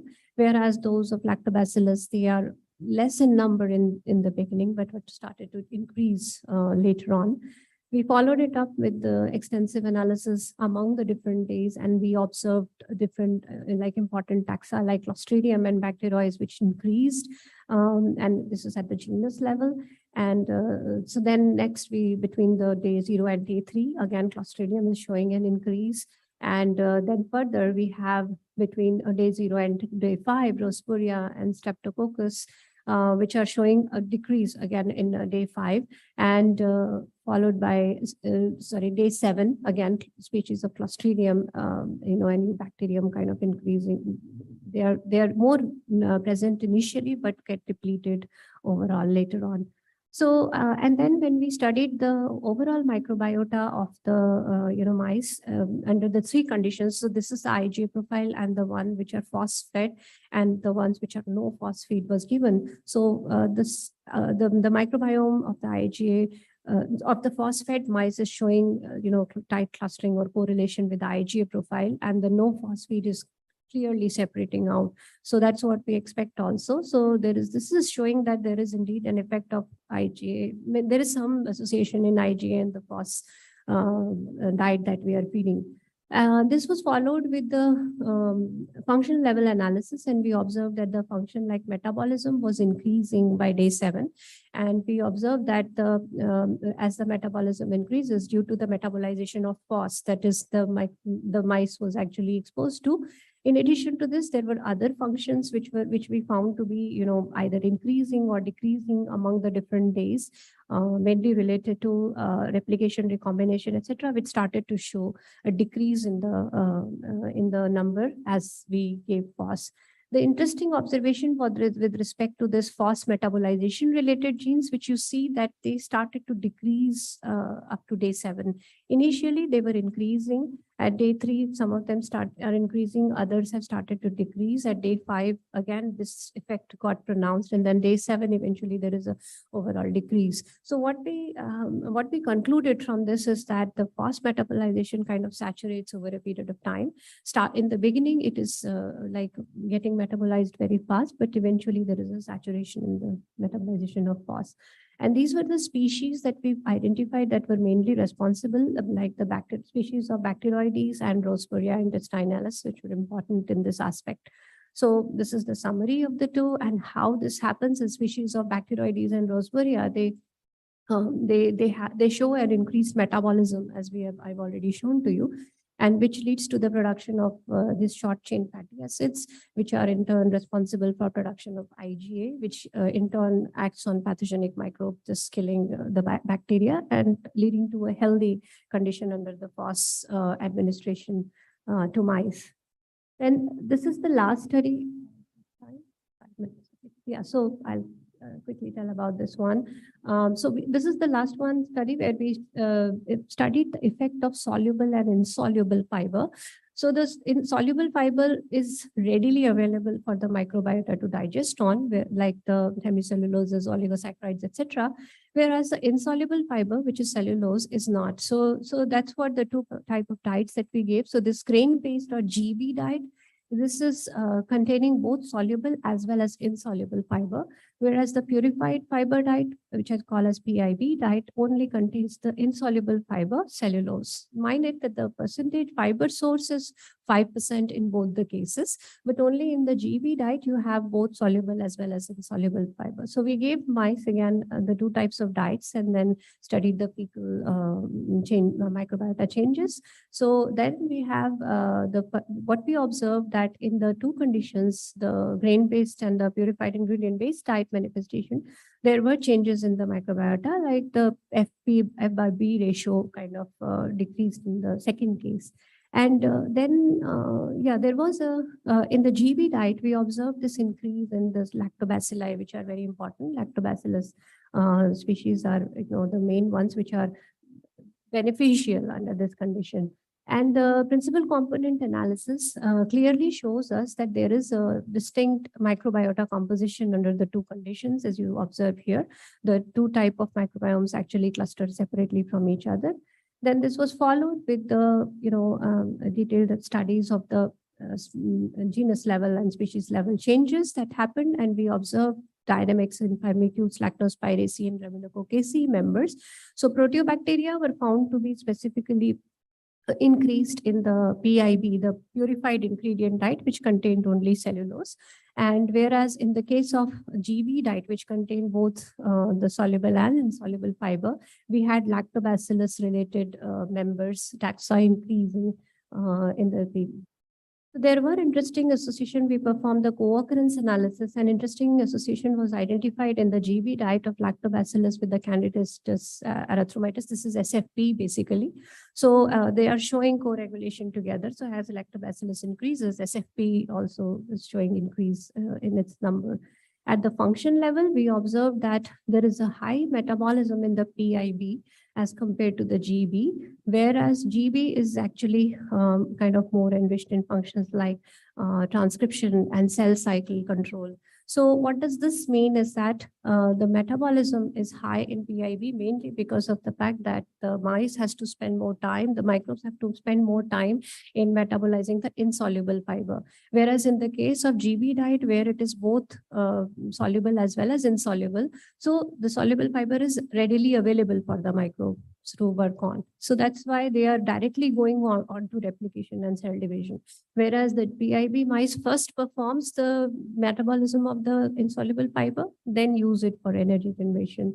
So that's what the main functions that we observe. And then when I already explained this site, in addition to this, the PIB microbe also showed this increase in this host-derived glycan degradation. So this is reflecting more towards an unhealthy gut under the PIB condition. And these were the species that we identified were more increased in the two cases. In GB diet, we had lactobacillus species, which were, and the particular ones like fermentum, gasseri, johnsoni, reuteri, crispatus, etc., which were more abundant. Whereas in the PIB diet, the pathogenic ones like Bilophila, D-sulfovibrio, they are more abundant, as you can see under the two conditions. And so this is a quick summary. Again, with the GB diet, healthy lactobacilli increase, which leads to enhanced epithelial barrier function and antimicrobial activity. Whereas under the PIB condition, we have an increase in the pathogenic ones like Bilophila, etc., which leads to H2S production and inflammation. So this is the overall conclusion under the two conditions. I have listed the main species that are found to be increased under the different conditions that we have tested. And so this can be studied further. What I did not present is a transcriptome study that we have done. We have chosen some of the important species from here and we mono-associated the mice with them, and we have the transcriptome data in order to reconfirm our studies, but that we are still analyzing and I did not include in the results. In the end, I would like to acknowledge my collaborators at RIKEN, University of Tokyo, and Kyoto University, particularly Dr. Hiroshi Ono, Professor Hattori, Dr. Ryotaka Suzuki, who has performed the sequencing for us, and Dr. Shinji Fukuda in Ono's lab, who has been helping us with mouse model development. And my student, Dr. Aditi, who's actually graduated now, she is the one who has done this whole analysis. Thank you so much. And this is a glimpse of IIT Mandi campus. I invite all of you to visit the campus as and when you get a chance. Thank you so much. I'll be happy to take questions. Questions? Wonderful talk. And also, you showed the validation of things that is very important. Just prediction is not good. So one thing that maybe you can clarify, the PIGA mutant and the control, why the, EHEC and UPEC are more, E. coli, Escherichia coli, O157, and, uropathogenic E. coli, you are finding it. Is it coming from the diet or how I didn't get there. Why it is, you're feeding them E. coli? No. You're talking about the piggy knockout. So in Yeah. the piggy knockout, it's the normal diet that both the groups are getting. The normal chow diet that is given to the lab animals. But yeah, so that is what we observe. And actually, that it is indeed showing the increase in the E. coli pathogenic microbes in that case. You are able to isolate them? No, we have not isolated Because it is them. O157 Yeah, is there means, it is dangerous. right. So if you are having and also increased in there, it should be easy to isolate. It is unlike something else. Yeah, right. But we have not followed up with those kind of studies. In fact, as you're right, that we need to validate some of our studies, especially the specific species that we have identified, like I mentioned. So we are monocolonizing, but E. coli, this pathogenic one, definitely we are not testing. And what we are focusing right now are the ones which are more beneficial so that they can have more of probiotic angle attached to that. So, yeah. But that is really, if that is highly, present, then easy to culture them. Yes, sure.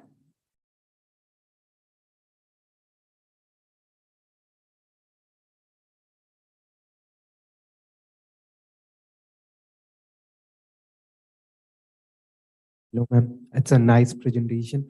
Actually, I want to know, like, GB diet has cellulose, right?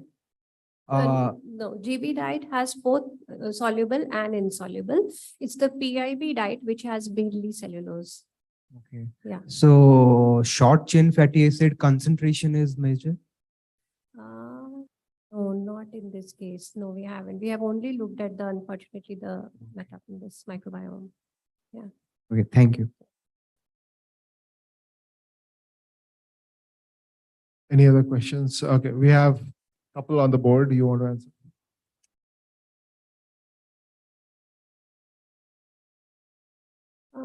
So if you're talking about the SFP work, that is where IL-17 induction is observed. So that study was already published. IL-17 differentiation was already shown. So what we did was but like I said, our objective was to decipher which microbe might be involved in this differentiation.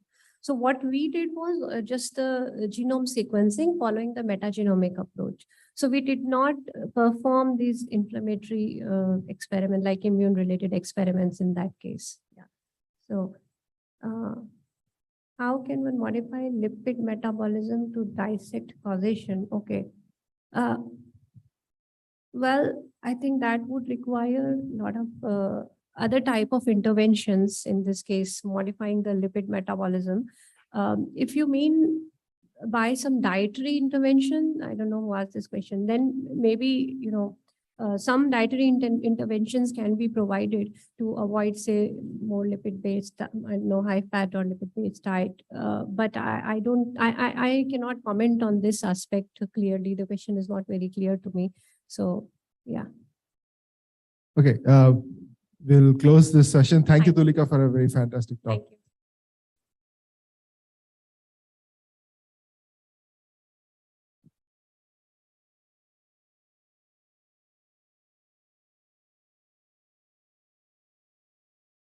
So now we'll have the next talk from Dr. Alok Kumar.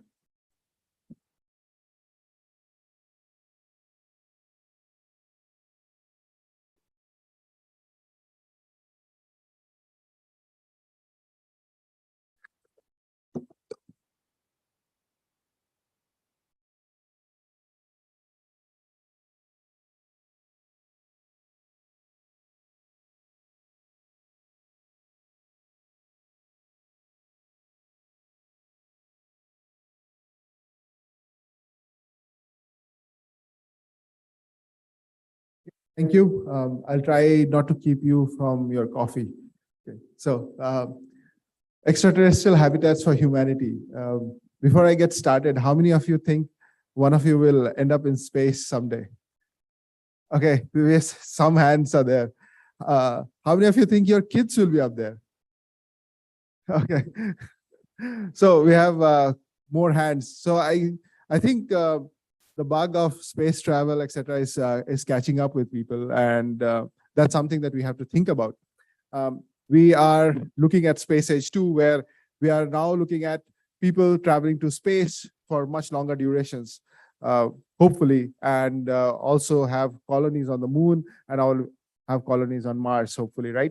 So this is what might happen in the future. If it does happen, it's a job of academia to think ahead and start planning ahead. So we started asking ourselves some very simple questions in that direction. Is okay, if people do end up there, then, well, they'll have to live somewhere, right? So we have our nice little houses here. Most of us live in houses. There are some rishis who might live in caves. Some of you who might be living in tents sometime. There are a number of different ways we can do this, right? Similarly for space, I'm sure there's not going to be one solution. Most likely we'll have a multiplicity of solutions over there. But when we started thinking about it, we decided to ask ourselves the very simple question is, when we do go up there, will we need a house? Will we need a place to stay? And the obvious answer is yes, right, in some form. So if we decide to make a house, just like what we have here, then how do we start building it? Well, as the Pink Floyd song goes, with another brick in the wall, right? So we build a house brick by brick.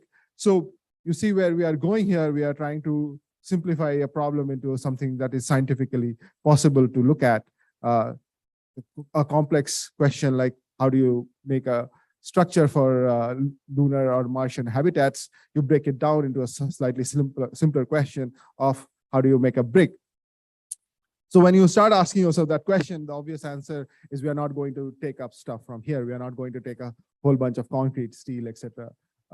Hopefully, right? So what do we do then? Well, there's a number of different solutions that have come up. This is an image that many of you will recognize. The footprints of one of the first astronauts up there on the moon. And they said there is no wind to blow them away, so they will be there for millions of years. Well, that is not going to happen. We are soon going to be there trading over it, right? But this picture gives you a solution. What it shows you is that there's a lot of sand over there. What type of sand, we'll come to that. But there's a lot of loose structure, right? So we need not carry all our concrete, etc. Maybe we can utilize some of this loose sand, whose technical name would be regolith. Maybe we can start using some of that. Some of you here are very familiar with all these, most likely, but some of you are not. So I'll give you a little bit of a background into how we can start working with these. So obviously, we do not have lunar regolith here. We do not have Martian regolith. I mean, we have lunar regolith. It's all with these guys in their vaults at NASA. If you can ask them to give you some, that will be great. But they don't have a whole lot of it. Martian, obviously, we have none. So how do you start working with them? You have to get simulants, right? So you have to start figuring out how to get that. Now with moon, it's more simple because moon is less differentiated. The geology is slightly simpler. You have we know from astrophysical theories are that there are rocks on Earth which would reflect very closely the moon's composition. And that does happen to be true. For example, ISRO has found out this mines in Tamil Nadu, where these are the famous Sitampundi, the mines in Sitampundi, where you have this huge reservoir of anorthosite rocks, which actually resemble the chemical composition of the moon regolith quite a bit. So what you can do is you can get some of these, break them apart, or pulverize them into small powder like sand, and that's your lunar regolith simulant. And that's what exactly ISRO did. They have a patent on it. It came in the news. If you watch these news, it was quite up there. Now, a couple of things here. If you look at the composition, what you'll see is there's a lot of SiO2, right, which you'll recognize as sand. So there's almost 50% of that is there. Then you have some other metals like aluminum, calcium, etc. And essentially zero clay. So there's no clay in here. It's basically a lot of white sand. So this is, by the way, an image of the Vikram lander that was getting prepped on with some of this lunar sand. Obviously, the Vikram lander did not make it. Hopefully, Chandrayaan-3 next year will have much better luck, right? So we do have these lunar simulant sands that we now have in kgs. So we have huge boxes of that that we got from ISRO. There are other space agencies. Obviously, NASA has had for quite some time. There are now there's a lab at the University of Central Florida which actually sort of manufactures them for research purposes. So you can get some for yourself also if you want to order from them. Now this is what it looks like. This is a scanning electron micron image of that sand. What you have are these huge structures which are basically a lot of silicon dioxide, aluminum oxide, calcium oxide, and other things all put together.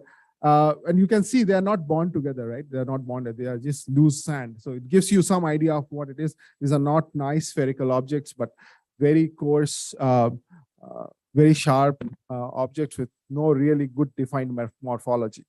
So now you have a problem, right? You have a lot. So you want to create a brick, right? Try to see if you can create a brick on Earth using lunar sand simulant, obviously. So you have much of this with you, which is basically like a construction sand. Now you have to take it to the next problem, which is make it into a brick. Now there are a number of different approaches when you speak of that. Just like concrete is a binder. We can get a lot of different binders which can bind sand, and you can work with that. When we started working with it, I actually am a sort of in between. By the way, I'm a mechanical engineer, and I'm probably the odd man out in this entire crowd of biologists. But I do have a significant chunk of my lab which does biology, biotechnology more or less. So we started asking ourselves that, are there lessons that we can take from nature on this point?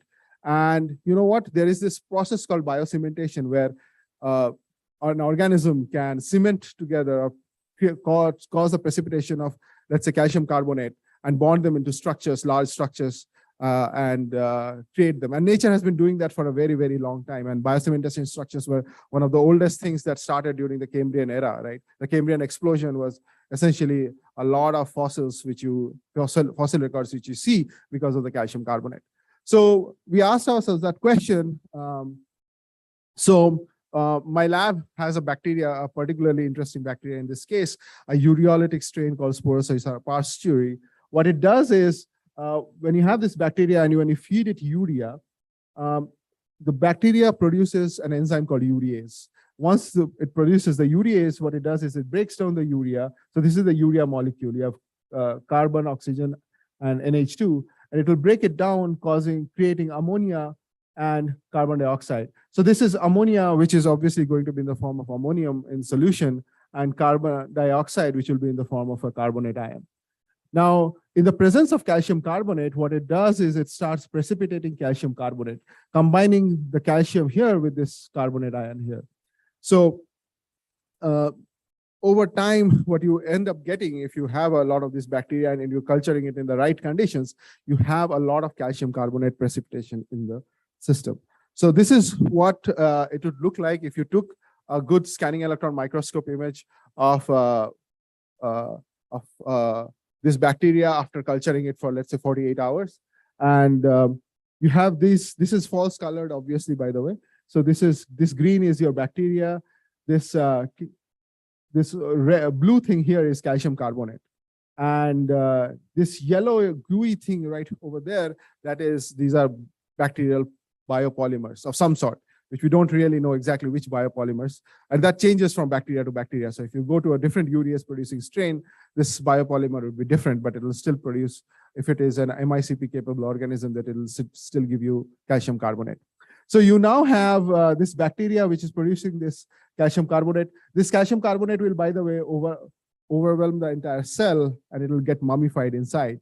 And but not before it leaves out a lot of this bacterial polymer. So what this bacterial polymer does, if you mix it with sand, and if you give it the right conditions, and that's the right conditions, there's a star mark, its conditions apply over there. Once you do that and you cook it, what you end up you can get are bricks or consolidated structures. So people have been doing that with clay and a lot of the material that is all present on Earth. They've also looked at concrete, self-healing concrete with this. What they have not looked at was how this bacteria interacts with simulant soil. So that's what we did is we took some of this lunar simulant sand that we had, and we created ourselves a bioreactor. The bioreactor is nothing but a fancy term for just a cooker where we put our bacteria along with our sand, and we put the right media conditions. So you have the exact design of this is not that important, but what is important is you put the bacteria, you put the media, you put your sand in there, and then you incubate this entire thing for 30 degrees Celsius at a period of, let's say, 5, 7, 8 days. And what happens at the end of these 8 days is out of the bioreactor will come a wet block. This wet block, when you dry it, you end up getting a nice little dry brick. So we started our experiments with Sporosarcina, and we started getting our bricks that started coming out. Now, something interesting happened when we just put our bacteria in with lunar simulant soil. It did consolidate, okay? But when we took it out, when we dried it, it was very brittle. I mean, I could just crush it with my hands, and all I had to do is put a little bit of weight, and it was all gone. So we realized that there is some problem over there, and we have to fix that problem. So what is happening is the lunar simulant soil, that is not the ideal environment for the bacteria to grow. These are soil bacterium. They've grown in clay, right? And lunar simulant soil has 0% clay. What it has is a lot of these silicate, silicon dioxide, etc. But the very poor morphology particles, these are not the ideal home or environment for bacteria to grow. So bacteria was growing, but it was not growing sufficiently. So then we realized, okay, we have to do something about it. And in our case, what we did is, there is this polymer called guar gum, which is actually a very famous polymer because it played a significant role in fracking, making fracking easier. And these are polymers that's actually fruit extracts, and the fruit actually grows in western part of India quite a lot.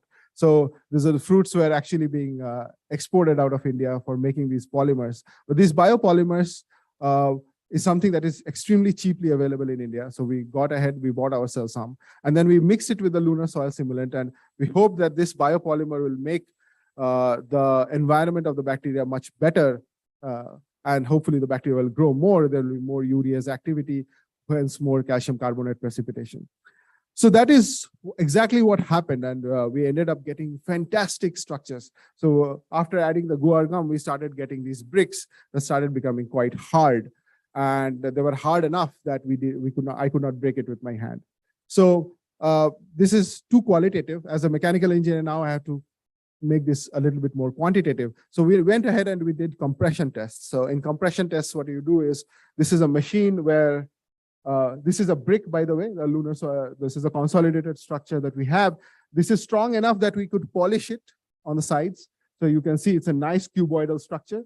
There are two plates at the top and the bottom, and these plates are going to come and be actuated with a very fine actuator, which produces known amount of force, and what we measure is the known amount of compression in the structure. So we have this is called universal testing machine. So from this, we can actually start to understand. So what we do is we put the brick in and we compress it, till the brick breaks. Okay, and the brick will start breaking very quickly. You'll see there will be very little deflection. So from this data, what we get is something called as the yield stress. The yield stress is just a parameter by which you know how much pressure you have to put before something starts to break. So I'll just show you this video. Actually, you will not be able to see much because, but what you'll start seeing is there's a crack. Can you see this crack? It's very important for us engineers because we can start understanding how cracks propagate and what it is doing. And you can see these chips at the side. It's a very slow experiment. It's meant to be this way. And there is another machine which is reading the amount of force that is being applied. And even though you cannot see the deflection, there is a very, very small amount of deflection, which we can measure very, very accurately there. So with this data, we can now predict, or we can rather not predict, we can now quantitatively get the value of the yield stress of this material, or the stress at which it fails. So this is the data which is collated. So this is the failure strength here. And on this axis, we have the different compositions. So LSS-SP means this is the lunar soil simulant with the bacteria. In this case, this is lunar soil simulant with the bacteria with some glass fibers. In this case, this is lunar soil simulant with guar gum. And in this case, this guar gum and glass fibers. So we were trying to make it stronger by adding these things together. At that time, we did not know what we had to do. So it was more of a trial and error. And you can see that the yield stress here is very small. Sorry, the strength at failure. So it's very, very small. And this corresponds to the case where I could break it with my own hand. And over here, when you add the guar gum, this actually goes to 2.5 MPa approximately. So this is with the ISRO's version of the lunar soil simulant. When we switched to the American version of the lunar soil simulant, we started getting even more strength. It shows that there is a difference in the lunar soil simulants of the two cases. But to put it in perspective, by the way, because there's a lot of biologists here, this 2.5 MPa ice, by the way, has a compressive strength of about 5 megapascals. And we build structures out of it, igloos, right? So ice is strong enough. So you can, this is getting to the point where you can start building structures. And we have not even done any sort of post-processing. If I'm allowed to do on this platform, this is wood. This is probably not even, this is probably artificial wood. But on wood, we used to varnish. So we could varnish a little bit of resin there and we could make this much stronger. I've not done any of that yet. And still I'm getting reasonable strength. In fact, so this, but when it actually comes out of the machine, you don't see very nice features all the time. Sorry, when it comes out of the bioreactor, the brick is still extremely uneven. So what we want is when you are going to make a brick, you want precision structures. So what we did is we put it on a lathe machine. And here in this case, this is our brick, which we call the space brick. And then we put it on a machine tool. And then we actually machine this whole thing out so that it forms very sharp, slender structures. So this is, for example, one operation that you'll see. You see, this brick is really strong. It is holding up to a metal chipper here, metal cutting tool. And you can start making these nice features on there. So with this, what you can now do is you can make even variable structures inside once you have this initial brick. So we can now make precision structures with this, and this is extremely useful. It was a very important lesson for us. We do not fully understand how it withstands the high forces of the cutting tool, but it still does. So it's great that it does. We are still working a little bit blind here as to, because I'm not a biologist, right? So I just try to figure out what I can do to make this bacteria survive, and that's about it. So when we had some very good results with the lunar soil, we asked ourselves that, okay, what next? Well, what next after Moon, Mars, right? So this is the EDS spectra of the lunar soil simulant. Okay, so you can see there's a bit of calcium, there's silicon, etc., aluminum, calcium, and all that. Those peaks are there. But then if you get your hands onto a Martian soil simulant, which currently there are very few places which are making it, except that lab in the US, which is making it sort of commercially. So you can get your hands on that. you see that if you do a spectra of that, what you see is there's a lot of iron. There's a bit of manganese in here. So the chemical composition of the Martian soil is very different from the lunar soil, right? It's very, very different. Now, this presence of iron, which gives us its red color, is actually quite bad for the bacteria. Most bacteria, unless it's a bacteria like Shionella onedensis, which can do electron transfer to iron, you can this iron is going to cause iron toxicity in the cells. So we finished our experiments with the lunar soil. We moved on to the Martian soil, and you know what happened? So we got our Martian soil, bacteria and everything, and it just did not work. It didn't give anything, no results. So we were struggling with that, and we started finding out the answer. But in the meantime, what also happened is this paper came out. So this is a very interesting paper. It is titled Mars, New Insights and Unresolved Questions. And the most interesting part of this paper for me was there was a whole paragraph which was dedicated to our paper. And I was quite happy about it. And here they predicted that the Martian condition is far more complex than the lunar one. And the bacterial adaptation to such a polyextreme condition will be a challenge, and it will not be easy to address. And it's a matter of joy for a researcher that somebody else writes about the problem that you've already found a solution to, but you have not published. But that paper is out talking about the problem. So we knew that what we had stumbled upon is something really important. So the answer to this particular problem lies in the fact that this bacteria, as I said before, it's a urease producing bacteria. So urease is an enzyme. I'm not an expert in biology or enzymes or anything, but all I did was look up the structure of urease at that time. And interestingly, here you have 2 nickel atoms. So the urease enzyme has 2 nickel atoms at its heart, right? So nickel is very, very important for urease production. So I thought, okay, if the bacteria is not producing urease, maybe if I add a little bit of nickel chloride, maybe that will help, right? So we changed our media composition to now have a very small amount of nickel chloride. And we also changed our manufacturing method. So we went with a conventional manufacturing of a mold. So we put it in an aluminum mold, and then we ram it in, etc. So I'm not going to go into the details, but we got rid of the old bioreactor, got a new manufacturing method. And you know what? We were able to get our bricks with the Martian soil. That was really, really a fantastic news, because these are conditions which are not at all hospitable for the bacteria, but we were able to figure it out. So if you have Martian soil with the bacteria Sporosarcina and some guar gum, you start getting some respectable strength of about 1 megapascal. When you add your nickel in, which is what this N stands for, you start getting up to 2.5, which is very nice.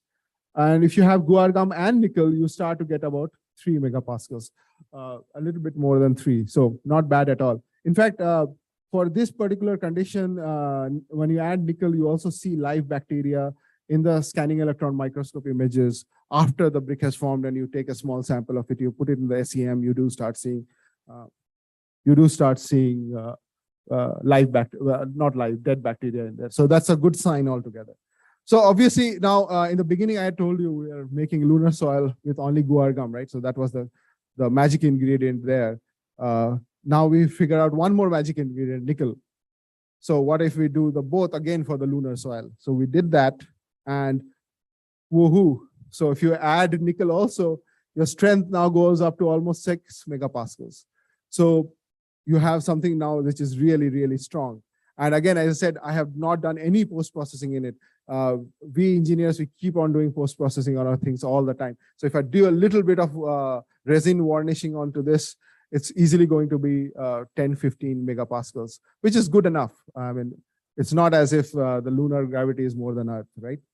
So, but this is not very, this is all a lot of work in the lab that, okay, I have a couple of minutes. I'll quickly try to wrap up. We wanted to understand what we could do better. So we started looking into what the bricks look like. We did quite a bit of CT scan on the bricks. And what we found is that the bricks are actually quite porous. In fact, the amount of porosity you will be astounded by. The weakest brick has a porosity of 20%, whereas the strongest brick has a porosity of 23%. So the strongest brick still has a porosity of 23% by volume, which is a whole lot. So we went ahead and we started doing some mechanical engineering simulations, which is what we are really good at. And what we did is we started simulating a brick like this with a lot of different pores. So now on a computer, I can just assign a random amount of porosity and start to see what is the effect on the strength of it. And what you see here is, okay, just forget about this. What you see at 20% porosity, which is the strongest brick we have made, compared to 10% porosity, the strength goes up by almost double.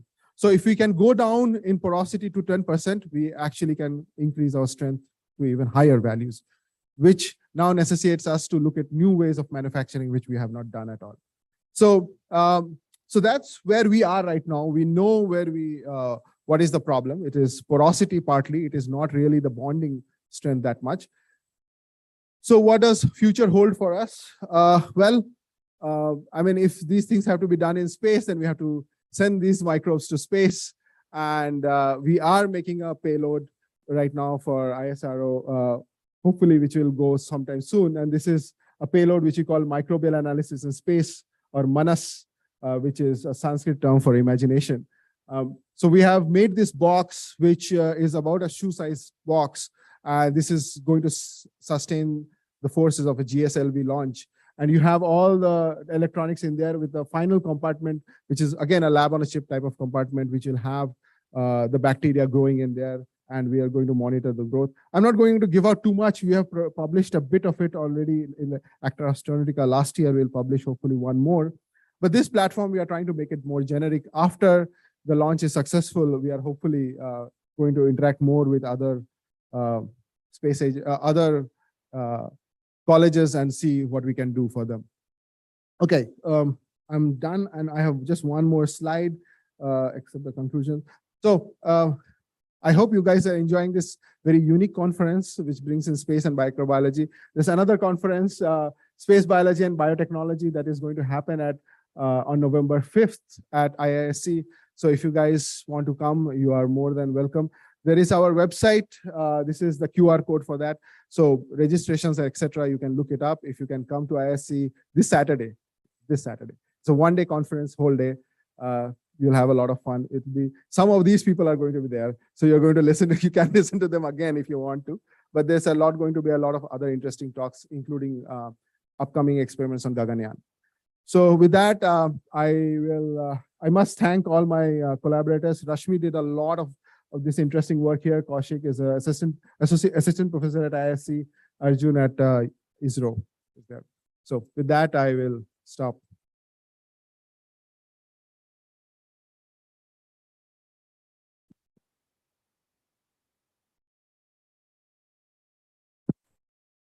Does anyone have any questions?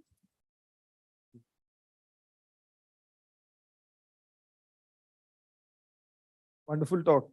Very nice work. Just curious how the guar gum would be found on moon or wherever to strengthen the bricks with that. There's some other solutions for that, or is the porosity increase or decrease going to solve the problem of the need for guar gum? I'll answer that question if you get Siddharth to do some space biology work for me. I can't. It's a free country. So thanks, Narendra, for the question. See, when we do make something in space, we cannot start from total scratch. We'll have to take some things. So guar gum is added in a very, very small percentage, like about 1% here. So we do not think it will be a whole amount of polymer that we'll have to take up. If you want to go down in porosity, we'll probably have to pressurize the chamber so that we can make these bricks at much higher pressure that we have not made yet. So that kind of a device for that. Thank you. Oh, sure. I have a question as well. So it was an interesting talk. Did you try with different urease producing bacteria? And if so, yes. Are there differences in the strength of the Yeah, absolutely. There are. So we isolated one strain from India, from Bangalore, actually. It is available at NCCS. If you write to me, it's a strong biofilm producer. This bacteria is not. So if you go to a urease producer, which is also a biofilm producer, you start getting very, very high strength. So we have exceeded all these strength values. These are all published data. The unpublished ones are much higher. And how do you get the Martian soil? You mentioned that there is a lab at UCF. It's called the Exolith Lab. They make the Martian soil simulants. So yeah, thank you. So yeah, after getting the product, what is happening with the bacteria? So can we reuse it or? Yeah, so these are multi-use? spore producers. So most of them will die, but there will be a small percentage. We don't know what percent, but they will remain as spores. And if you take a small amount, you can start regrowing. It regrows on agar. Yeah. So even if you bake them at 80 degrees Celsius, the spores stay. Yeah. Really, I'm here in front. Oh yeah. Hi. Really fascinating talk. So I think guar gum, it's a really waxy substance. I think one of the species in the Aspergillus clade actually makes it. You can probably think about a community that can go there. A question, is it possible right now you're looking at a specific form factor, which is like a cube, right? What if you sort of change that into a more sort of 3D printed different form factor, which can maybe be stronger? So we can make all different form factors. We have already started to do some 3D printing work. The reason we are showing cubes is because according to the standards, if you are measuring compression strength, you have to make certain size of cubes. So that's why it's a cube of that size. Yeah, we can take one question from the Slido. So do the simulants account for variability in the soil? How much of a factor would that be for mineralization? Okay, the simulants, so there are multiple types of simulants. Martian soil is the most differentiated. There are areas of Mars where there was probably a river, so there is quite a bit of clay in there. So commercially, there are 3 types of Martian soil that are available. There's a global simulant, there's a simulant with sulfur, there's a simulant with clay. There's no simulant with perchlorate, so none of these have perchlorate. But you can get these simulants, and we have made bricks with all of them. We have not reported all of them in the literature, but we have made bricks with all of them. And they're coming out to be pretty good strength. Yeah. So in the interest of time, we'll take the other questions later. Sure. So I thank Dr. Alok for the exciting talk. We move on to a short talk. I'll just request Dr. Venkat to give away the memento to Dr. Alok.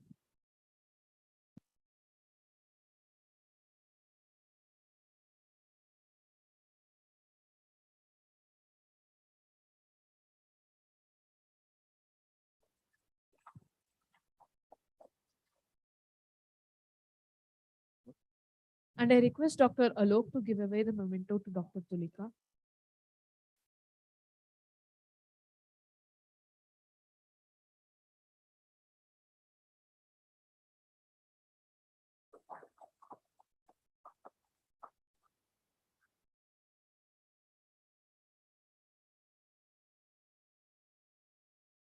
Now we have a final short talk for today by Dr. Balamurugan Shivaraman. Dr. Balamurugan Shivaraman is an associate professor at Atomic, Molecular and Optical Physics Division, Physical Research Laboratory, India. His lab works on experimental low-temperature astrochemistry, investigating the chemical changes induced in low-temperature astrochemical ices by electrons, ions, dust impacts, and shock waves. So he is going to be talking about in the title, Towards the Origin of Life, Shock Processing of Biomolecules. So over to Dr. Balamurugan. Thank you. Thanks, Alok. And at least I think you have used a microbe in your experiment, but we have not used any microbe. Still, I'm giving a talk here. We have used only amino acids and nucleic bases and fatty acids. Okay. Thanks to you, the organizers, because this is the first time I'm going to present this in an audience where a lot of them are biologists. We need a lot of help in our work from the biologists. And at the same time, there are a lot of biologists from India here. So we are trying to make a consortium for astrobiology. Okay, that we can discuss later. Anyway, I'll go into the work that we do and how we are dragged into this work. So we are not doing any biology so far, but we have to now start doing it. That's what we have realized. Right. So our lab is in the western part of India. We are from the west side, which is in Gujarat. Right. However, on planet Earth, we simulate the conditions that are deep in space, you can see the background in this image. And then the conditions that are on our own moon, Mars, Pluto, Europa, and the satellites of the solar system. And what we do, we study from simple molecules to the small to the large molecules. It is very hard to classify in space which is a simple molecule and which is a complex molecule. So we recreate the conditions on planet Earth and then study these. That's where we are dragged, how we are dragged into this, I will let you know, and why we need a lot of help from the biologists. Right, so the number of molecules, they started discovering too many molecules as we approach an era where the instrumentation is very good these days. Okay, and these are the number of molecules that are climbing that we know that are available on the comets. And we know the comets are the postmasters. In the past, they had delivered a lot of molecules to the planet Earth. I put a star here because there's too many we know now. Right? But what about the rest of the space? So the number of molecules that are known deep in space, when you look at the night sky, you can see the stars. The dark place between the two stars, it's a place where a new star is being born. And they started discovering so many molecules. Okay. In fact, I've stopped here in the year 2010 in this one because that's the time when we see the largest molecules, the C60s and the C70s. During the pandemic period, the lockdown helped the observational astronomers look at their data. And in fact, in the year 2021, they were able to find 41 new molecules. So you can see the complexity keeps on increasing. And all this effort is done to see how life or the molecules of life were made and where they are made and how they are transferred. And we have finally have some place where that can turn to a life. Well, many questions are unanswered, but still we can understand how these molecules are synthesized from simple to the complex. So we started looking at the spectral signatures of these molecules to help the astronomers. Okay, so that's where we started. Especially when you talk about these molecules, we call them molecular ice, where any molecule that is frozen, okay, and then look at the spectral signatures. That's where we started, and the spectral signatures can be seen in many wavelengths. Yes, that's nice. Many labs do this. Then slowly we moved into the processing of these molecules. Then we started having some of the residues and look at their physical and chemical nature. And a lot of complex molecules do come out of it. And then slowly we thought, okay, the residues are the dust in the interstellar medium or in the solar system. So we moved towards the synthesis of these dust and destruction and all that. Then we moved to carbon materials and then have the combination of carbon with like some more of these elements and so on. And then we realized, okay, we have to look into the minerals and later we have to go to the meteorites as well. Eventually, we found that we have to work a lot on biology, the origin of life. Okay, we do all these things, but we are dragged to this. The complex molecules, which for us, the complex molecules are the amino acids, the nucleobases, and the fatty acids. So the origin of life is eventually everything converges to one. That's where we have to work on. Right. To do that, what we do is we cannot have all the facilities in one laboratory. Okay, but we do have the facility to irradiate the biomolecules, or you say the astromolecules. For this audience, it's the biomolecules I'd like to report. And we can bring these biomolecules to harsh conditions. In fact, the bacteria can also be brought to harsh conditions. Energetic electrons or protons, which we can do in PRL, not the protons, I'm sorry, only the electrons. But as such, in the other Indian facilities, we can have protons and the ions and as such. But in PRL, we have dedicated a shock tube to recreate the conditions that you see in the solar system. When an impact happens, harsh conditions do prevail, right? Which is also in the interstellar medium. So some things we can do in PRL. Otherwise, we have to collaborate with the laboratory around the world to recreate the conditions and understand what happens and when these biomolecules are subject to harsh conditions. Right? In PRL, we have a system that takes us to very low temperature, such as we can go down right up to 7 Kelvin. Of course, we simulate these molecules in these conditions, but I am in fact talking to a few biologists in the past that why don't we try some microbes, because if we go to Europe and beyond on the icy moons, the temperatures are very low. And what do you think whether the for me, the microbes is like a common word. Okay, I'm not sure whether I can use it here, but what about if you have some microbe here in these conditions? How long can that survive? Okay, whether it be a bacteria or virus or yeast or something, I have no idea, or a fungus or so.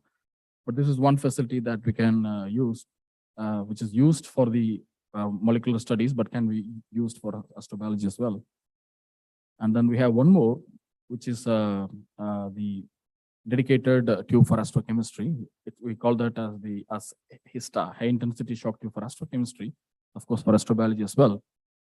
We named it after the Disney character HISTA.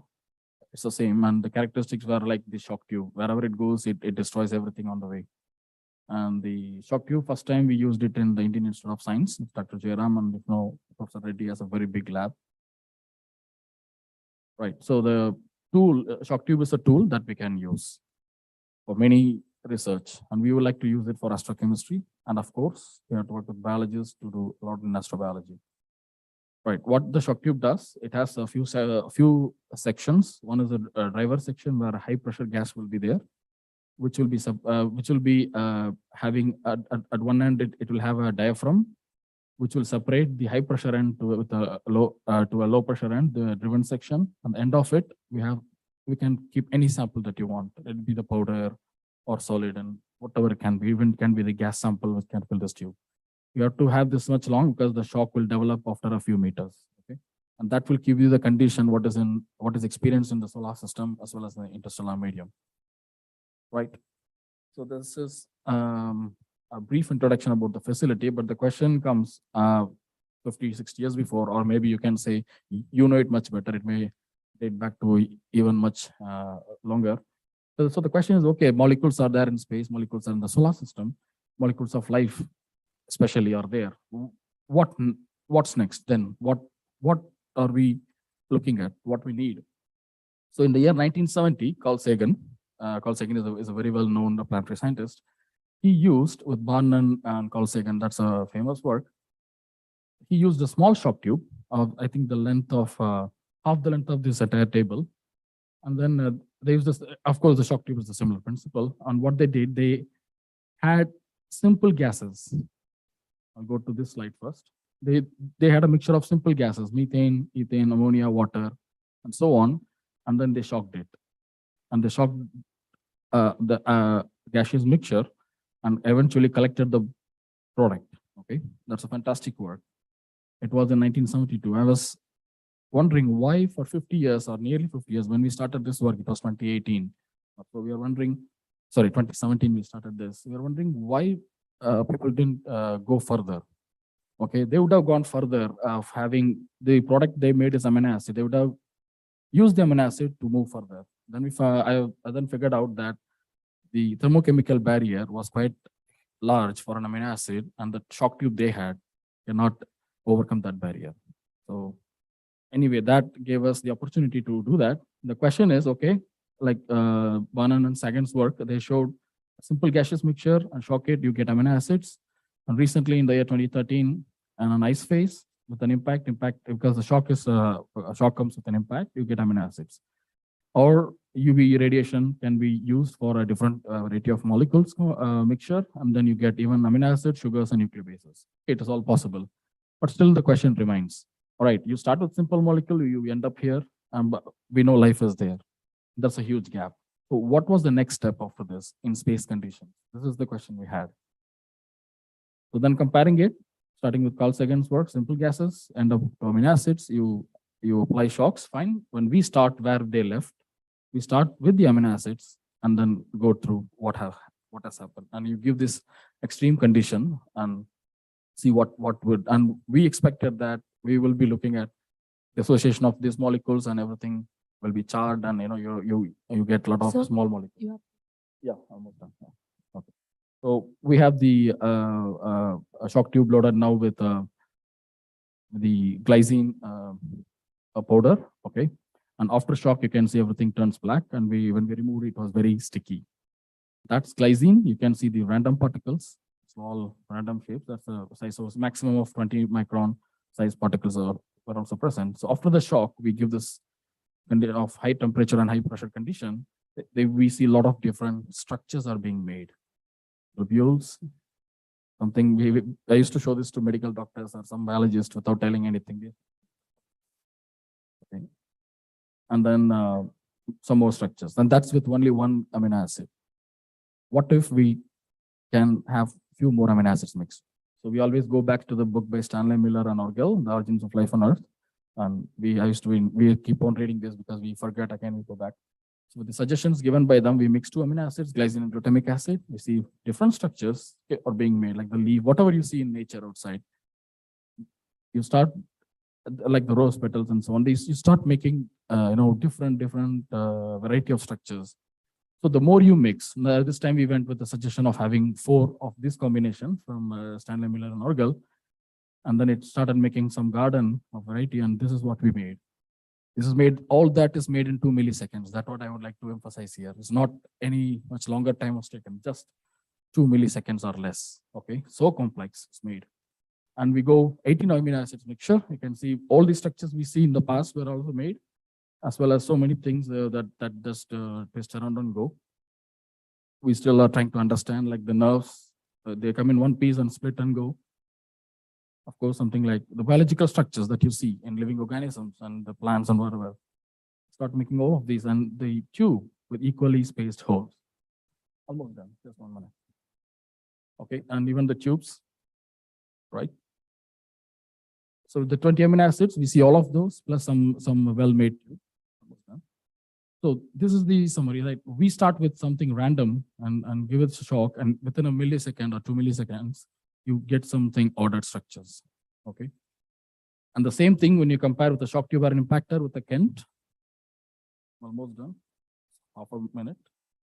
So when we impact 5 kilometers per second on the target, impacts, of course, as the shock, and all you end up is with having similar results and something more in the ejecta, the dendritic patterns, which is applicable for the ISIS or the IC satellites.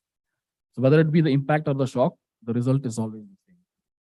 Okay, so you can see the membranes are being made. And here I present only the amino acids, nucleobases. We don't have time for all that. So for this, we think we have understood what these things will make, and we are in the process of making a DNA.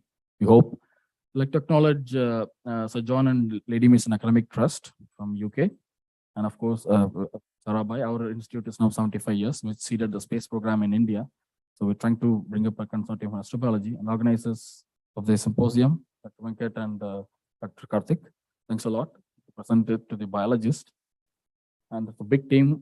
We are working with many people. Vijay was here. He's one of the biologists we have, the closest biologist we have. So thank you. I'll stop here. Thank you, Dr. Bhavan. So we'll take just one question. The others you can take it during the break. Really interesting work. Typically, the kind of concentrations that you're working with would probably not find it in like pre-life era. What if you go down with the actual amounts? We do not know what is the actual amount that began. If you see in meteorites have some of these structures which we are seeing, which means the meteorites have amino acids plus these structures which are already there, because they have already, if it's a meteorite, it's already has gone through an impact process, because it has to, there is an impact that ejected some material. That's where it's like resulting on planet Earth, right? So the actual amounts are not known, but whatever the results we get out of studying the meteorites is that the amount of amino acids are very less, but actual amounts we do not know. And of course, it's all not homogeneous, and any chemical composition on a meteorite, it is highly inhomogeneous. Yeah, so I'd like to thank Dr. Balamurugan. So we can take the other questions during the break. Before that, I just have a few announcements to make. One thing is the participants who have not yet paid the full amount for the registration fees, please make sure that you do the same during the coffee break. And then we have the coffee break till 4:15. And at 4:15, we'll be departing via buses to the biotech department, where we'll be having a small cultural show. And as and when you finish your break, you can go ahead and board the buses, and and the cultural show will start at 4:30. So please try to leave the hall by 4:15 and enjoy your coffee break. And we'll be back here at 5:30. We can have an extended poster session, discussions, breakouts, and so on. and dinner will be served at 7.